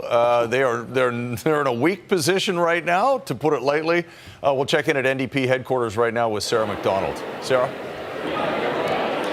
Chris, Sophie, Keith, as you know, every political party has a secret weapon or two behind the scenes. For the NDP, it is Bob Dewar. He led the NDP campaign in 2017 and in 2020. He served as special advisor this time around.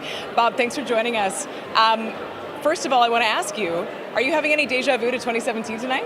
Well, the results are very similar to 2017. Different campaign, but it's very similar. So the thing I think is more work to be done. There's a lot of I think we're at 90%, but there's also some votes that will be counted afterwards for the final vote.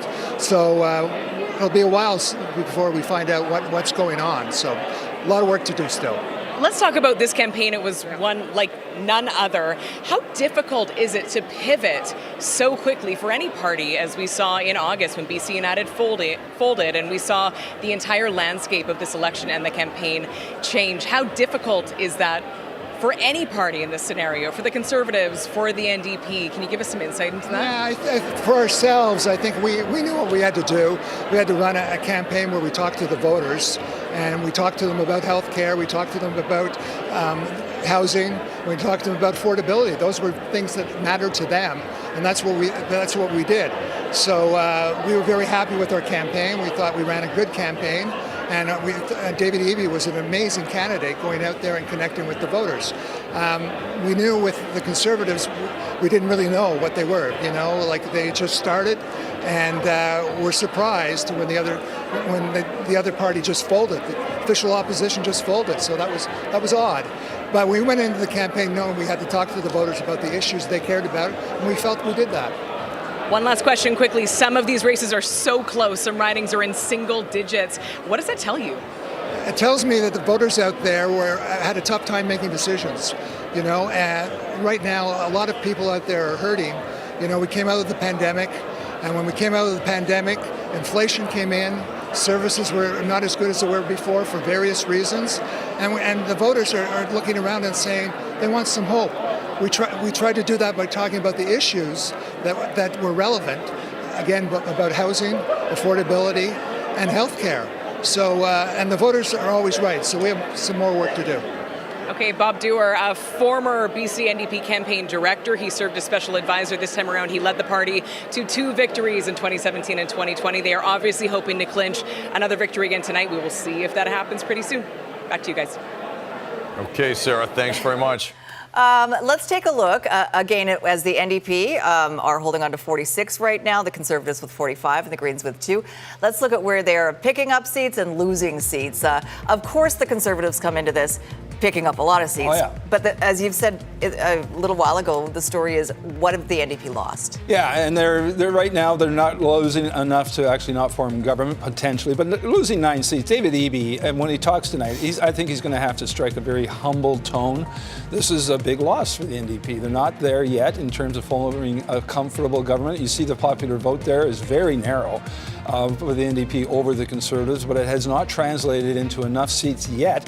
As we say, there's now 4 seats that have very slim margins. The NDP, again, just the narrowest of leads in a couple of ridings, and the Conservatives with the narrowest of leads in a couple of ridings. So it remains a very tight race. A lot of blue south of the Fraser. Over on the map, let's check in with Richard for his take on this. Yeah, we'll get to those losses in a minute. I want to show some places where oranges hold held on, though, and this is going to be one of the big conversation pieces. If Sunita Deer can hold on to the seat, a pickup in Vancouver or Langara, there will be a lot of internal questions about why did we keep Brian Bruget. Again, I mentioned this earlier. Jamie Stein was a star candidate for United.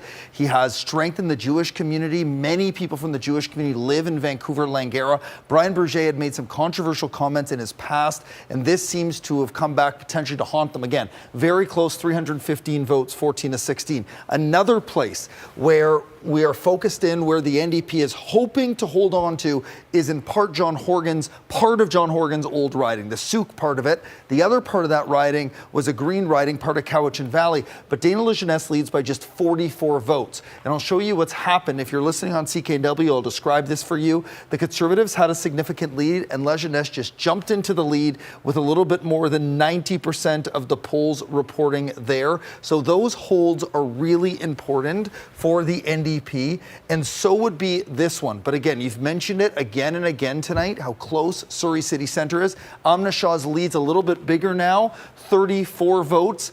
It is the closest I have almost ever seen one of these lines. I've done a number of these election shows. I've never seen a line quite like this. In essence, tied for the entirety of the night. As every poll comes in, it starts indicating that. And then you talked about the Conservative gains. You guys eloquently mentioned many of those into the Fraser Valley. It goes further than that, though, right? It goes into Surrey and works their way into some of these ridings. And I want to focus in on somewhere incumbents could fall here. Ginny Sims losing by 355 votes to Brian Tepper in Surrey Panorama.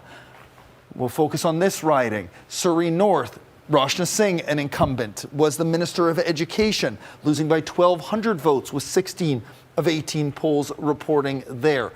Surrey Serpentine, Linda Hepner leads by just 467 votes. I want to show you the trend line on this because it has remained relatively consistent.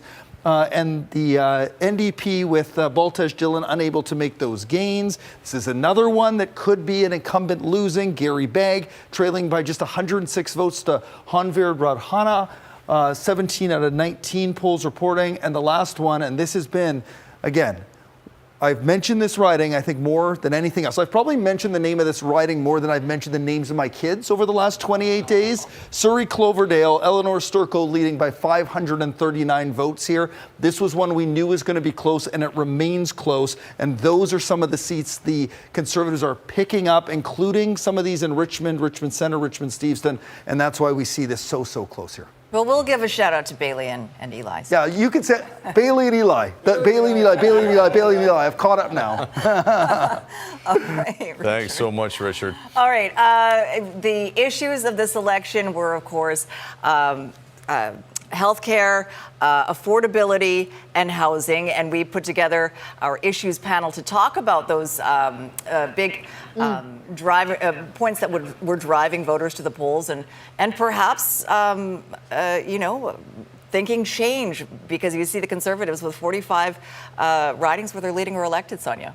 Yeah, it's a bit of a teeter-totter right now. And, talking about the big issues, we were talking about public safety last time around. Right now, we want to dive a little bit further into housing and affordability. Salem, we heard time and time again this was going to be a bread and butter election. Do these results tell you that that's what we're seeing? Cost of living was always a number one issue in a lot of the issue polls that we saw coming into this election and during it. And tied to that was also healthcare, but I think also housing. I think what's interesting about the results in terms of the policy and the platforms is, I think at the end of the day, whoever forms government, I think pro-housing development probably won, because you had commitments, or you had the NDP running off their record of the pro-density, transit-oriented development, density around transit stations, and then you had eventually the Conservatives coming out and saying, we're largely going to keep that intact. We're going to change some of the things around the smaller scale density of the 4 units per lot kind of stuff. But there's a lot of pro-housing policies that are going to win no matter who forms government, it sounds like. But I think that what was interesting is that you had the NDP having to run off of their record of policy change with only really doing it in the last year. So you're not seeing the types of impacts hitting the electorate yet, where typically in jurisdictions like in New Zealand or in some cities like in Minnesota, where they brought in a lot of density, you see rents and housing prices sort of stagnate, and income's allowed to catch up over time. But they didn't have enough runway to really get there. Yeah, not quite enough time. And Brad, I wanted to ask your perspective a little bit, because we heard a lot from municipal governments that the density zoning housing rules that were put in by the province were just not attainable. Could you just provide a little perspective from POCO? Yeah, it's interesting. The NDP very much went all in on the idea of housing density. And in doing so, they passed some legislation that took decades and decades of community planning and threw it out the window. Now, you can argue about whether there's merit there in some respects, but it really upended things, and it brought them into a lot of conflict with mayors and city councillors across the province. We saw public hearings removed. We saw density guaranteed around transit stations, and probably most controversially, we saw this idea that on every single family lot, there's a legal right to a minimum of a fourplex. Now, Rusta and the Conservatives said they were going to get rid of all the NDP's housing legislation, that they would repeal it. And so they really went in on this density. It brought them into conflict with a lot of mayors and councillors. It's interesting to see some of the results in south of the Fraser, where this is a real big issue, and you see what's happened there. You know, the one thing that I think is worth pointing out that they didn't talk about is that 180,000 new people came to this province in a single year. It's historic and unprecedented. And you can't outbuild that amount of people. Yeah. And so density, yeah, that's part of it, but there's a whole wider spectrum of housing that needs to be talked about. And Brad, a lot of the pushback for the lack of density was because we're not building communities. Where's the support for the schools, the hospitals, for all those people moving in? And I think a lot of the conversation around housing has been about providing supports, but not enough about how you're going to bring down those costs on housing. If we look at what the federal government's doing, the provincial government, municipal government spending millions of dollars on what's going to happen on housing. But if you look at the data, Central 1 between January 2023 to 2024, new housing starts are down. So when the public doesn't see new housing come up, to Hill-Salem's point, they're not going to believe the numbers that we can put up. And we know the NDP hasn't hit the numbers that they promised to hit moving forward. But I think it's a big thing. That's where three levels of government need to come together. And I think Bill 44 was a classic example of government wanting to do something, but not talking to municipalities and local neighborhoods not wanting that, because you can't build a community. You can't build the supports around it. They didn't consult on it, and they wouldn't talk to us after about it. Interesting. And I wanted to talk about a point that you made, Dr. Wolak, about, housing affects so much, and it affects healthcare incredibly. Give us your perspective as a family physician, why this housing problem that we're seeing right now is so important when it comes to also fixing healthcare. I mean, certainly housing is a problem for our patients. I mean, every physician can talk about an unhoused patient and their multitude of medical concerns, but when you're looking at fixing healthcare, they can attract all the best and the brightest healthcare workers to the province. But if these healthcare workers come here and they can't afford to stay here, they can't afford to live the life that they want to lead, and they can't afford to raise their children here, people are going to leave. And we already know that 40% of doctors in the next 5 years are going to be retiring or cutting their hours down. We can't afford to lose more people, and therefore that needs to be targeted in any solution that's looking at solving the healthcare crisis. All right. It is still early. It has not been called. We are still standing by, but we're going to throw it back to Chris and Sophie with hopefully some more results. Can we find out where this is going? Well, we're working on it. We're working on it. Well, we'll show you some of the battlegrounds in Metro, Vancouver. It remains very tight in what is usually a close race out there in Maple Ridge East, formerly Maple Ridge Mission, but so far the Conservatives have the lead with Lawrence Mock over the incumbent Bob Deeth. And Richmond Centre, Henry Yao won by the narrowest of margins back in 2020. This is not necessarily a surprise. This was the weakest of the NDP seats in Richmond, and Han Chan now the leader there. These are seats that the Conservatives would be picking up. These are seats that are helping them make this such a close race. This one, Richmond-Queensborough, our Jazz Joe Hall, very familiar with this one. The Conservatives winning this one. Aman Singh was in tight races the last two elections and finally defeated. And this remains a tight race in Coquitlam-Burke Mountain. Again, just a 274 lead there for Jody Wickens, who actually won the write-in in a by-election a number of years ago, but that is still very close out there as well. And North Van Seymour, bit of a landmark win here. This is a repeat win for Susie Chant for the NDP, winning for the first time in 2020. This may be a signal that North Van Seymour has changed over the years and now favors the NDP. And let's check in with Richard Zussman for how that's playing out on the map. Richard. Yeah, I thought Sonia was the one that was supposed to bring the crystal ball to this thing, right? So we could tell what was going to happen, but I guess she forgot it, so we're just going to have to wait till the results come in. Wanda, Fuca-Malahat is one of those places we're still waiting. 46 votes. Dana Lejeunesse leads here, and I want to show you those two green ridings just to give them a bit of focus. Rob Botterill leading by 1,216 votes over Sarah Riddell, the New Democrat in Saanich North and the Islands, and Jeremy Valeriot leading by 609 votes in West Vancouver Sea to Sky. So not done yet, but looking very good for the Greens in those two guys. Sorry. I've been coughing, so I have a puffer. Okay. I'm sorry, Sophie, that's on me. She needs to be reminded to take it, though, is the only problem. Yes. Okay, I won't do it on air. That's fine. Yes. So the Greens, we saw Sonia Furstenau speaking just a little while ago. She's not going back to the legislature, but two new faces will be. Let's check in with Green Party headquarters. That's where Kylie Stanton is tonight. Yeah, Sophie, some mixed emotions here tonight. The good news, 2 seats in the legislature for the BC Greens, which means they will maintain that official party status with Jeremy Valeriot winning in West Vancouver Sea to Sky and Rob Botterill in Saanich Islands and the North. But the bad news, BC Green Party leader Sonia Furstenau lost her seat in Victoria Beacon Hill to NDP incumbent Grace Lohr. You saw her a little while ago speaking to the supporters here tonight. A lot of emotion, also a lot of unknowns. So for that, I want to bring in Adam Olsen, 2-time Green Party MLA here on the island. Adam, thanks for joining us. Yeah, thank you. Now, what does this mean for the Green Party leadership going forward? Will Sonia maybe consider seeking a seat elsewhere? Well, look, I'm not going to speculate tonight. We've got still a lot of races to be determined. The election's very, very close. As Sonia said, she's very much committed to the BC Green Party and the movement, and very, very tight election results here. So, we're going to keep an eye on make sure that the two ridings that are projected are indeed green by the end of the night, and then take it day by day over the coming days. Now, this is very deja vu, back to 2017.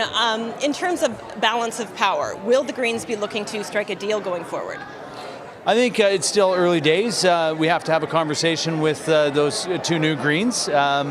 Once they're declared victorious, then they will have the job of working alongside Sonia, the leader of the BC Greens, to determine a path forward, and those conversations will start. I think one of the things that British Columbians should rest somewhat easy is that we've experienced this before. We have very much seen what it's like to be working with colleagues across the way from us. And the BC Greens have always been committed to a functional government. And so we'll be working towards that, and we'll see how that looks at the end of the night. Awesome. Well, thank you so much, Adam. Appreciate you joining us. And we will be hearing from the new candidates that have been elected tonight shortly. And celebration is still underway for the wins here tonight. Back to you guys. Well, they made breakthroughs. Thank you very much, Kylie and Adam Olsen. Off the island now with West Vancouver Sea to Sky. But still, if you're the Green Party, 2 seats and you lose your leader, not a good night. I'm sorry. Even though they're technically, if it holds here, they will have the balance of power at the legislature. So they will have a disproportionate amount of power and influence. Don't know how long, we've talked about this before, how long this type of arrangement, if it holds, actually lasts. Hard to see it lasting a full 4-year mandate.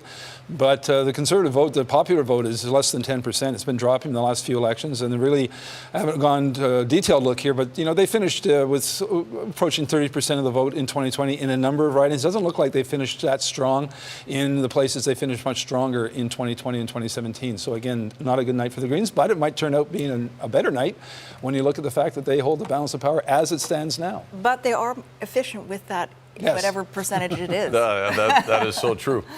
Conservatives have done well in some of the ridings they needed to. Surrey Serpentine River is one of them. Linda Hepner predicted elected there, and standing by with Jordan at Conservative headquarters. Jordan?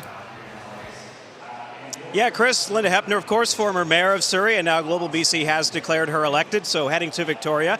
Congratulations. Thank you very much. I'm excited. What was the number one issue you heard at the doorstep?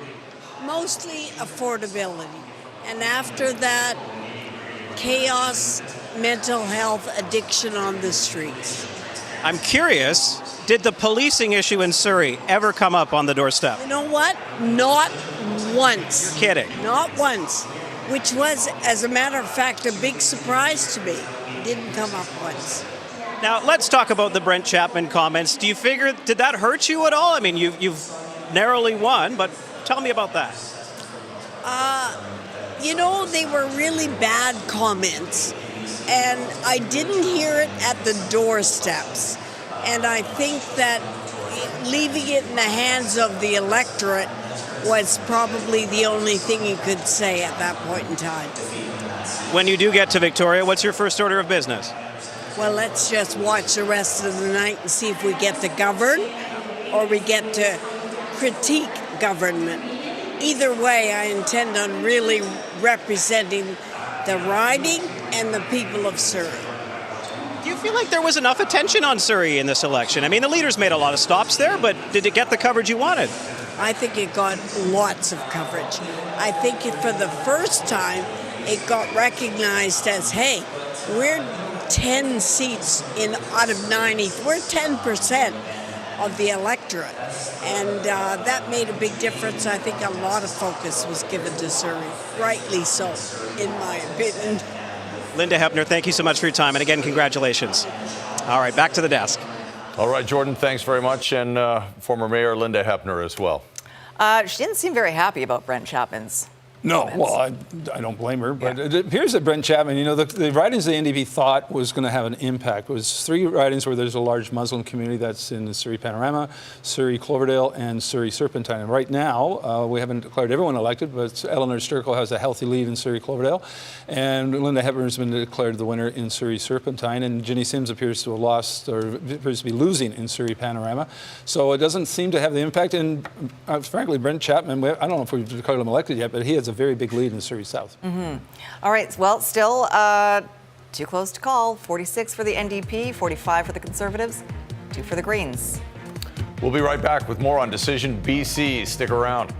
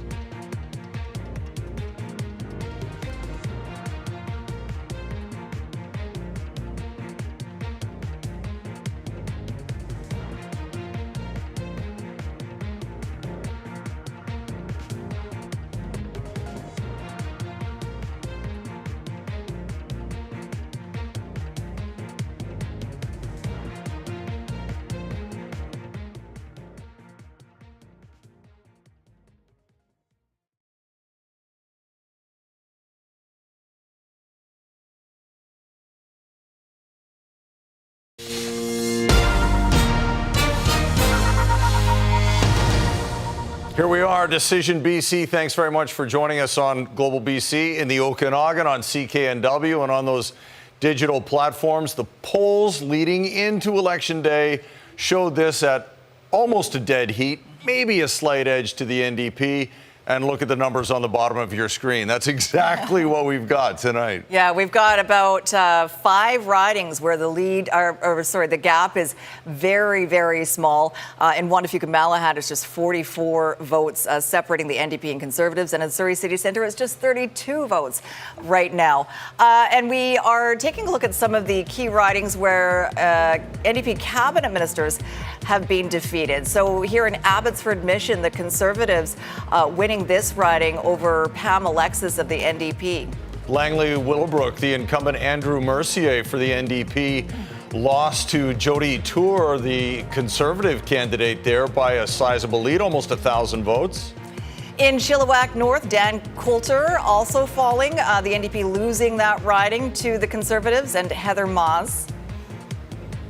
And Bulkley Valley Stikine, Nathan Cullen, the incumbent there, well loved in that riding, but not enough tonight. Sharon Hartwell, the Conservative candidate, wins Bulkley Valley Stikine. Still very close, though, and as we mentioned, lots of ridings still too close to call, and that's why we can't call the election yet, because you need to have 47 ridings in order to form a majority, 48 really, so obviously neither party is there yet. Keith and Richard are looking at some of the really, really tight races right now. Yeah, I brought Keith back here, but I have a message for him as well, right? Last time we saw him here, so I'm going to say this. Do not touch, okay, Keith? So we're just going to put that right there as a reminder for you. Do not touch the board, okay? But you and I, we can take that down now. Do not touch, okay, Keith? Keith, don't touch the board. We're going to focus in on these ridings because there are so many that are so close, and I want to start down here on Vancouver Island. Wanda Fuca-Malahat is won by 44 votes. It is amazing because last time around, Keith, John Horgan had Souk. The other part was part of Sonia's riding, Sonia Furstenau's. It is amazing to me how close this is here. What's the sense you're getting I here? thought, if anything, the Greens would be the biggest threat here to the NDP. No one was talking about this riding. It was just assumed it was John Horgan was going to save NDP.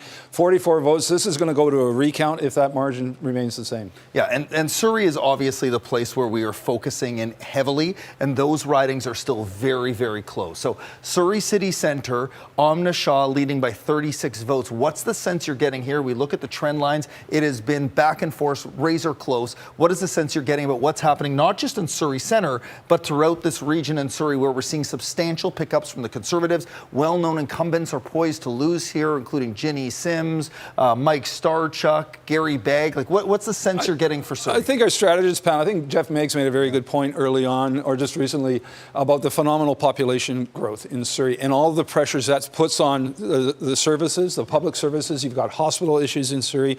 You've just got the crowded streets, the expanded need for government services. So I think there's an electorate here that clearly was unhappy with the status quo and the current government. It's interesting, though, it's not, the NDP still sort of controls some of the ridings here, but if the Conservatives can flip a couple more ridings, they could be in that 47-seat territory. Yeah. They're not out of it yet. And that's how close they are here. And, you mentioned some of those. Surrey Guildford is one of those. Gary Begg down just 101, but it's the ones where I think you're watching the NDP are leading. They could flip. I want to show one more where the Conservatives are leading, where the New Democrats still believe they have a chance here, and that's in Kelowna Centre, just 142 votes. And the last thing I want to mention as well. So we've stalled out here with the numbers. I want to mention this as best I can from Elections BC. So on a lot of screens, you will see 2 polls reporting remaining. So 20 out of 22. The reason we're stalled out is this. One of those 2 polls remaining is the final poll that is collected. They need to watch this very closely because once that gets sent in essence, it ends the count for the riding tonight. The other poll are those polls, those votes that were done before the advanced polling, those written in votes. They may have an influence in places like this where it's just 142 votes, but that's why we haven't seen things change. We haven't received a lot new numbers. Those 2, one we will not get tonight, the other we will, and the electoral officers in every riding are taking their time on that, and some of them aren't ready yet to produce those results. Pardon me. Sorry. I'm sorry. To cough again. You're okay. I'm okay. I'm okay. Yeah. I just, they installed a new cough switch. I forgot it was there. It's all good. It's brand new. We want to check in at NDP headquarters now. Sarah McDonald is down there with MLA George Heyman, who has had obviously a high-profile role in the government. And let's hear what he has to say about what's transpiring tonight. The NDP holding the slimmest of margins here in this election. Sarah? Yeah, we have a very familiar face here to so many British Columbians, one we actually won't be seeing so much of going forward. George Heyman, of course, longtime MLA for Vancouver Fairview. He has decided not to run in this election. You have been an MLA since 2013. We were saying off air that's more than a decade of your life. How is it feeling tonight not being on the ballot amid all this excitement? Well, it's feeling odd not being on the ballot, but it's actually feeling a lot like 2017, so it's not unfamiliar. It's certainly a nail-biter tonight.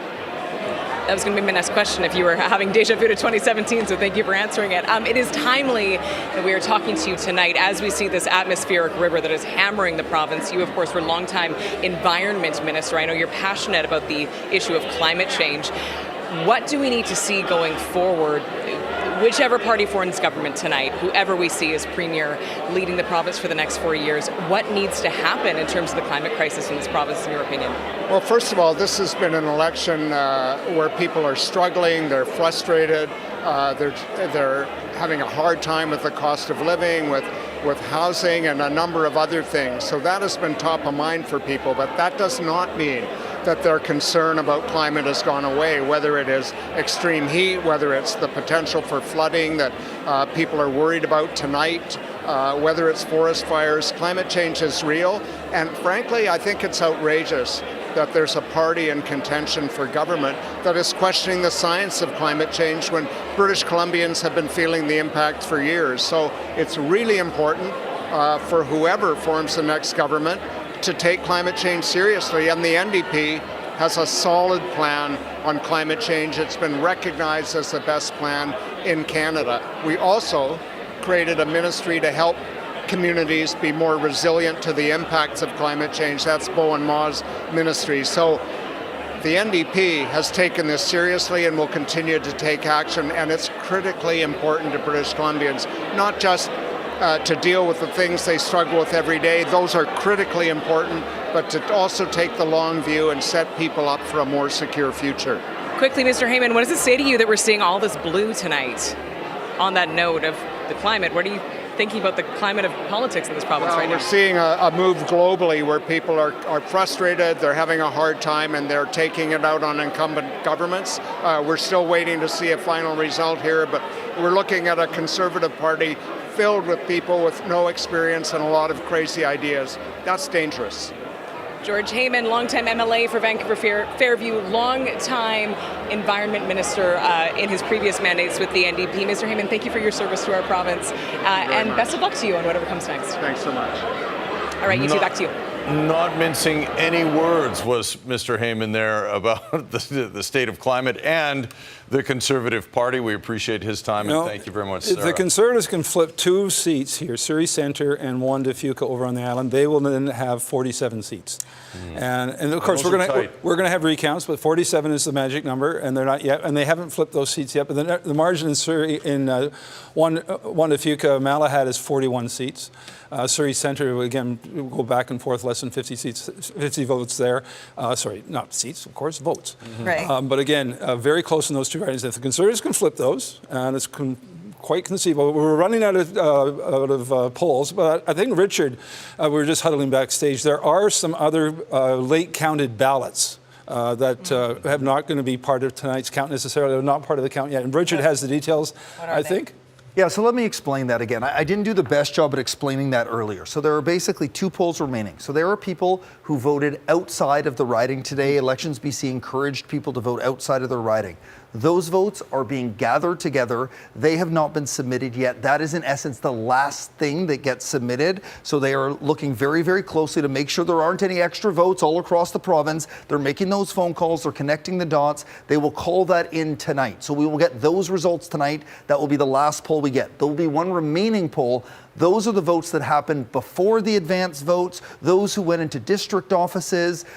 Those ones will not be counted tonight. They are the smallest of polls, but the ones where people vote outside of the riding, we just don't know how many are out there. So that's what we're waiting for. That's why you see up on the board those 2 polls remaining as they watch very closely to see, were there any votes that popped out in other areas? Cross-check, double-check, triple-check, and then they provide that information out to the voter, and we'll get that information to you as quickly as we have it.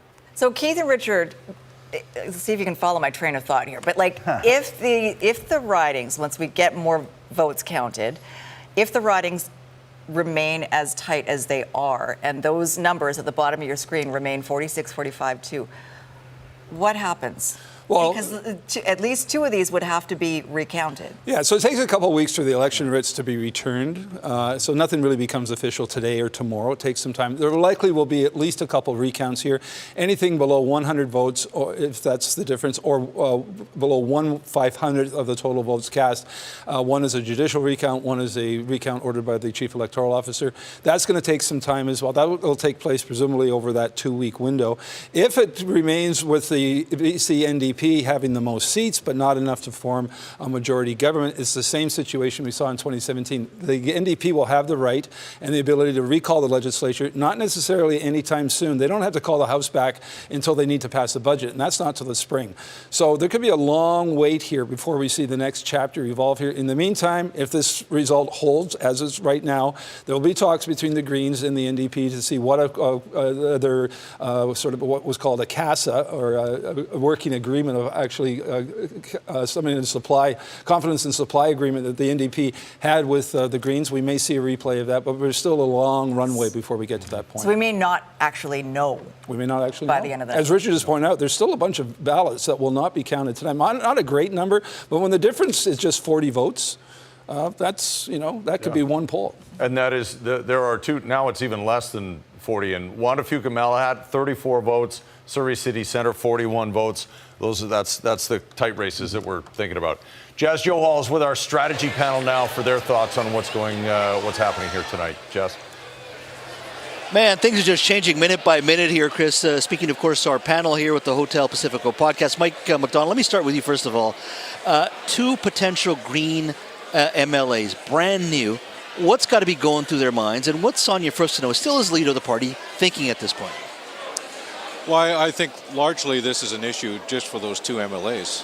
They're the ones who hold the vote in the legislature. Sonia may have influence on them, but right now they're the 2 voices that matter. And, I think for them, they're going to have to digest the situation. There's learnings from the last time this happened in 2017. The Greens may want to do a different approach this time. Last time they did a deal. This time they might want to go vote by vote. Who knows, right?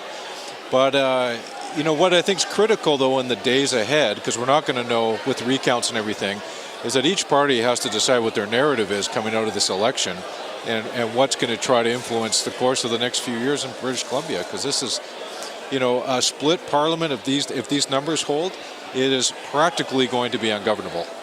If it's a 47-46 type of approach. So we're in for a lot of extended drama right now. And if it stays like this, we're going to be doing this show again in a couple of years or a year, whatever. Just stay here at the hotel. We'll just stay here at the hotel. There you go. All right, well, let's touch a little bit on what we talked about earlier here, Jeff, and that is the economy, investments, all of those types of things. And if you have, let's say, a coalition, and right now we don't know for sure, let's say a coalition with the NDP. What's going to happen to the carbon tax that David Eby says he wants to get rid of? And then you've got other potential investment decisions and approvals of big natural resource projects still. Well, on the second point, the John Horgan platform included a commitment to LNG development. The Green Party at the time in 2017 disagreed with that, but it was not part of CASA. And ultimately, the largest private sector investment in Canadian history was made in the north, and a second phase of that is going to be coming forward in the near term. Now, the timing of that second phase decision is in the hands of the LNG Canada owners, but I think the carbon tax, its fate really lies with the outcome of the federal election. Probably it's over no matter what, but the Greens said they would keep it. I would just conclude by saying that, in my opinion, there was more alignment in 2017 between the NDP platform and the Green platform that allowed for the creation of a work plan, in effect, that sustained the government for 2 years. I don't know if that's there now. And I think there's some important issues, including old growth logging and a host of other economic questions that could bedevil this conversation. Yeah, you make a very good point. It goes back to what Mike said. How do you make this work and make it governable? The other issue, of course, is just, we have a budget at the end of the day. We have to go through a budget process. You have a legislature with 46, 45, and 2. Let's just say that's the final number. You still have to come up with a budget. Walk me through here, Kate. We got about a $9 billion budget deficit at this point, with a $4 billion contingency, of course. Things can change. But it's got to be very difficult even just to put a budget together for next spring. Yeah, it's absolutely going to be difficult. And they already had a huge challenge ahead of them with the size of the deficit, a historic deficit. But I'm going to add another layer to that. Because I'm going to say, if I'm the NDP tonight and I'm looking at potentially making a deal with the Greens, what I'm going to look for is something that'll get me steady through things like a budget, through a budget and everything else, to the other side of a federal election. That's what I want, because that's a very different context for the NDP. If we do have a federal election and it flips to a Pierre Poilievre government, they're probably in a much more favorable context for them to get reelected, and a very different dynamic for what is now the official opposition, if this is what forms, in the Conservatives. I want to go back to you, Jeff, just for a moment. I was speaking to a New Democrat yesterday, and they weren't completely happy with the way David Eby has run the party and government.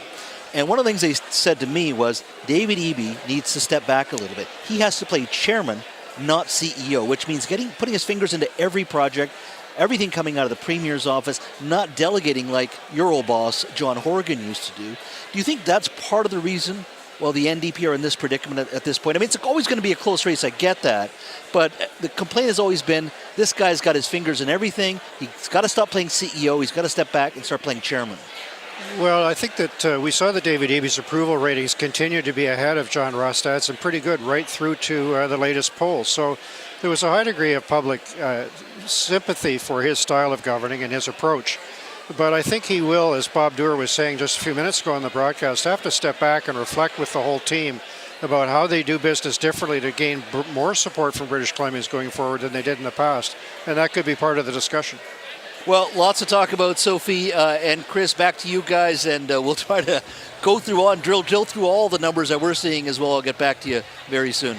Yeah, sounds very good, Jazz. Thank you for that. And one thing that was consistent across the panel is everybody believes it's going to be difficult to get a deal or any kind of arrangement. Unless the Conservatives can flip Juan to Fuca, which is 34 votes for the NDP right now, and unless they can flip 29 Surrey Central, which is 42, unless you've got a different number. No. If they can take those two back from the NDP, they could have 47 seats. And but again, Mike McDonald raised a good point. Will it be CASA, Confidence Supply Agreement, or will it be vote by vote? If this is what we get to, where the Greens hold the balance of power, I don't see them signing a deal necessarily like they did in 2017. It didn't really work out for the Greens, but a vote by vote basis. And what will they extract from the NDP if we indeed have this situation? So here we see the popular vote.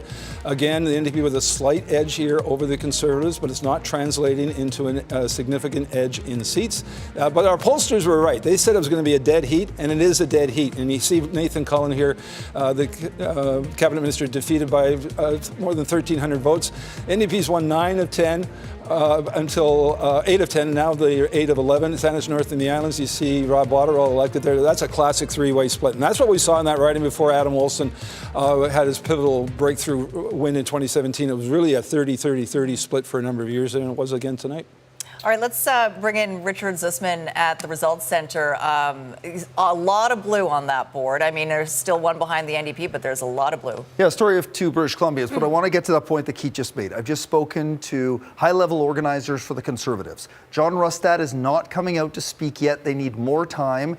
And the sense I get, the reason for that is they believe that John Rustad could win a majority government tonight. And they are looking at those two seats that Keith mentioned. They believe it is possible tonight as part of the path forward. So I want to show you what that looks like on the map, because they believe if they can flip those two tonight, John Rustad could win that majority government. Yes, it would be razor thin. Yes, it would be problematic.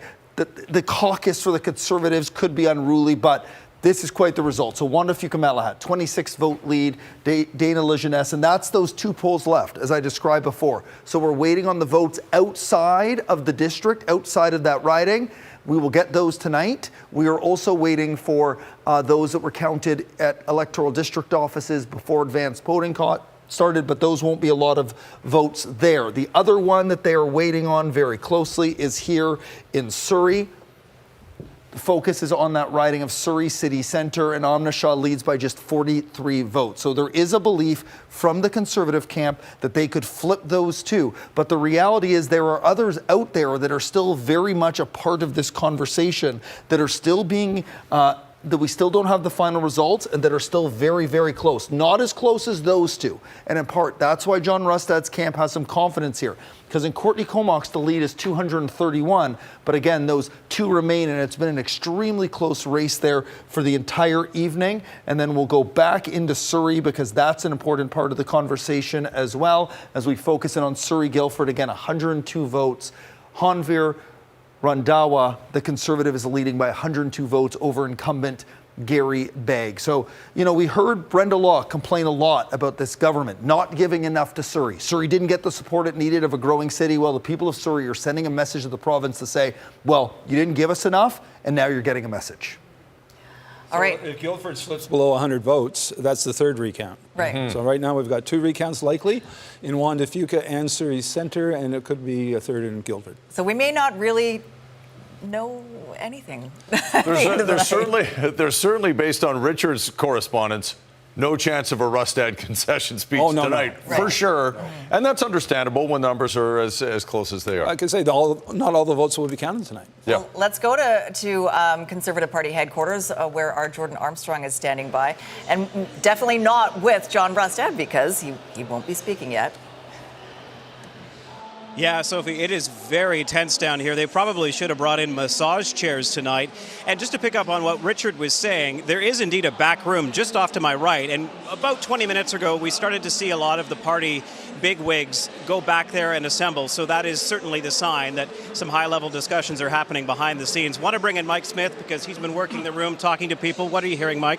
Well, the mood in the room really changed about an hour ago when it looked like the Conservatives were on a roll and they were maybe heading to power. Then things started to flip. So the old roller coaster at the PNE has got nothing on this place. It's been up and down all night long. If it stays the way it is now, you're looking obviously at a minority government. There'll be some wheeling and dealing, just like there was in 2017, potentially between the NDP and the Greens. If it stays the way it looks right now, of course, things could change. Back in 2017, you might recall that Andrew Weaver was criticized by a lot of people that he didn't drive a hard enough bargain with John Horgan and the NDP, didn't get enough. So could the Green Party this time around, if this ends up in power negotiations with the NDP, ask for a lot more concessions from an NDP government in order to prop them up and put them in power? Things like the carbon tax or old growth logging or some of the drug reforms where the two parties were very, very far apart. So, I'm not surprised that we haven't heard from Rustad yet, because there's still a lot going on here. And we could be back here again not long from now if it keeps going this way. I mean, if it's so close and you get into a minority situation with just a very, very tiny margin of error for governing, it's hard to see how a government could last a very long time under those circumstances. We might have to do a do-over here at some point and do another election. All right, well, I think a lot of people here weren't expecting it to be such a late night, and so far no sign of anyone going home anytime soon. We'll send it back to the desk. All right, thanks, you two. Well, we've had a lot of practice at it, so we could potentially, if we have to, do it again. True. It feels like we're doing it again after the last time we went through this. The circumstances are so similar, but it was an issues election, no doubt about it. Some very, very important issues for voters. We'll throw it over to our issues panel now to talk about, hey, how are they going to get things done over the next year, two? Very unlikely it's going to be, very unlikely. We don't know the timeline, Chris. We don't know. There's so much that we don't know. How will anything be accomplished, especially when you look at the topic of healthcare? It is an issue across the province, whether you're in an urban center or in a rural community. And Dr. Wolak, I wanted to just get your thoughts on what could play out if we have a minority government that looks like this, and when we have so many problems to deal with in healthcare. And we know that in Surrey, it has been especially bad with so many people relying on Surrey Memorial Hospital and just not enough capacity there. Can we help that situation with a minority government like this?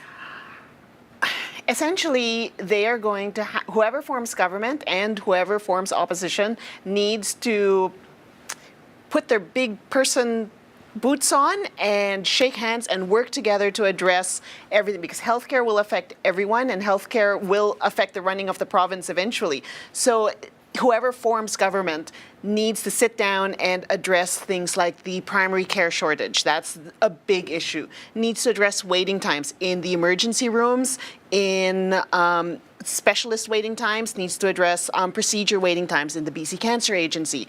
And then they also need to address just things like mental health supports. There's so many things that need to come together, and everybody just needs to basically grow up, put on your big boy boots, and work together.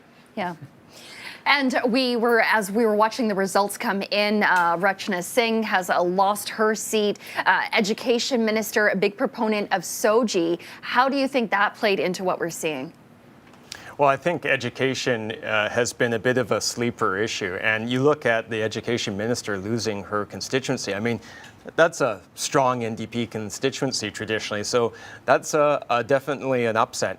You know, I think that one of the things the public is really getting frustrated with is hearing politicians make the same promises and announcements over and over and over again, but not delivering. And you look at the issue of portables, particularly in Surrey and other fast-growing school districts. You know, successive governments have said, we're going to get rid of portables. And they're always announcing new schools and new promises, and people are not seeing it on the ground. I mean, I'm living this frustration in Port Coquitlam. We had Hazel Trembath Elementary School tragically burned down more than a year ago. And it's been caught in this cycle of red tape and bureaucracy and no shovels in the ground, despite promises over and over again that, oh, don't worry, it's going to get done. Mm-hmm. And I think people have had their limit with that. Yeah. They don't want to see the same old promises, but nothing actually be delivered. And I think you see some of that frustration playing out right now. I was in grade 7 in 1994 in Surrey and saw portables, and nothing's changed. Successive governments, it's a burgeoning population. But when you look at something like healthcare and education, issues that are so close to people, and when parties try to get into culture wars to define their opponents, they're really losing what people are really caring about. And when you try to define your opponents and go to the doorstep, and the residents are telling you, I can't get a doctor, I can't go to a hospital, they're really missing the mark in terms of reaching out. So I think a lot of that culture wars, I think a lot of that it needs to stop. A lot of the polarization around healthcare needs to stop. I mean, the talk about how we're going to go to an Americanized system, I think needs to stop, because I always give the example of private models. We do need to look at it in a sense. When you go to a doctor's office, we already have a private model. Single payer, universally paid. You go see a doctor, that doctor's office is run privately, but the government's paying for it. So can we look at models and just get out of the polarization and look at things broadly and look at models that work? And can we do that? Can we accomplish anything if we have a legislature that looks like this? No. But again, that speaks to the promises after promises. In 2010, we were already promised a GP for me. That was what was launched. They were going to link every British Columbian to a family doctor. It is now 2024, and we still have 700,000 people who have not had a family doctor. Promises are made, but promises are not kept. I think one of the challenges in any election, and I think especially with whoever forms government, is that there's these other factors that shape the politics of our communities, whether it's like Surrey, one of the fastest growing cities in the country, is that you have these other levers, whether it's global economic trends or whether it's federal policy that then gets downloaded into things like healthcare and education and all these other issues, where now the provincial government is sort of blamed for those things and blamed for not taking enough action. So if the feds control things like the population issue and the province is expected to now deliver on schools and hospitals, the amount of demand for those infrastructure pieces become really difficult. And whether it's the Conservatives or the BC NDP that form government, the cost of doing these large-scale infrastructure projects are just so high now, and the access to labor forces to build these things drive up. You can't do too many projects at once. because then all of a sudden all the projects start becoming more expensive. Yeah. So if you try to build 10 or 20 or 30 hospitals, 100 or 200 or 300 schools, there's a problem with the ability to actually deliver on those things in a timely way, even though that the actual demand for it is and there. The people to actually build them, right? Yeah, so much to discuss. We're going to throw it back to Chris and Sophie now. Hopefully we can get a little bit of a clearer picture as to which way this is going to go, but I know it could take some time. I don't know if we're going to get that in the next hour or so before we're scheduled to go off the air. Or next couple days. Or maybe, it could be days. Still very tight. Let's take a look at some of those key Surrey ridings. We always talk about Battleground Surrey. Well, this was a very high-profile race between Eleanor Sturko and Mike Starchuk. Yeah, we haven't declared Eleanor Sturko elected yet, but she's got a pretty big lead there. We haven't declared former Mayor Linda Hepner, though, the winner in the new riding, or the additional riding of Surrey Serpentine River. The NDP really had been hoping to pick that one up. And Surrey Guildford remains a pretty tight contest. 103 votes now separating the Conservatives and the NDP there. That'll likely potentially go to a recount.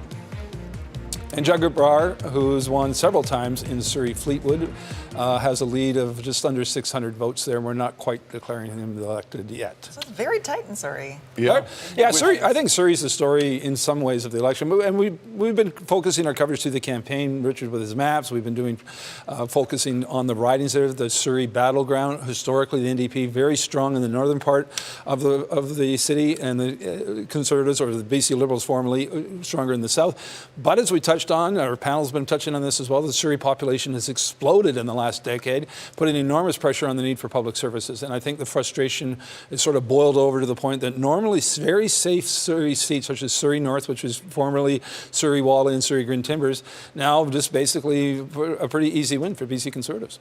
More than 2 million votes have been counted since polls closed at 8 o'clock. And it's amazing that we have in at least a handful of ridings. One to Fuca. Wow. Less than 40. Less than 30. Richard is taking a look at some of the very close races now. We'll get to the really close ones in a sec. I know Trevor Halford is watching very, very closely. Not declared elected yet in Surrey, but a big, big lead. So we expect him to go back. I know he's been waiting to see that one pop up, but let's talk about the really, really close ones. Wanda Fuca-Malahat is one of those based on, we've been talking a lot about this tonight. The ridings got redrawn significantly across the province. 70 border changes to all the ridings in the province, 6 additional ridings. This is one with the best data we have available to us. If you took the 2020 results and put them on these maps, the NDP would have received 52% of the vote, the Greens 33, the BC Liberals 14. The fact that this is within 26 votes means there's been a substantial change in sentiment in those communities that include Souk, but also Mill Bay, Cobble Hill, Shawnigan Lake, that area, and it's just 26 votes still there. That's, again, one of the reasons we haven't seen John Rustad come up on that stage yet. They are waiting for those final results to come in. Now, I'm going to go out to go back in because I want to focus on Kelowna Centre as well. This is another reason why maybe we haven't seen David Eby up on the stage yet, because they are waiting for results in places like this. The Conservatives in Kelowna Centre lead by 147, and again, I'll remind you, 2 polls left to report. So we're waiting on those votes that were cast outside of the riding. They have not been yet submitted in, as they are double checking to make sure there's no other riding votes out there. And then the other one are the advanced polls before through the district office. That's going to be a very small chunk as well. We'll go back to Vancouver Island. I want to show you the decisive riding back in 2017. Courtney Comox once again playing a role tonight.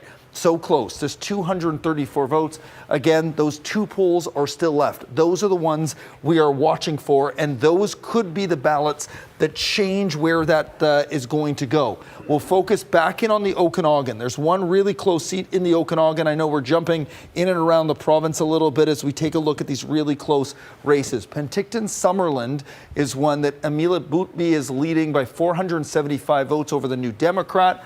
Again, those 2 are remaining, so we don't know what those look like. And Tracy St. Clair was the United candidate. She's clearly pulled here from the Conservatives, so it may not swing, but it is part of the conversation. I want to talk one more time about a riding that was really crucial when it came to BC United's role in all of it, and that's the riding of Vancouver-Langara. It was one of the ones that was most hotly contested and debated. The BC Liberals won it last time around with Michael Lee.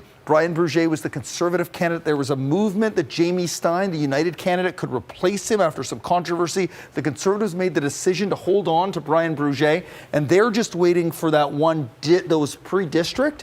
So although we haven't declared it yet, this 312 vote lead looks pretty solid as part of that conversation. And this would be one of those second guess ridings where the Conservatives say to themselves, well, if we had removed Brian Bruget as the riding, maybe Jamie Stein would have won it for us, and we'd be looking at a slightly different situation here. Richard, I want you to clarify quickly, if you can, because you mentioned it about some of these votes that are just still sitting out there. We mentioned the advance polls. That was a big dump right after 8 o'clock. But there's this kind of advanced vote. Yes. That's only a handful of votes. Describe how that works and how people do that. Yeah, so there was an opportunity from the writ drop day 28 days ago to vote in a district office. You could have showed up, they would have printed you out a ballot, you would have filled that ballot out. It was before the advance polls open. It was done in different offices across the province. It may have been for people who were traveling abroad. So those votes are accumulated as that process. And then the other ones we're waiting for, which I think are a bit clearer, are those votes that if you live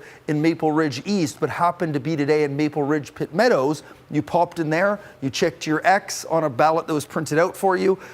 They are calling around to make sure there aren't other ballots out there that belong to them. That's why it's taking some time here, guys. Gotcha. Okay. All right. Thank you, Richard.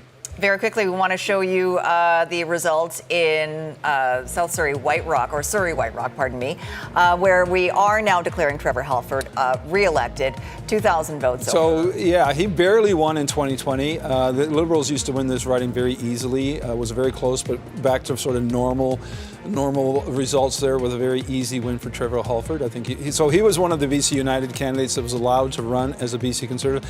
It'll be interesting when all is said and done, and Richard just talked about it. John Rustad made some decisions and the board of BC Conservatives not to allow certain people to run under their banner who had been BC United candidates. Those people may have cost the Conservatives the election because they ran as independents, and a number of them have ended up costing the Conservatives a seat. Vernon Lumby's a classic, where Kevin Acton got almost 4,000 votes that normally would have gone to the Conservatives if he hadn't run as an independent, but he was sort of upset that he'd been booted out as a candidate. Could make the difference. Adrian Dix, who held the role as health minister through the pandemic, pretty safe riding for him. He's with Sarah McDonald right now at NDP headquarters. Sarah.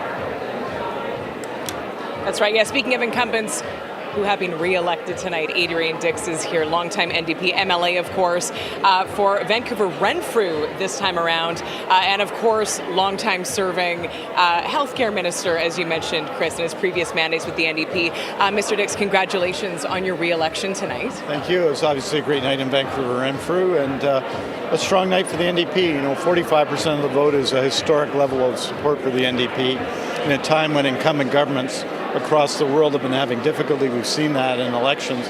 It's really a remarkable performance in some ways in terms of popular vote for the government. Obviously, we've lived this night before in 2017, the night we're living now. It's incredibly close. And so we're going to do what we all should do. The policy papers go away, the discussions go away, the debates go away. We count the voters' votes, and we'll see what happens. I talked to you about this off camera. Aren't you tired? Like, you must be. Would you accept a cabinet position again if the NDP were to form government?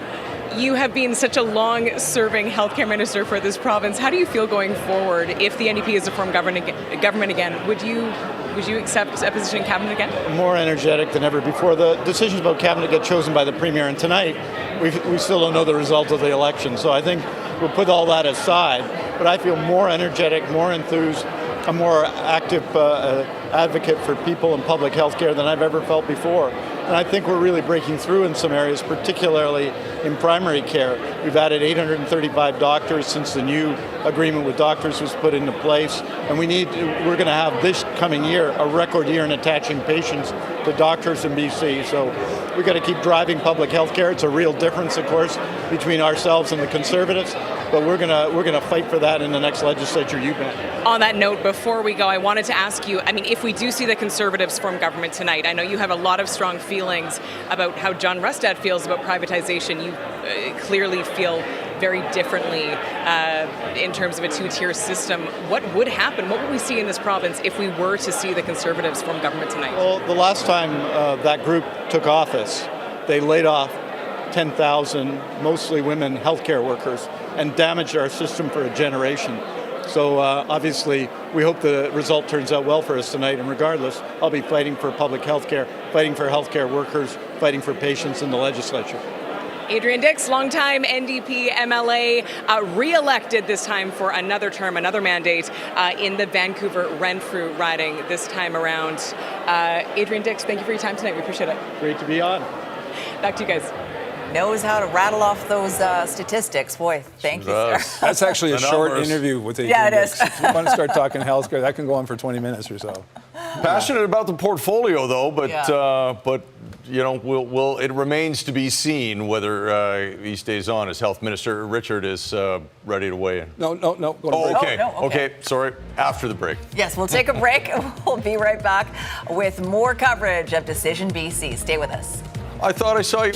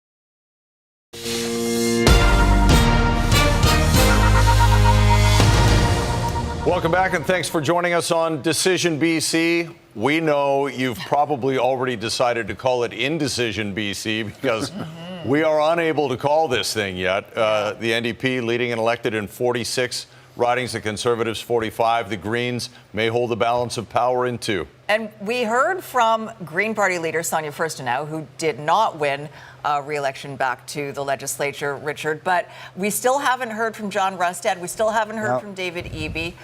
What are you hearing? Yeah, the reason why is because there are still a few ridings that are too close to call. They are waiting for those ballots, those ones outside of the riding, to be put into the system. And David Eby is not going to go before John Rustad. So senior strategists for the NDP say they are going to wait for John Rustad to make that decision to go out to speak, and then David Eby will follow after. And we're just now waiting for Rustad as they watch a few ridings that are very, very close. And, you know, decision or indecision BC, this is a divided BC. When we talk about what we're seeing in rural BC and urban BC, Surrey and Richmond compared to the rest of Metro Vancouver, this is a fascinating map and a divided province. Well, Yeah, and you mentioned some of those ridings that are so close. Yeah, the rural-urban divide really took hold a while ago, and it's becoming wider and wider. So take a look at the election literally hangs in the balance in these ridings. The NDP with just a 26-vote lead in the relatively new riding Juan to Fuca-Malahat, John Horgan's old riding, over the Conservatives. Surrey City Centre, Ahmad Shah puts a lead of 39 votes over the Conservatives, and also one more of Surrey Guildford with the lead there of 102 votes over Gary Begg, the incumbent there. We're keeping an eye on that. These totals haven't really changed for some time, as Richard explained, waiting for some of these late arriving ballots to come in to be counted. So if the Conservatives can flip a couple of those away from the NDP, they would be at 47, and that would be enough to form government. But again, we're going to have some recounts. So the election is not going to be decided tonight, folks. It's going to be recounted, either judicial recount or recounts from the Chief Electoral Officer. What's the threshold again? Really quickly, they're going to count until midnight. So we've gotten word from Elections BC. They will stick with this until midnight to keep counting. So unless we get it before then, we may have to wait to hear from Rustad and Eby until that midnight deadline, because they are waiting, they are keep counting, and we know the Conservatives are waiting on those close seats Keith described. Just very quickly, Juan to Fuca-Malahat, which was partly John Horgan's old riding. Part of it was. I mean, I would love to hear what. Well, a bunch of the, I think Richard explained earlier, some of the northern part of the riding was taken out of the Cowichan Valley riding that Sonia Furstenau had. So places like Cobble Hills, Shawnigan Lake, and put down into the Souk area, which was much more traditional NDP territory. Again, the point I made with Richard at the board earlier, I thought the changes would have favored the Greens because it was taking Green territory from Cowichan down here. But no, it's the Conservatives taking parts of Vancouver Island that it used to when it's a Conservative, federal Conservative, or federal, remember the old Reform Party of Canada. Mm-hmm. This is territory they used to own when Keith Martin was the MLA for Esquimalt and that area out there as well. Yeah. Well, you talk about green territory. Saanich North is part of it. We'll check in now with Kylie Stanton, who's at Green Headquarters with the winner in that riding, Rob Bottrell. That's right, yes. One of the two Green MLA-elects, Rob Bottrell, won in Saanich Island and the North tonight. Congratulations. Thank you. Long, hard-fought campaign. How are you feeling at this point? Oh, I'm really excited about being elected. It's a huge honor to represent the constituents of Saanich North and the Islands, and a shout out to all the volunteers that helped me get elected, and a shout out to the other candidates. This is what democracy is all about. You can see everyone's watching you behind us, cheering you on. It's great to see. Everyone really keen to see what the Greens are going to do if they hold the balance of power. Still a lot of votes coming in, but is there a party that you would be looking to work with, or you would like to work with more if it comes to that? Yeah, tonight's a night for celebration, and in the case of Sonia's riding, a disappointment, but the path forward is something that I'll really be looking to work with Sonia and with Adam. They're very inspiring. They have a lot of experience, and in the upcoming days, that's the path we'll take. We'll work on it and do it together. Some bad news tonight. Sonia Furstenau losing her seat in the Victoria Beacon Hill riding, or losing that riding tonight. How do you think that's going to impact things as we head into this next term? I think that Sonia mentioned tonight she plans to stay involved, and I welcome that because, Adam and Sonia's work over the last 7 years has been incredibly inspiring, and inside and outside the legislature we have a job to do, and we're going to work together to get it done and implement the platform that I think a lot of British Columbians really found very innovative and forward-looking. Well, thank you so much. Congratulations once again. We'll let you go speak to your supporters here who've been waiting patiently, and we'll throw it back to you guys. Thanks so much. Thanks a lot. Thank you very much. Yeah, the Greens could hold the balance of power. We are hearing that Conservative Party leader John Rustad will be speaking maybe in about the next 10 minutes or so. So, soon. So what do you think we would be hearing from John Rustad? I think it's going to be an upbeat speech. I think it's, again, he's taken this party from zero to almost forming government, and they may still form government if they can flip a couple seats here that are, the NDP holds by the narrowest of margins, Juan to Fuca, 24 votes there, and Surrey Centre. So, again, I think he's going to have a big cheer. Again, this is something no one saw coming, and I don't think even John Rustad saw this coming when he first took on the job here. And you have to go back to the unceremonious way he was booted out of the caucus by Kevin Falcon, the former BC Liberal and BC United leader, looked around and said, hey, there's a party over there no one's paid attention to for decades. I think I'll make myself leader there. And what do you know? He's now on the verge of making history, either becoming premier or the leader of Her Majesty's official opposition. Love to know where Kevin Falcon's watching this tonight. Yeah, it's what a strange chapter in BC politics. We've seen many things over the years. That is one of the strangest ones, but it may end up working out if they can flip those seats. But again, back to our earlier conversation, Richard's been talking about this. We're probably going to have another election fairly soon. Yeah, it sounds like it. Well, the Conservatives did well to flip some seats, and many of those were in Surrey. That's where Travis Prasad is for us tonight. Travis, how's the mood where you are? Yeah, a lot of people just waiting for those results to be finalized, if we'll see that tonight. I have with me, though, a winner tonight. We've declared Jesse Sunner the winner in Surrey Newton. Jesse, congratulations on your win. Surrey Newton has been with the NDP since 1991, but the city has changed a lot since 1991. What did you hear door knocking? What are your priorities as you go to the legislature for the first time? Absolutely. For a long time, Surrey has not gotten the resources that it needs, and I think the NDP government, since coming into power in 2017, has really focused on Surrey, and that's what I want to focus on as well. Coming from the Hospital Employees Union, I know how important healthcare is. I know how important it is to invest in healthcare for our residents, and that's what we're committed to. We're building the hospital, we're building a medical school, building a new tower at Surrey Memorial, and we'll continue to invest in healthcare to make sure that our residents can get healthcare when and where they need it. How do you feel about the possibility of going to Victoria with maybe a Conservative government? I think it's too close to call anything at this point, but I'm just humbled and honored that the residents of Surrey Newton have put their faith in me to represent them. Jesse Sunner, congratulations. Thank you so much. We'll throw it back to you. All right, thanks very much, Travis. Just want to correct an error I made. Yeah, I referred to Her Majesty's official opposition. It's His Majesty's. His Majesty. Right, of course. Yeah. Before I get a call from Windsor Castle or something. Right. Just listening to Jessie there, you made an interesting point, how she did take some shots at She said Surrey's been done ignored by her government. Yeah, her government's been in there for 7 years. They hold the majority of MLA seats in Surrey. And she said Surrey's just not getting the attention it needs. So that was a bit of a shot, I think, at her own administration. Maybe she didn't quite understand that that was a shot at the government. Well, we've got a lot of new people. All right. Need some training. All right. We are still waiting for John Rustad, minutes away from hearing from the Conservative leader. In the meantime, though, let's head back to NDP headquarters, where CKNW's Jazz Johal is with the Hotel Pacifico podcast. Thank you, Sophie. Yes, speaking to the podcast trio with the Hotel Pacifico podcast, we've been talking a little bit about just governing, just daily governing, that boring stuff that most times the public isn't even aware of. So, Mike McDonald, let me go to you first. If this is finalized, if this is the number, how does daily governing work in your mind in the legislature? Well, the math is pretty tricky. Well, first of all, the government will need a speaker. And so that takes one vote out of the legislature when there's a vote. But when it gets into the committee stage on a second reading of a bill, you have to take another vote out. The committee chair who chairs, because the speaker doesn't usually chair that level of debate. So it gets very tricky. It would be hard to pass legislation under some of those circumstances. The government will have to have an exceptional House leader. And Mike Farnworth did a great job, in my opinion, in the last round of this, when it happened in 2017, masterminding this, finding a speaker from the BC Liberals to come over and do that and make the math work better. But it's going to create a gridlock, potentially, and it's also it's going to mean those MLAs will be on lockdown.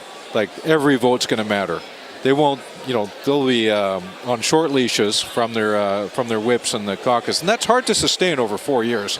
And as Keith said earlier, I mean, the likelihood of an earlier election is probably pretty high. And you know what? By-elections happen sometimes too, and then, that throws another wrinkle into it. Jeff, jump in here for a moment. We were talking a little bit about the 2017 CASA agreement. You were part of that. How is this different this time in regards to what you had to deal with then compared to now? I think it is. I didn't draft it. I had to implement it, though, under John Horgan, and we had to stand up an entire secretariat. It was only 2 or 3 people, but they worked all the time to make sure that the Green Party caucus was up to speed on what was happening in the government, that they were consulted about stuff they wanted to be consulted on, that their input had been taken into account. That involved weekly meetings at a very senior level, led by Carol James on the NDP side. All of that, as Mike says, in addition to the regular business of governing and managing through all of the issues that life deals with government. So the additional question here, I think, is that you see a caucus that's new. A lot of veterans have moved on. Some important ones remain.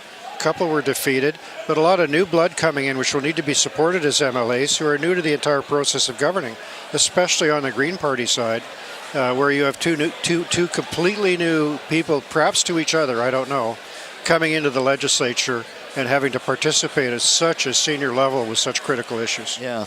Kate, let's talk a little bit about David Eby here for a moment. He, in the leadership race, pretty much had the leadership of the NDP handed to him. A little controversial, but it happened. Here we are in an election at this moment, very tight. As Mike said and Jeff has said, we may have another election sooner rather than later. Does David Eby actually survive? I think that remains to be seen. This is tough for him. Not fatal, this result tonight, but tough for him. And I think in the background of that, we do have, the NDP will have a constitutional review, and part of that will be reviewing how they elect their leader, how they choose their leader, right? So, and it was a bit of a controversial, he did have it handed to him in the end, but it was a bumpy ride that gets at some divisions underneath the party that actually come back to climate. So I think it is possible that this could be really tough for David Eby. Yeah. Mike, I'm just going to ask you one more question. I want to go back to business and investment. Like when I see these results before, it's 46, 45, 42, they could change a little bit.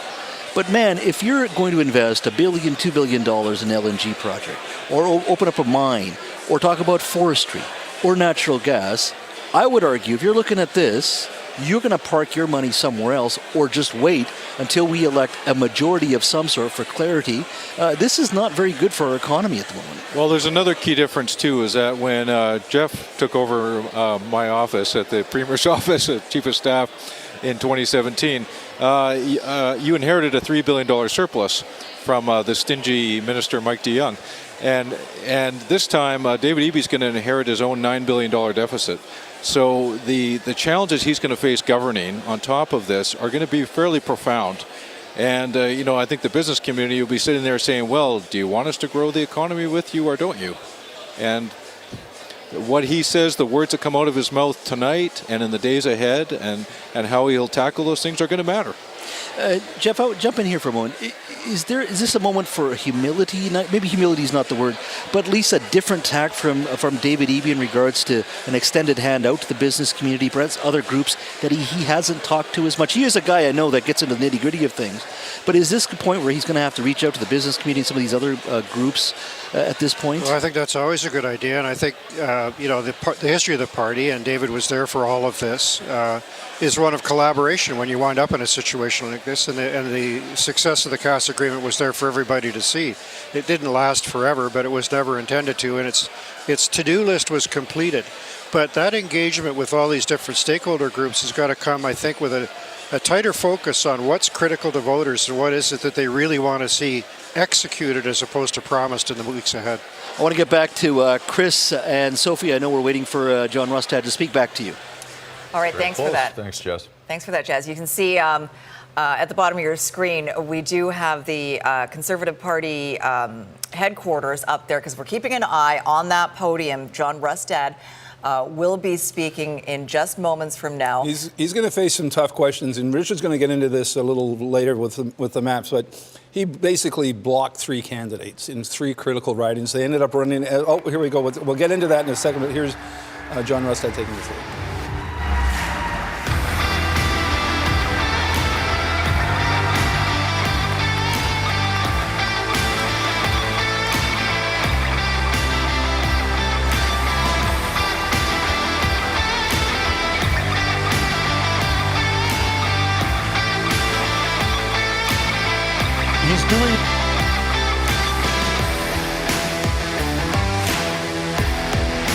imagined this. We could have imagined this even a few months ago.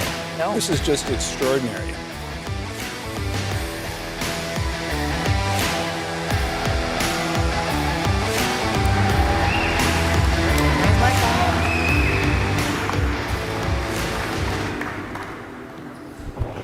Wow, what a night. Thank you guys for being out tonight. How does it feel now to have Conservative Party rockin' British Columbia? There's no question this has been a historic night. This has been a night where we have seen the political landscape in British Columbia change forever. And that's all because of you, because of the work that you guys have done and your support. So I just want to start by saying thank you to everybody who's been part of this Conservative Party in British Columbia.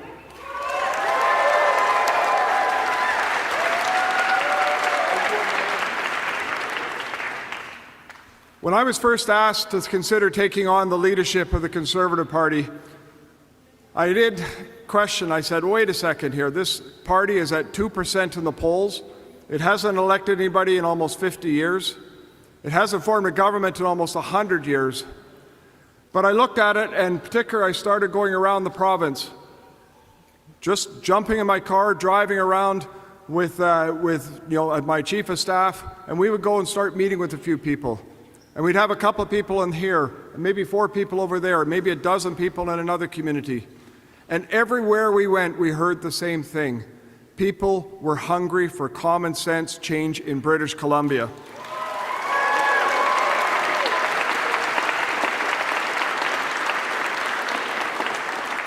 And that momentum kept growing. Every time we went to another location, we came back to the location, we'd have more. We'd have double, triple, quadruple the numbers that would come out. People from all across the province saying, you know what, I actually think we've got a shot to do something here. And that belief kept growing. That belief right around this province kept building to the point today now where we now have the strongest Conservative Party that this province has seen in 100 years.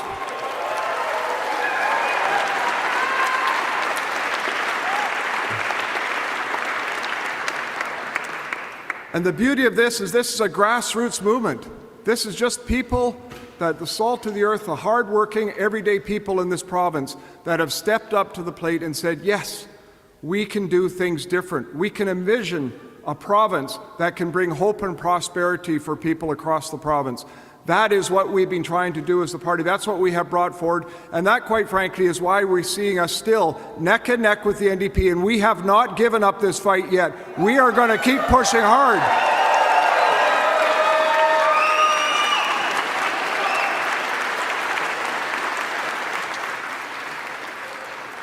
And I believe strongly that this is what happens when you stand on values.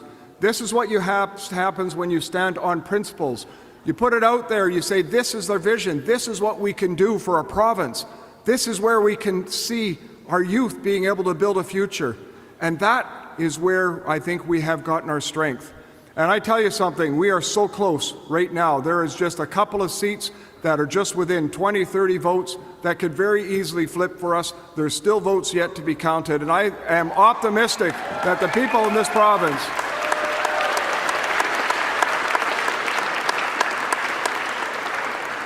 I'm optimistic that the people in this province are hungry for that change. And I can tell you something, what we have seen to date, because of the work that we've been doing, because of the pressure that we're putting on this government, think about it. They flipped on the carbon tax. They flipped on decriminalization. They flipped on involuntary care. They flipped on a whole bunch of things because they could see the damage that was being done. But I bet you this, and I'll say this right now, that if we have the unfortunate situation of David Eby being in a minority government, he will not do a single thing that he has promised. And that is something I'm almost guaranteed. And as the Conservative Party of British Columbia, if we're in that situation, we are going to make it as difficult as possible for this NDP to do any more destruction of this province.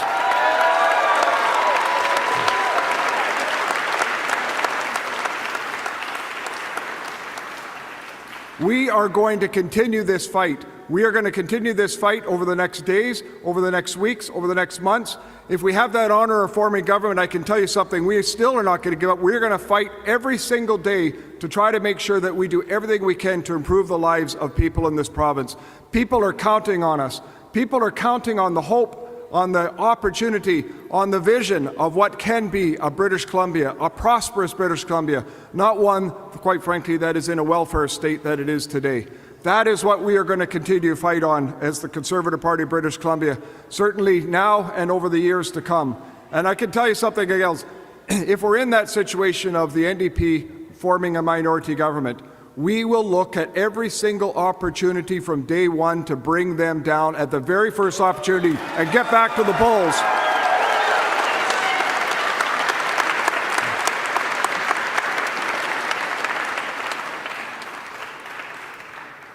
This is too important for the people in this province. It's too important to not give or to give up. It's too important to not keep fighting. People, the one thing I've heard and that really gave me strength throughout this entire campaign is the people coming up and saying that we were giving them hope. We were giving them hope to be able to stay in this province and build a future. And to me, that's what has really struck to my heart. That is what has driven me, and I know that's what's driven our candidates, that hope that we can actually do something big and bright and better in this province. So we're going to continue that, and I want to just say this to all of our candidates who stepped up to the plate and who ran, thank you. You took a chance on us, you put your name forward, you gave us your time, your energy, and you did us proud right across this province. And we have now elected already the largest number of Conservatives in BC's history.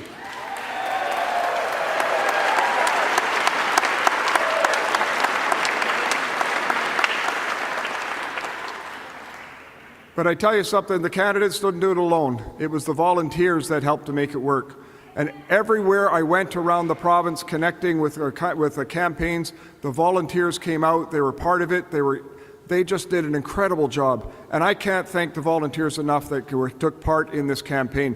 You have really done this proud. You've done our province proud. Most importantly, though, you have done this party and you've done our hope, just spreading that hope for people. So thank you so much to our volunteers. I tell you, without it, we would not have been able to do anything that we've done here today.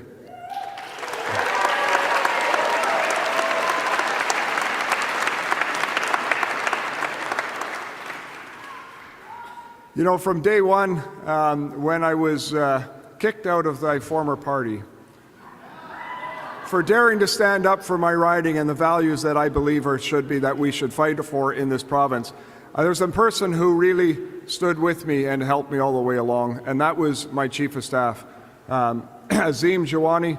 He is somebody who has been working behind the scenes tirelessly and has done a tremendous amount. Thank you so much to Azim.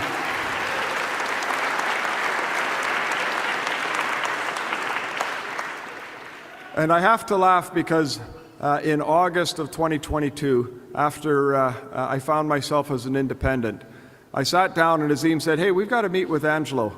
And we've got to meet with Angelo Isadora, who is the one of the he was the campaign manager for us in this campaign, but he's one of the executive directors of the Conservative Party. And he said, let's have a conversation with them about what they're doing with the Conservative Party. And that's where I got to really know and understand the work that Angelo had done, along with Connor Gibson, the other executive director. And I tell you something, those guys,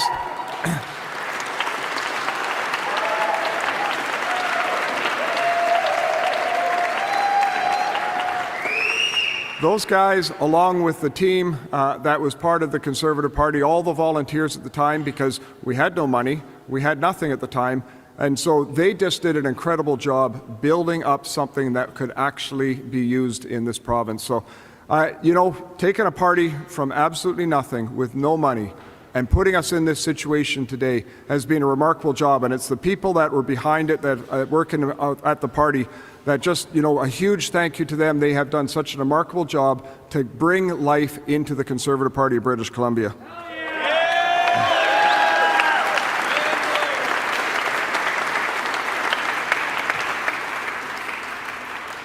And I could tell you all the stories that went on, but it would take way too long. The stuff that happened behind the scenes as the party grew, all the growing pains and stuff.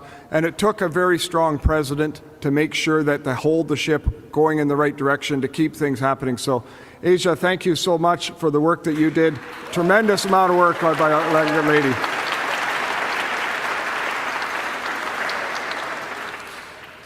The whole team has been just remarkable to work with, and I want to take a second just to thank the team in my riding, in Chaco Lakes. I only got to spend one day, or even half a day, I should say, during the campaign in my riding, and they fought very hard to make sure that we won that riding. And so just a huge thank you to Nathan Giddy and the whole team up in the Chaco Lakes for the work that they did.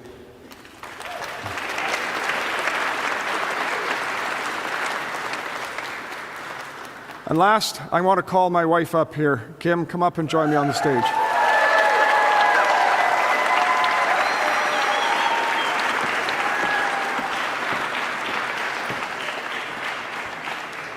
Kim has been an incredible rock for me, supporting me the whole way through. And a matter of fact, I wouldn't be doing this here if Kim hadn't actually talked me into this. She really did an incredible thing.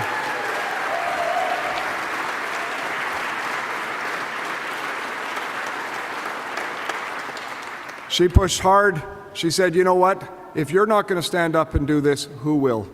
And she pushed hard to say, it's time, we need to do this. We need as a family to do this sacrifice, to do this work. And I'm very proud of Kim and the work that she's done and the support. It's been absolutely incredible. So Kim, I love you, sweetie. Thank you so much for everything.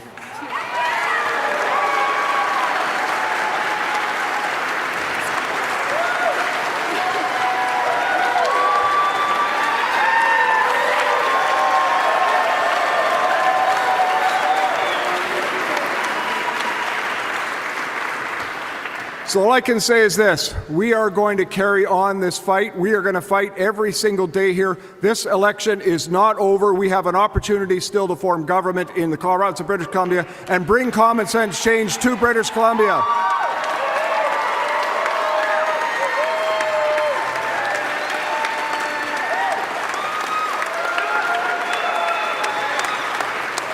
He's not wrong about his chances still to form government. Yep, he can flip two ridings that are still in play. One to Fuca. The NDP has a 26-vote lead. We haven't counted all the votes there. In Surrey City Centre, a 40-vote lead for the NDP. And, of course, he would have to hang on to the Surrey Guildford seat that he has right now with a little more than 100 votes. So, yeah, if he can flip those ridings, he will get to 47. And he will be able, somebody has to appoint a speaker, so it's still a rocky governing situation for him. But he can get to 47. Interesting. Again, his journey that he talked about tonight was quite interesting. I mean, he went from being kicked out of a party through some questionable tweets and comments he made to suddenly latching onto a party that had been politically moribund for decades. And look where he is now. Now, if he can't get to 47, he's got some difficult questions he has to be asked. And that's about his decision not to allow certain BC United candidates to run as Conservatives. And I'm talking about in the ridings of Vernon Lumby, Richmond Steveston, and Vancouver Langara, where the NDP has won by narrow margins that if there had not been independent candidates there because they're former BC United candidates, the Conservatives likely would have won those ridings, and they'd be sitting tonight with 48 seats. And I know Richard's got all the numbers breaking it down. Made different decisions about the candidates. Yeah, and I want to walk through that because I think there's a prevailing frustration from Conservatives that if they had dealt with these candidates a little bit differently, then John Rustad would have won a majority government. So Sunita Deer is the new Democrat, leads by 289 votes over Brian Bruget. There was an option here to bring in Jamie Stein, the United candidate. Bruget had made some controversial comments. Stein is well known in the Jewish community. There would have been a difference here. Jamie Stein very well could have won this seat in Vancouver Langara. That's one. So call that 46 for the Conservatives. Then you go down here to the riding of Richmond Steveston.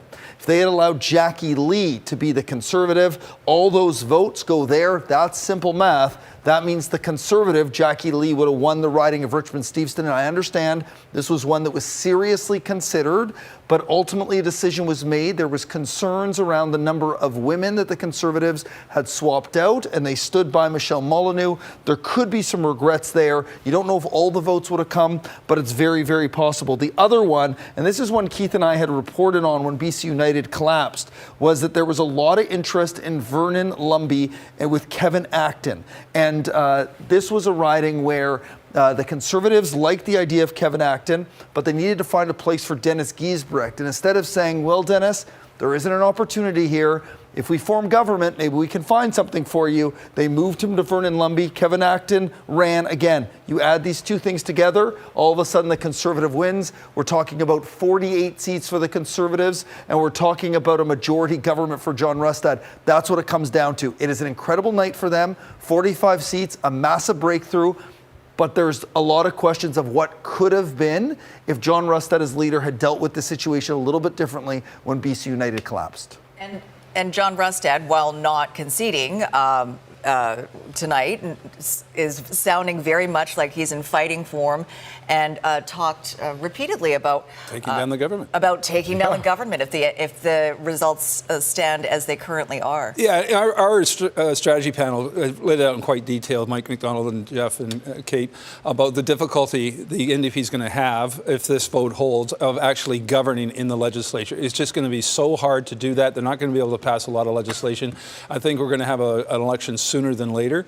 But I thought Kate Hammer made a very good point in one of the sessions earlier in the strategy panel about, if you fast forward a few months, if Pierre Poilievre is suddenly the Prime Minister and the Conservatives are the government of federally, the Conservative brand or whatever becomes different than it was currently right now. Right now, Rustad has benefited from that Poilievre wave, but if suddenly Poilievre becomes Prime Minister and starts to make some of these decisions that can be unpopular when he talks about cutting things and cutting services and cutting jobs and those types of things in the public sector, perhaps the Conservative brand takes a bit of a hit and allows the NDP to be framed against it in a different way than it's framed right now. I think the Poilievre wave here obviously had some sort of impact on the resurgence of the BC Conservative Party.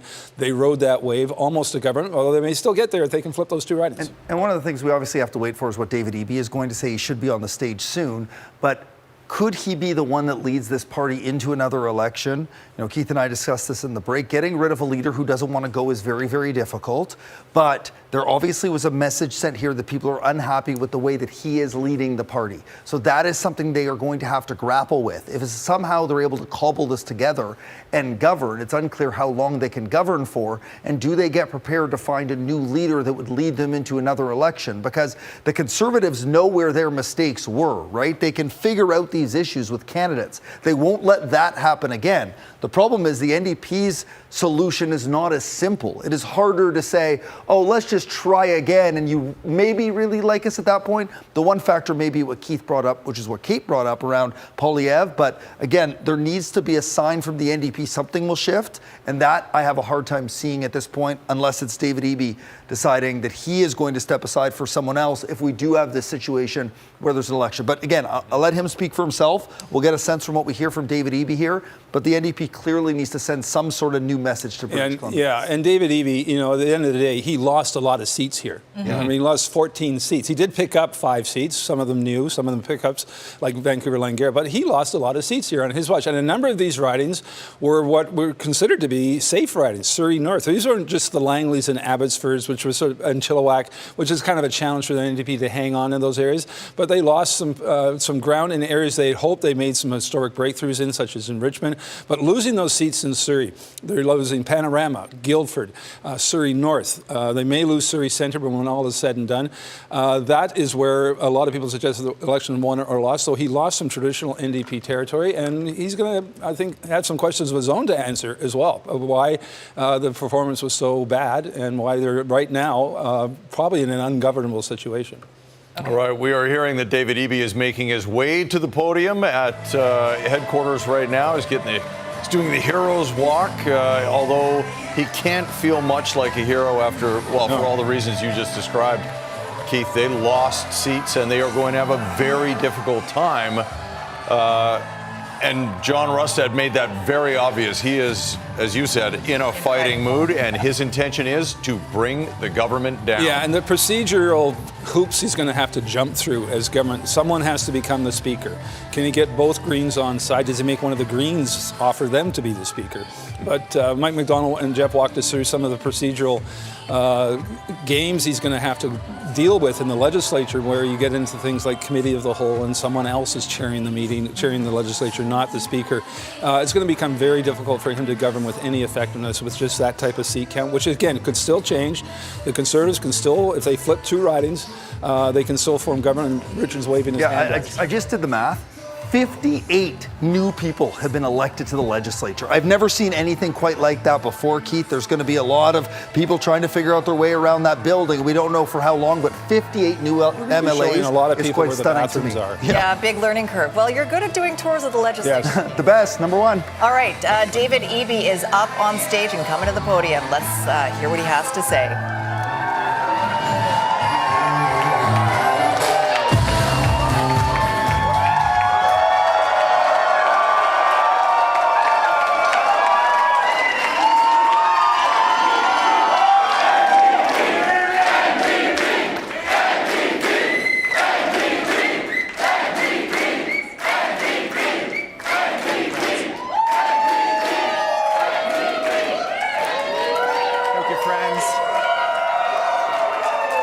Good to see you.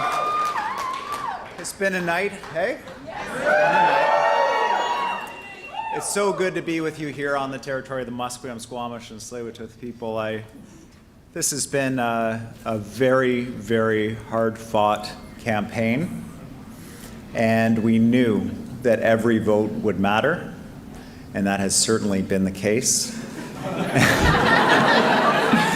And it looks like we're going to have to wait just a little bit longer. Now, we don't know what the final count's going to be in the province, but what we do know is that there was a clear majority for the progressive values that are so important to all of us here in the room.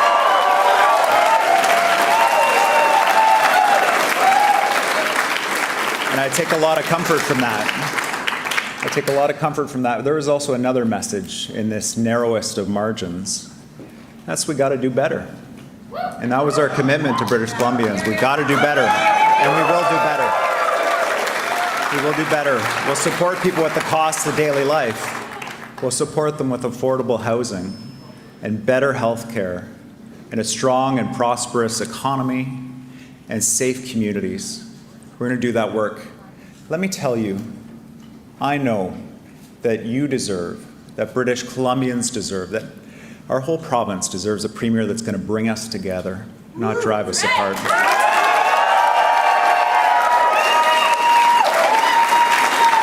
And I promise to be that premier, to bring British Columbians together.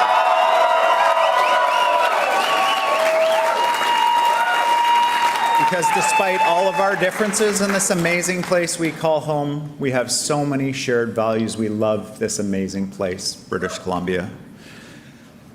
I need to thank, just looking out in this room, I see people who put so much effort in. You worked so hard. You are the smallest selection of the team that ran this campaign. And I am so grateful to all of you. It was incredible. It was incredible.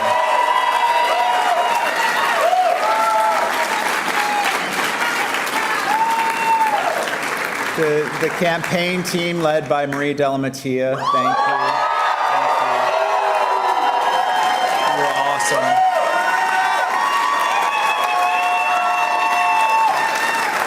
To every candidate that put their name forward for election, almost every candidate. I'm going to leave one off my thank you list. But to almost every candidate that put their name forward for election, thank you for putting your name forward from all the parties. And when you put your name forward for election, you're putting forward a vision for the province, and you're putting yourself out there. And it's a time when you and your families and others may be targeted on social media. And I want to say thank you.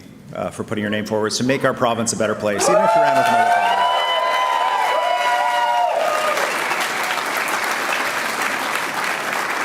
Now, we disagree on many things, John Rustad and I. There's no question. But I will absolutely acknowledge that he spoke to the frustrations of a lot of British Columbians. Frustrations about the costs of daily life, frustrations about crime and public safety, and we can agree on these things. We need to support people with the costs of daily life. We need to make life more affordable for British Columbians. And we need to make communities safe for everybody. And we will do these things. And I also tonight spoke with Sonia Furstenau.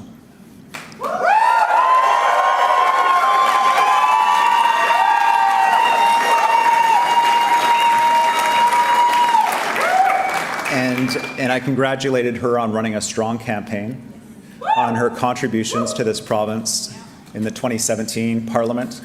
And since then, she ran a strong and principled campaign, and I'm grateful for that.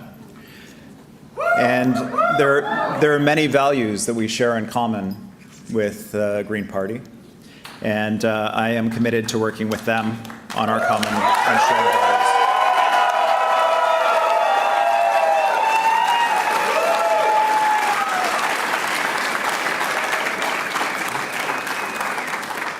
There's a specific group of people, though, that I really need to thank and appreciate here tonight, and that is, of course, my family.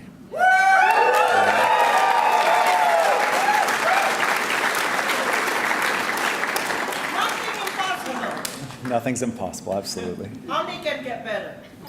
My beautiful and amazing wife, Dr. Kaylee Lynch.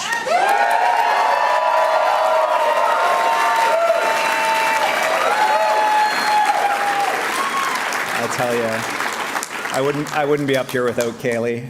Every single day she makes this possible. It is a shared project we are doing together, and Kaylee, I love you so much. Thank you for everything. To our amazing kids, they were so excited, they were so dressed up, they were in their best clothes. Ezra was like, Dad, why did we get dressed up? They wanted to be here with you, they are sound asleep. To Ezra and Iva and baby Gwen, we're doing this for you and for all of your friends, all of the children of the province. We're doing this for a strong future for our province.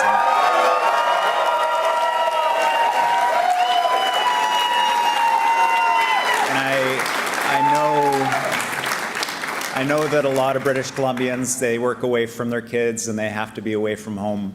And I feel that too. You know, every time I'm away from you, I miss you so much. And I know you're giving something up so that other kids can have more too. And I'm so appreciative of the sacrifice that you're making unknowingly. And I love you so much.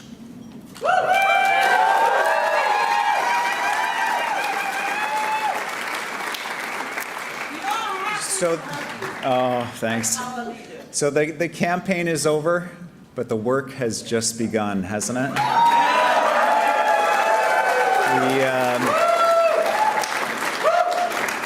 I recommit myself. I know we all recommit ourselves to working for British Columbians every single day. That will be our sole focus, is getting things done for British Columbians who are struggling out there, making sure they have, absolutely. Making sure that this is a province where you don't just get by, where you get ahead, where you can find a good home for yourself and your family, where you can get a job that pays you a wage, that helps you support the people that you love in strong and safe communities with a strong economy, leading the way not just in Canada but in North America to a clean economy, ensuring that we're doing it in partnership with Indigenous people. We're fighting hate and racism and division and conspiracy, and we're gonna do it together. Thank you, my friends. We couldn't have done it without you, and it's not even done. So let's keep fighting for people. That's all we're gonna do. Here we go.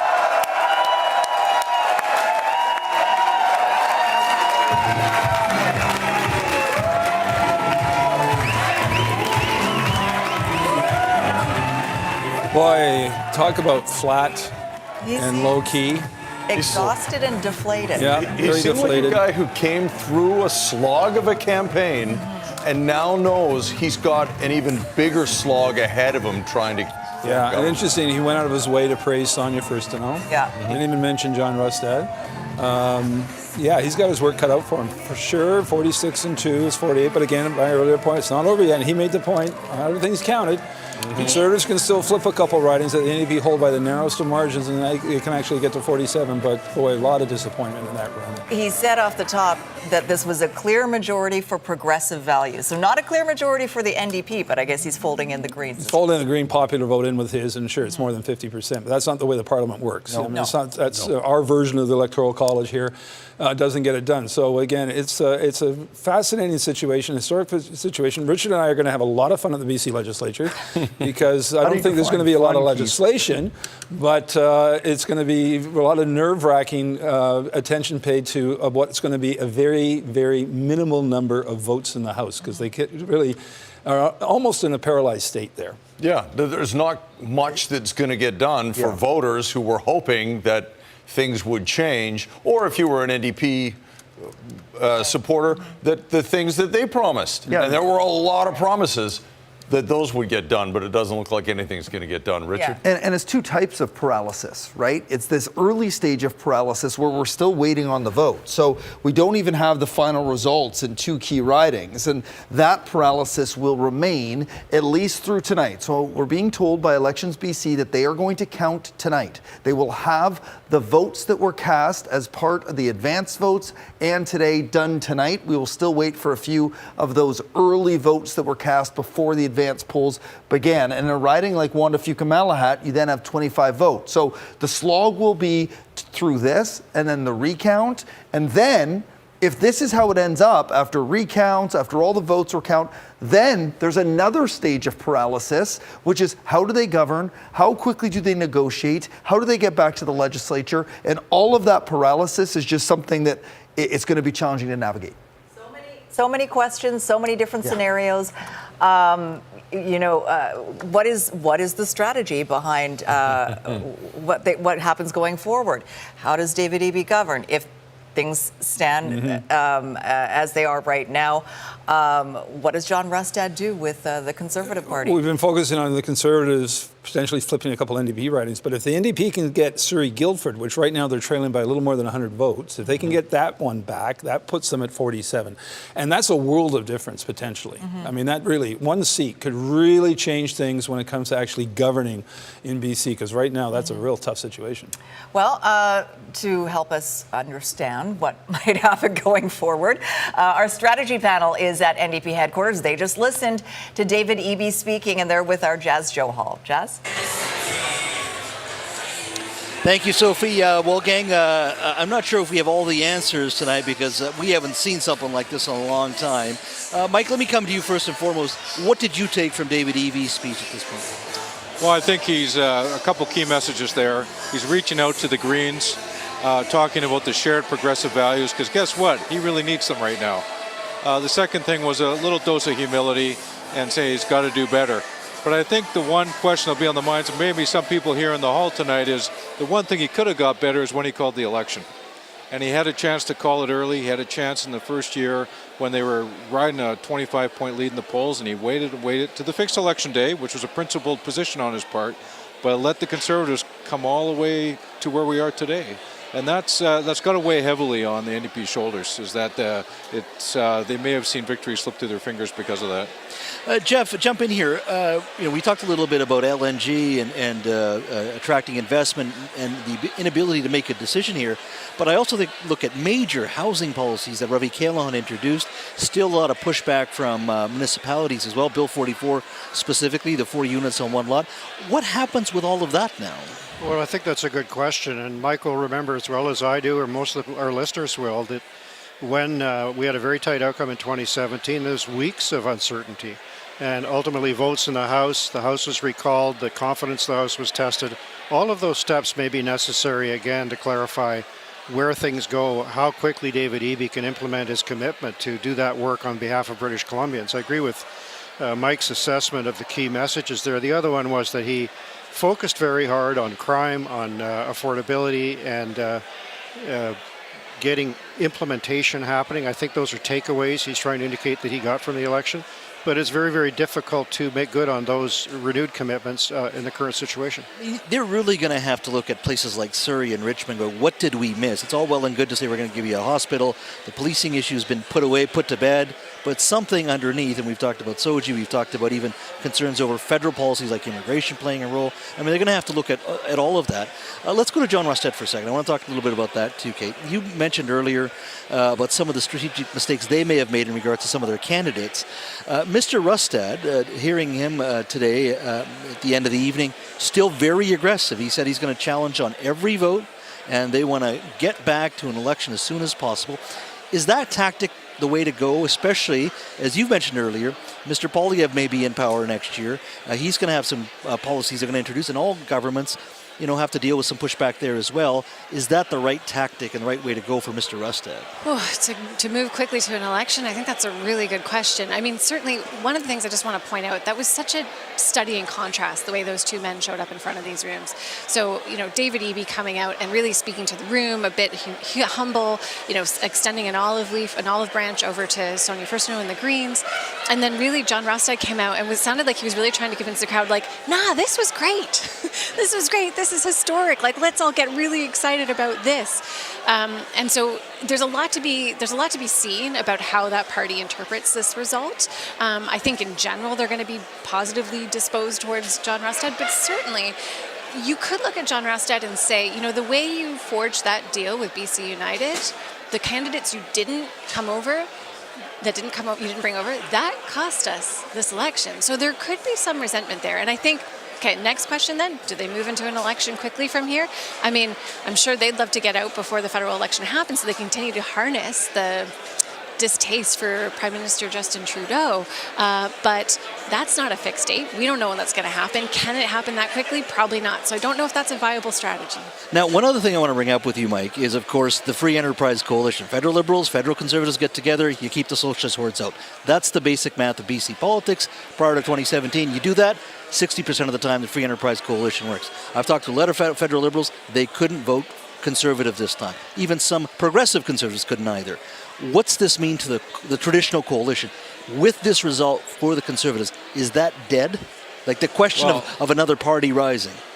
Most federal Liberals voted NDP, but there's a lot fewer federal Liberals these days. A lot of the federal Liberals that were more on the center-right of the party are voting for Poilievre.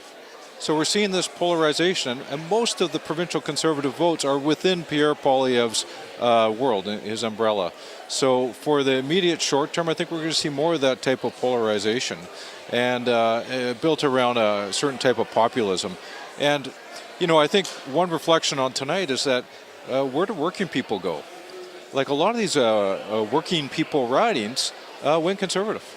A lot of the highest income postal codes in British Columbia voted NDP. So what does that mean? Blue, lots of questions asked. We've run out of time. I just want to thank all of you tonight. So much fun. Lots of interesting comments from all of you.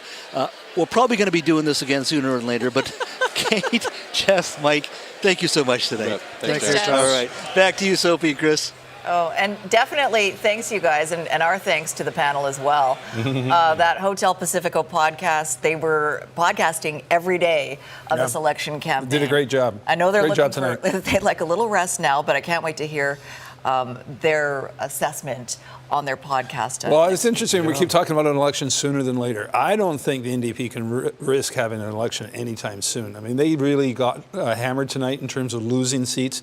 Momentum clearly with the BC Conservatives, not with the NDP. So, again, look for this to drag out for a long time. It's going to be months before the legislature comes back, and even then, minimal votes. I think and I thought Kate Hammer made a really good point there about Pierre Poilievre coming in, and Mike McDonald made this point as well, with a controversial agenda come next fall if he wins the fall election in the federal level, and some of his policies will rub off negatively potentially on some other Conservative parties. So there's no time for David Eby to look at an election anytime soon. He's got to drag this out as long as he can. But he did lose a lot of candidates tonight. Let's take a look at some. Yeah.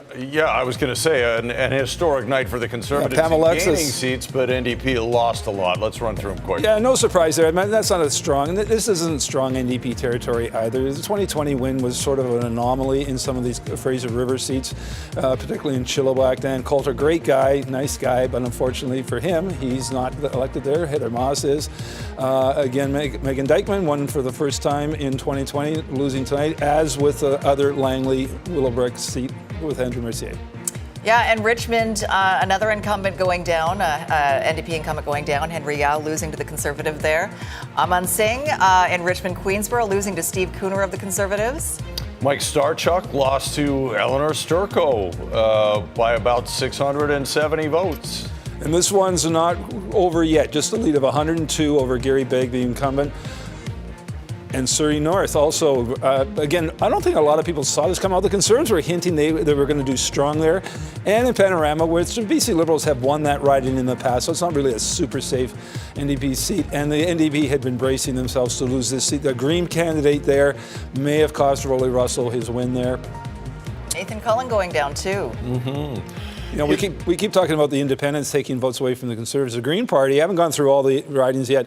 The Green Party may have cost the NDP a number of seats tonight. We'll have to do some analysis on that, of the vote they took, primarily from the NDP and some of those close ridings. Maybe that 46 would go up without Greens. If you voted today or in the previous few days to get an issue that was very close to your heart solved, it's not going to work out so well for you. We've got our issues panel now with government essentially paralyzed for a while until we get this thing sorted out, Sonia. Yeah, well, we can see people in this province are polarized, and the issues that may have brought you to the polls to cast that ballot, will they actually see any light of day? That's what we're talking about here right now with our issues panel.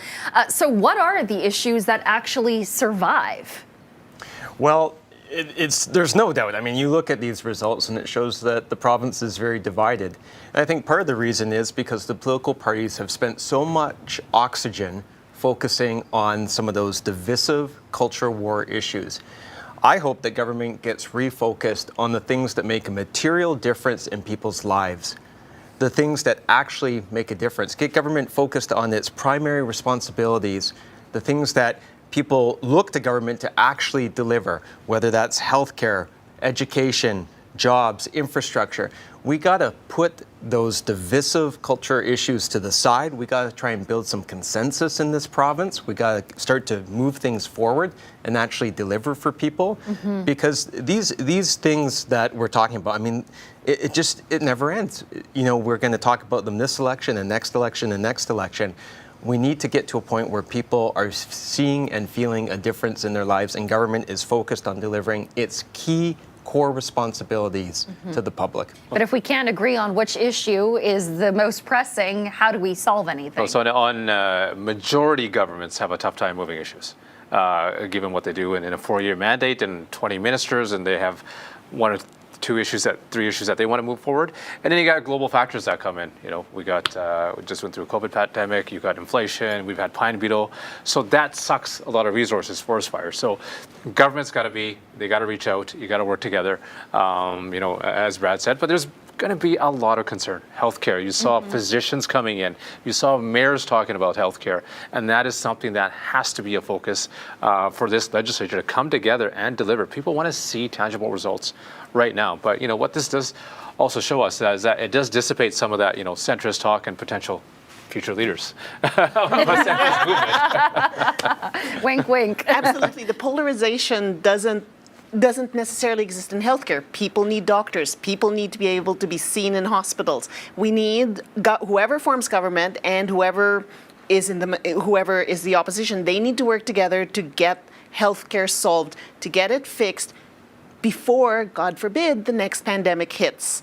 We saw there were already problems before COVID. COVID is not what wrecked healthcare now. There were already problems. Doctors were already screaming out before COVID. COVID hit, and then now it's shredded. We need to fix this and pick this up, fix it before something, God forbid, happens again. Yeah, Sonia, Richard mentioned, you know, 58 newly elected MLAs. I think it was 58. And how do you manage that caucus is going to be a real big task for leaders moving forward. It's a big learning curve for sure. I mean, we know many of the Conservative candidates have no background in politics whatsoever. So how do they, you know, get in there with their feet on the ground and start running? Let's see. I mean, we still have a lot to determine here, but I want to take a moment also to thank you all for being here tonight. Hell Salem had to leave a little bit early, but you all have provided such wonderful analysis, and I really appreciate all of your time. Thank you. Great Thank to be you. with you. Thank you. All right, we're going to send it back to you, Sophie and Chris and Keith and Richard in the studio. We got it. Thank you, Sonia, and thanks very much to that panel, too. Yeah, they were great. Thanks, guys. All right, so we are seeing a bit of a widening of the gap in Surrey City Centre. It's still under 100 votes, though. Yeah, which would require a recount, right? If it's under 100, it's or below 1/500th of the vote difference between the candidates. So right now, it's just the barest of margins, but if it's under 100 votes, it goes to an automatic recount by the Chief Electoral Officer. But the other one, we really haven't seen any movement, is Juan to Fuca-Malahat, which again continues to be a 20-point lead for the NDP. So again, the tale of two ridings. And Surrey-Guildford, which if the NDP can get Surrey-Guildford, it's 101 votes, I think, right now. They're losing to the Conservatives. That puts them to 47, but the votes are still coming in and still not counting. All right, Richard, advance polls, we saw a lot of voters coming out. Atmospheric River, not sure what the impact was. Yeah, it looks like turnout's down. So 57.4% is the turnout, although there are still some votes to be counted. That's up from 2020, but down from 2017. That decisive 2017 election had 61.2% turnout. Last time around in 2020, 53.9%. Keith mentioned those close ones, that automatic recount at 100. So Juan to Fuca-Malahat, 26 votes. Surrey City Centre at 96, and Surrey-Guildford is now at 102. But when we get those additional votes and what we're waiting for, so there are two sets of votes that are still out there in some of these ridings. That includes those votes that were done outside of the riding during advanced polls or today. So that will come back. And then the other thing we are waiting for are votes that took place in those district offices before the advanced polls open. So we're not talking about a lot of votes here, but we are talking about votes still being available out there. So that is what we're waiting for ultimately. And that's why John Rustad expresses some optimism. But yeah, the turnout number, again, the storm may have impacted it. There could have been a lot of factors at play here for why we're below 2017 numbers, but obviously above 2020 numbers. Remember that 2020 election was in the midst of a pandemic. Yeah. Just got a text from a prominent New Democrat veteran who says that they've got to figure out what happened in Surrey. That they didn't see Rashna Singh losing or Ginny Sims or Gary Bigg. That's the election for them. If they won just one of those seats, we'd be talking about an NDP clear minority. So losing those Surrey seats, really, and we talked about this at the beginning of the campaign, Surrey. And this is what it's come down to. The NDP, if they had just done a little better in Surrey, they'd have a much more comfortable time in government, and right now they don't. Turned out to be so important. All right, we'll check in one final time here with Jordan Armstrong and Mike Smith, who are at Conservative Party headquarters. Jordan, how did that speech by David Eby go over in that room, or were they even listening? You know what? They didn't even put it up on the screen, and I was surprised by that, Chris. I thought they would like to react to that, but nope, nobody here heard it. They just put the logo up, the Conservative logo, and I guess they'll have to see that tomorrow when they log on to our website. But an upbeat speech from John Rustad, basically saying that they plan to continue the fight. The election's not over yet. He also did say if they do end up in opposition, they plan to make things tough for the NDP. But Mike Smith, I mean, for a party that's come out of the wilderness, they didn't just walk out of the wilderness, they ran out with their arms swinging tonight. Your final thoughts? What a night. Crazy. Wow, could it be any closer? And the interesting thing, we're looking at the numbers here, and the NDP, quote unquote, won the election.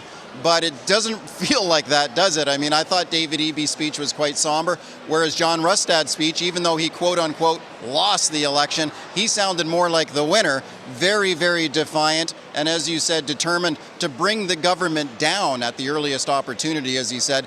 He predicted that David Eby would not keep his election promises, especially if he does a governing deal with the Green Party. We're living in a very divided province right now.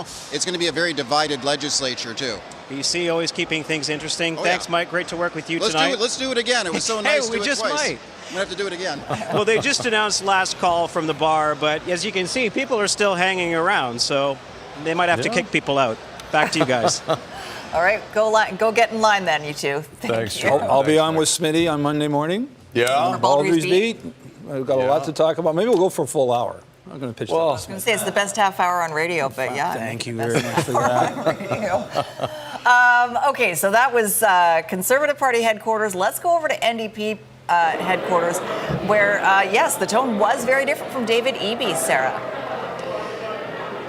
Somber, as you heard there. The campaign is over, but the work has just begun. Those were the words from David Eby tonight a few moments ago, as you heard, looking visibly exhausted and deflated, actually sort of emotional as he took to the podium here at the NDP headquarters tonight. He said to the crowd here, we have got to do better. He acknowledged that John Rustad has spoken to the frustrations of British Columbians, and he also said, notably, he has spoken with Sonia Furstenau. He says he is committed to working with the Green Party in any capacity, which could hold the balance of power when all is said and done here.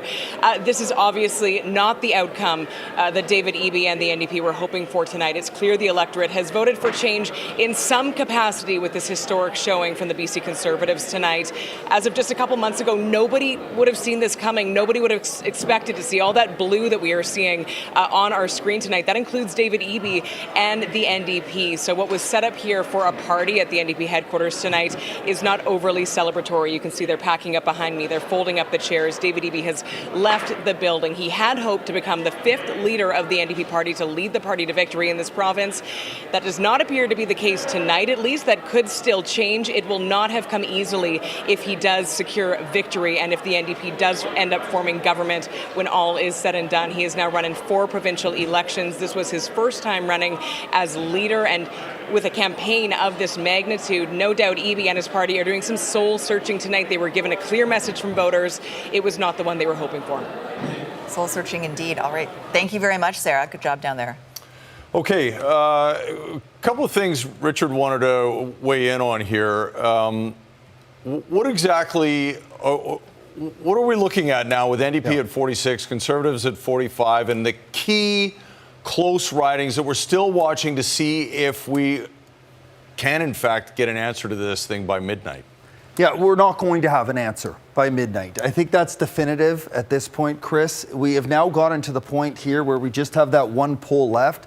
Those are the votes in advance. So everyone's going to be waiting now for these recounts. So 96 vote gap between Surrey, between the NDP and the Conservatives in Surrey City Centre. Amna Shah is leading for the NDP. So we're going to have to wait to see those votes that were done in advance of advance polls opening the district offices. That may change the lead a little bit. Potentially, historically, those votes have gone NDP. They are better at getting voters out like that. So I don't know what will happen there. So it may mean that there is no recount, but we'll see. To the flip of that, we may see that trend where Gary Begg may be able to find some votes here in Surrey-Guildford. Hanvir Randawa is leading now by 102 votes, so we're watching that one to see if that gap closes. But again, we're not going to get these results tonight. So it may take some time until we get them, and then we'll figure out a determination about whether we have those recounts, and then the rest is triggered by those conversations. And the last one is here on Vancouver Island. Again, this is a real shocker to me, what's happened in Wanda Fuca-Malahat. Dana Lejeunesse leading by just 26 votes. This one almost certainly will be a recount. And again, they've counted everything they're going to count tonight, it seems like, and this is where we've ended up. So this is it. This is the story for tonight, 46-45-2. But this is just the beginning. This is just the opening chapter to what is going to be an historic set of events that will unfold. See, you're thinking of the next book already, Richard. I'm just practicing titles with you. So. All right. Kylie Stanton is at Green Party headquarters. Their leader did not win, but they did hold on to 2 seats, and one of them off Vancouver Island, which they've been looking for that. Kai. Yeah, that's right, Sophie. They are packing up here, but a lot of mixed emotions. Like you mentioned, they did manage to secure 2 seats in the legislature, which means they will hold on to their official party status. But with that comes the bad news. Sonia Furstenau losing in Victoria Beacon Hill to NDP incumbent Grace Lore. Now, she spoke to supporters here tonight.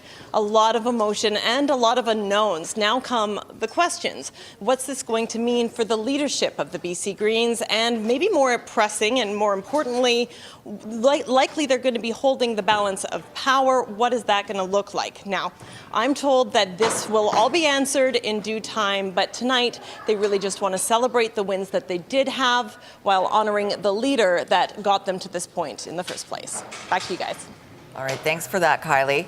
and great work at Green Party headquarters. Yes, I do want to quickly mention that for our CKNW listeners who've been joining us this evening, you can hear more of this tomorrow morning on CKNW. Scott Shantz and Simi Sarah will be co-hosting a post-election show from 6 in the morning till 10 a.m. And they've already confirmed Adam Olsen from the Green Party and Corinne Kirkpatrick to join them. So it'll be interesting. Yeah, Corinne Kirkpatrick, the independents didn't really play much of a factor in terms of getting elected. They were a factor in some of the ridings. Richard and I, we've been going through them. We're taking votes away from Conservatives, and the Green Party taking votes away from the NDP. We don't focus on that so much. There's a split there as well. And we haven't really analyzed the Green vote yet. But boy, what a night. 46-45, and we're still not done all the counting. It's wild. And in Juan Fuca-Malahat, 26 votes are what is the balance of power. I wonder if we're going to have one of those great results. 1983, the longtime incumbent Socrates MLA in Atlan lost by 1 vote. Wow. Your first election? No, it wasn't my first election. Actually, it was. As a student, journalist, it was my first election. He lost by 1 vote. It later turned out he didn't vote, neither did his wife. Which again proves that all votes count. So our decision desk has given me some new info about what's going on with Elections BC. They will have all the counts done tonight. What they are waiting on now solely are those votes that were done out of district. Advance. So that's it's not the advanced. Out of district. Okay. So they're waiting just for the out of districts. They will have them tonight. I don't expect it's going to change the result here, but we will have to wait and see. We will. You know, they're on the radio tomorrow. We'll be on TV tomorrow, I'm guessing. There's a lot of conversations still to be had. Why don't you stay late tonight and you handle it, and we'll go home? Yeah, good. How about that? I'll set up a cot right down here under the desk. We might have some updates on this tomorrow. Politics is a marathon, not a sprint, boys and girls. Well, building this thing was a marathon, and I dread the idea of having to do a new one, but that may be where we're ending up here. Within a year, maybe. Who knows? Well, you know what? We invested in that touchscreen map, so... Yeah, we're going to use it, right? Yeah, exactly. That was a requirement. That we've got to use that map as much as we can. I'm going to be allowed to touch it next time. We'll see. We're a little punchy now. You have to prove yourself. You have to prove yourself. Hey, thanks to everyone. Thanks to you for voting and for joining us tonight for our election And coverage. Thanks to the crew. Yeah, I was just going to say that. Thanks to the crew for helping us put this on. Thanks to you, viewers, for joining us for Decision BC. Good stuff. When those votes Have a great night, all. You can count on us to bring you all the results and analysis.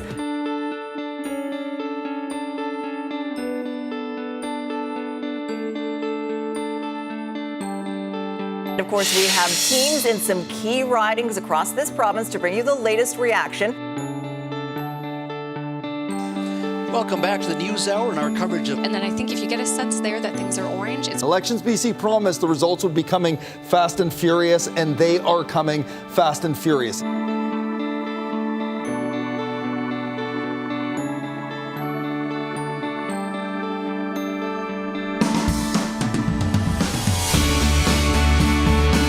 Because this is one of the most incredible scenarios I've ever seen. Their leader has lost.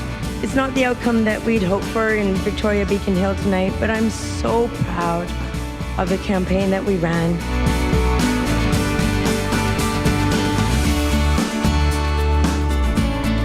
What could play out if we have a minority government? Now, the Conservatives have either a small lead or a significant lead. And this is why, right now, this could go down to the wire. He's not wrong about his chances.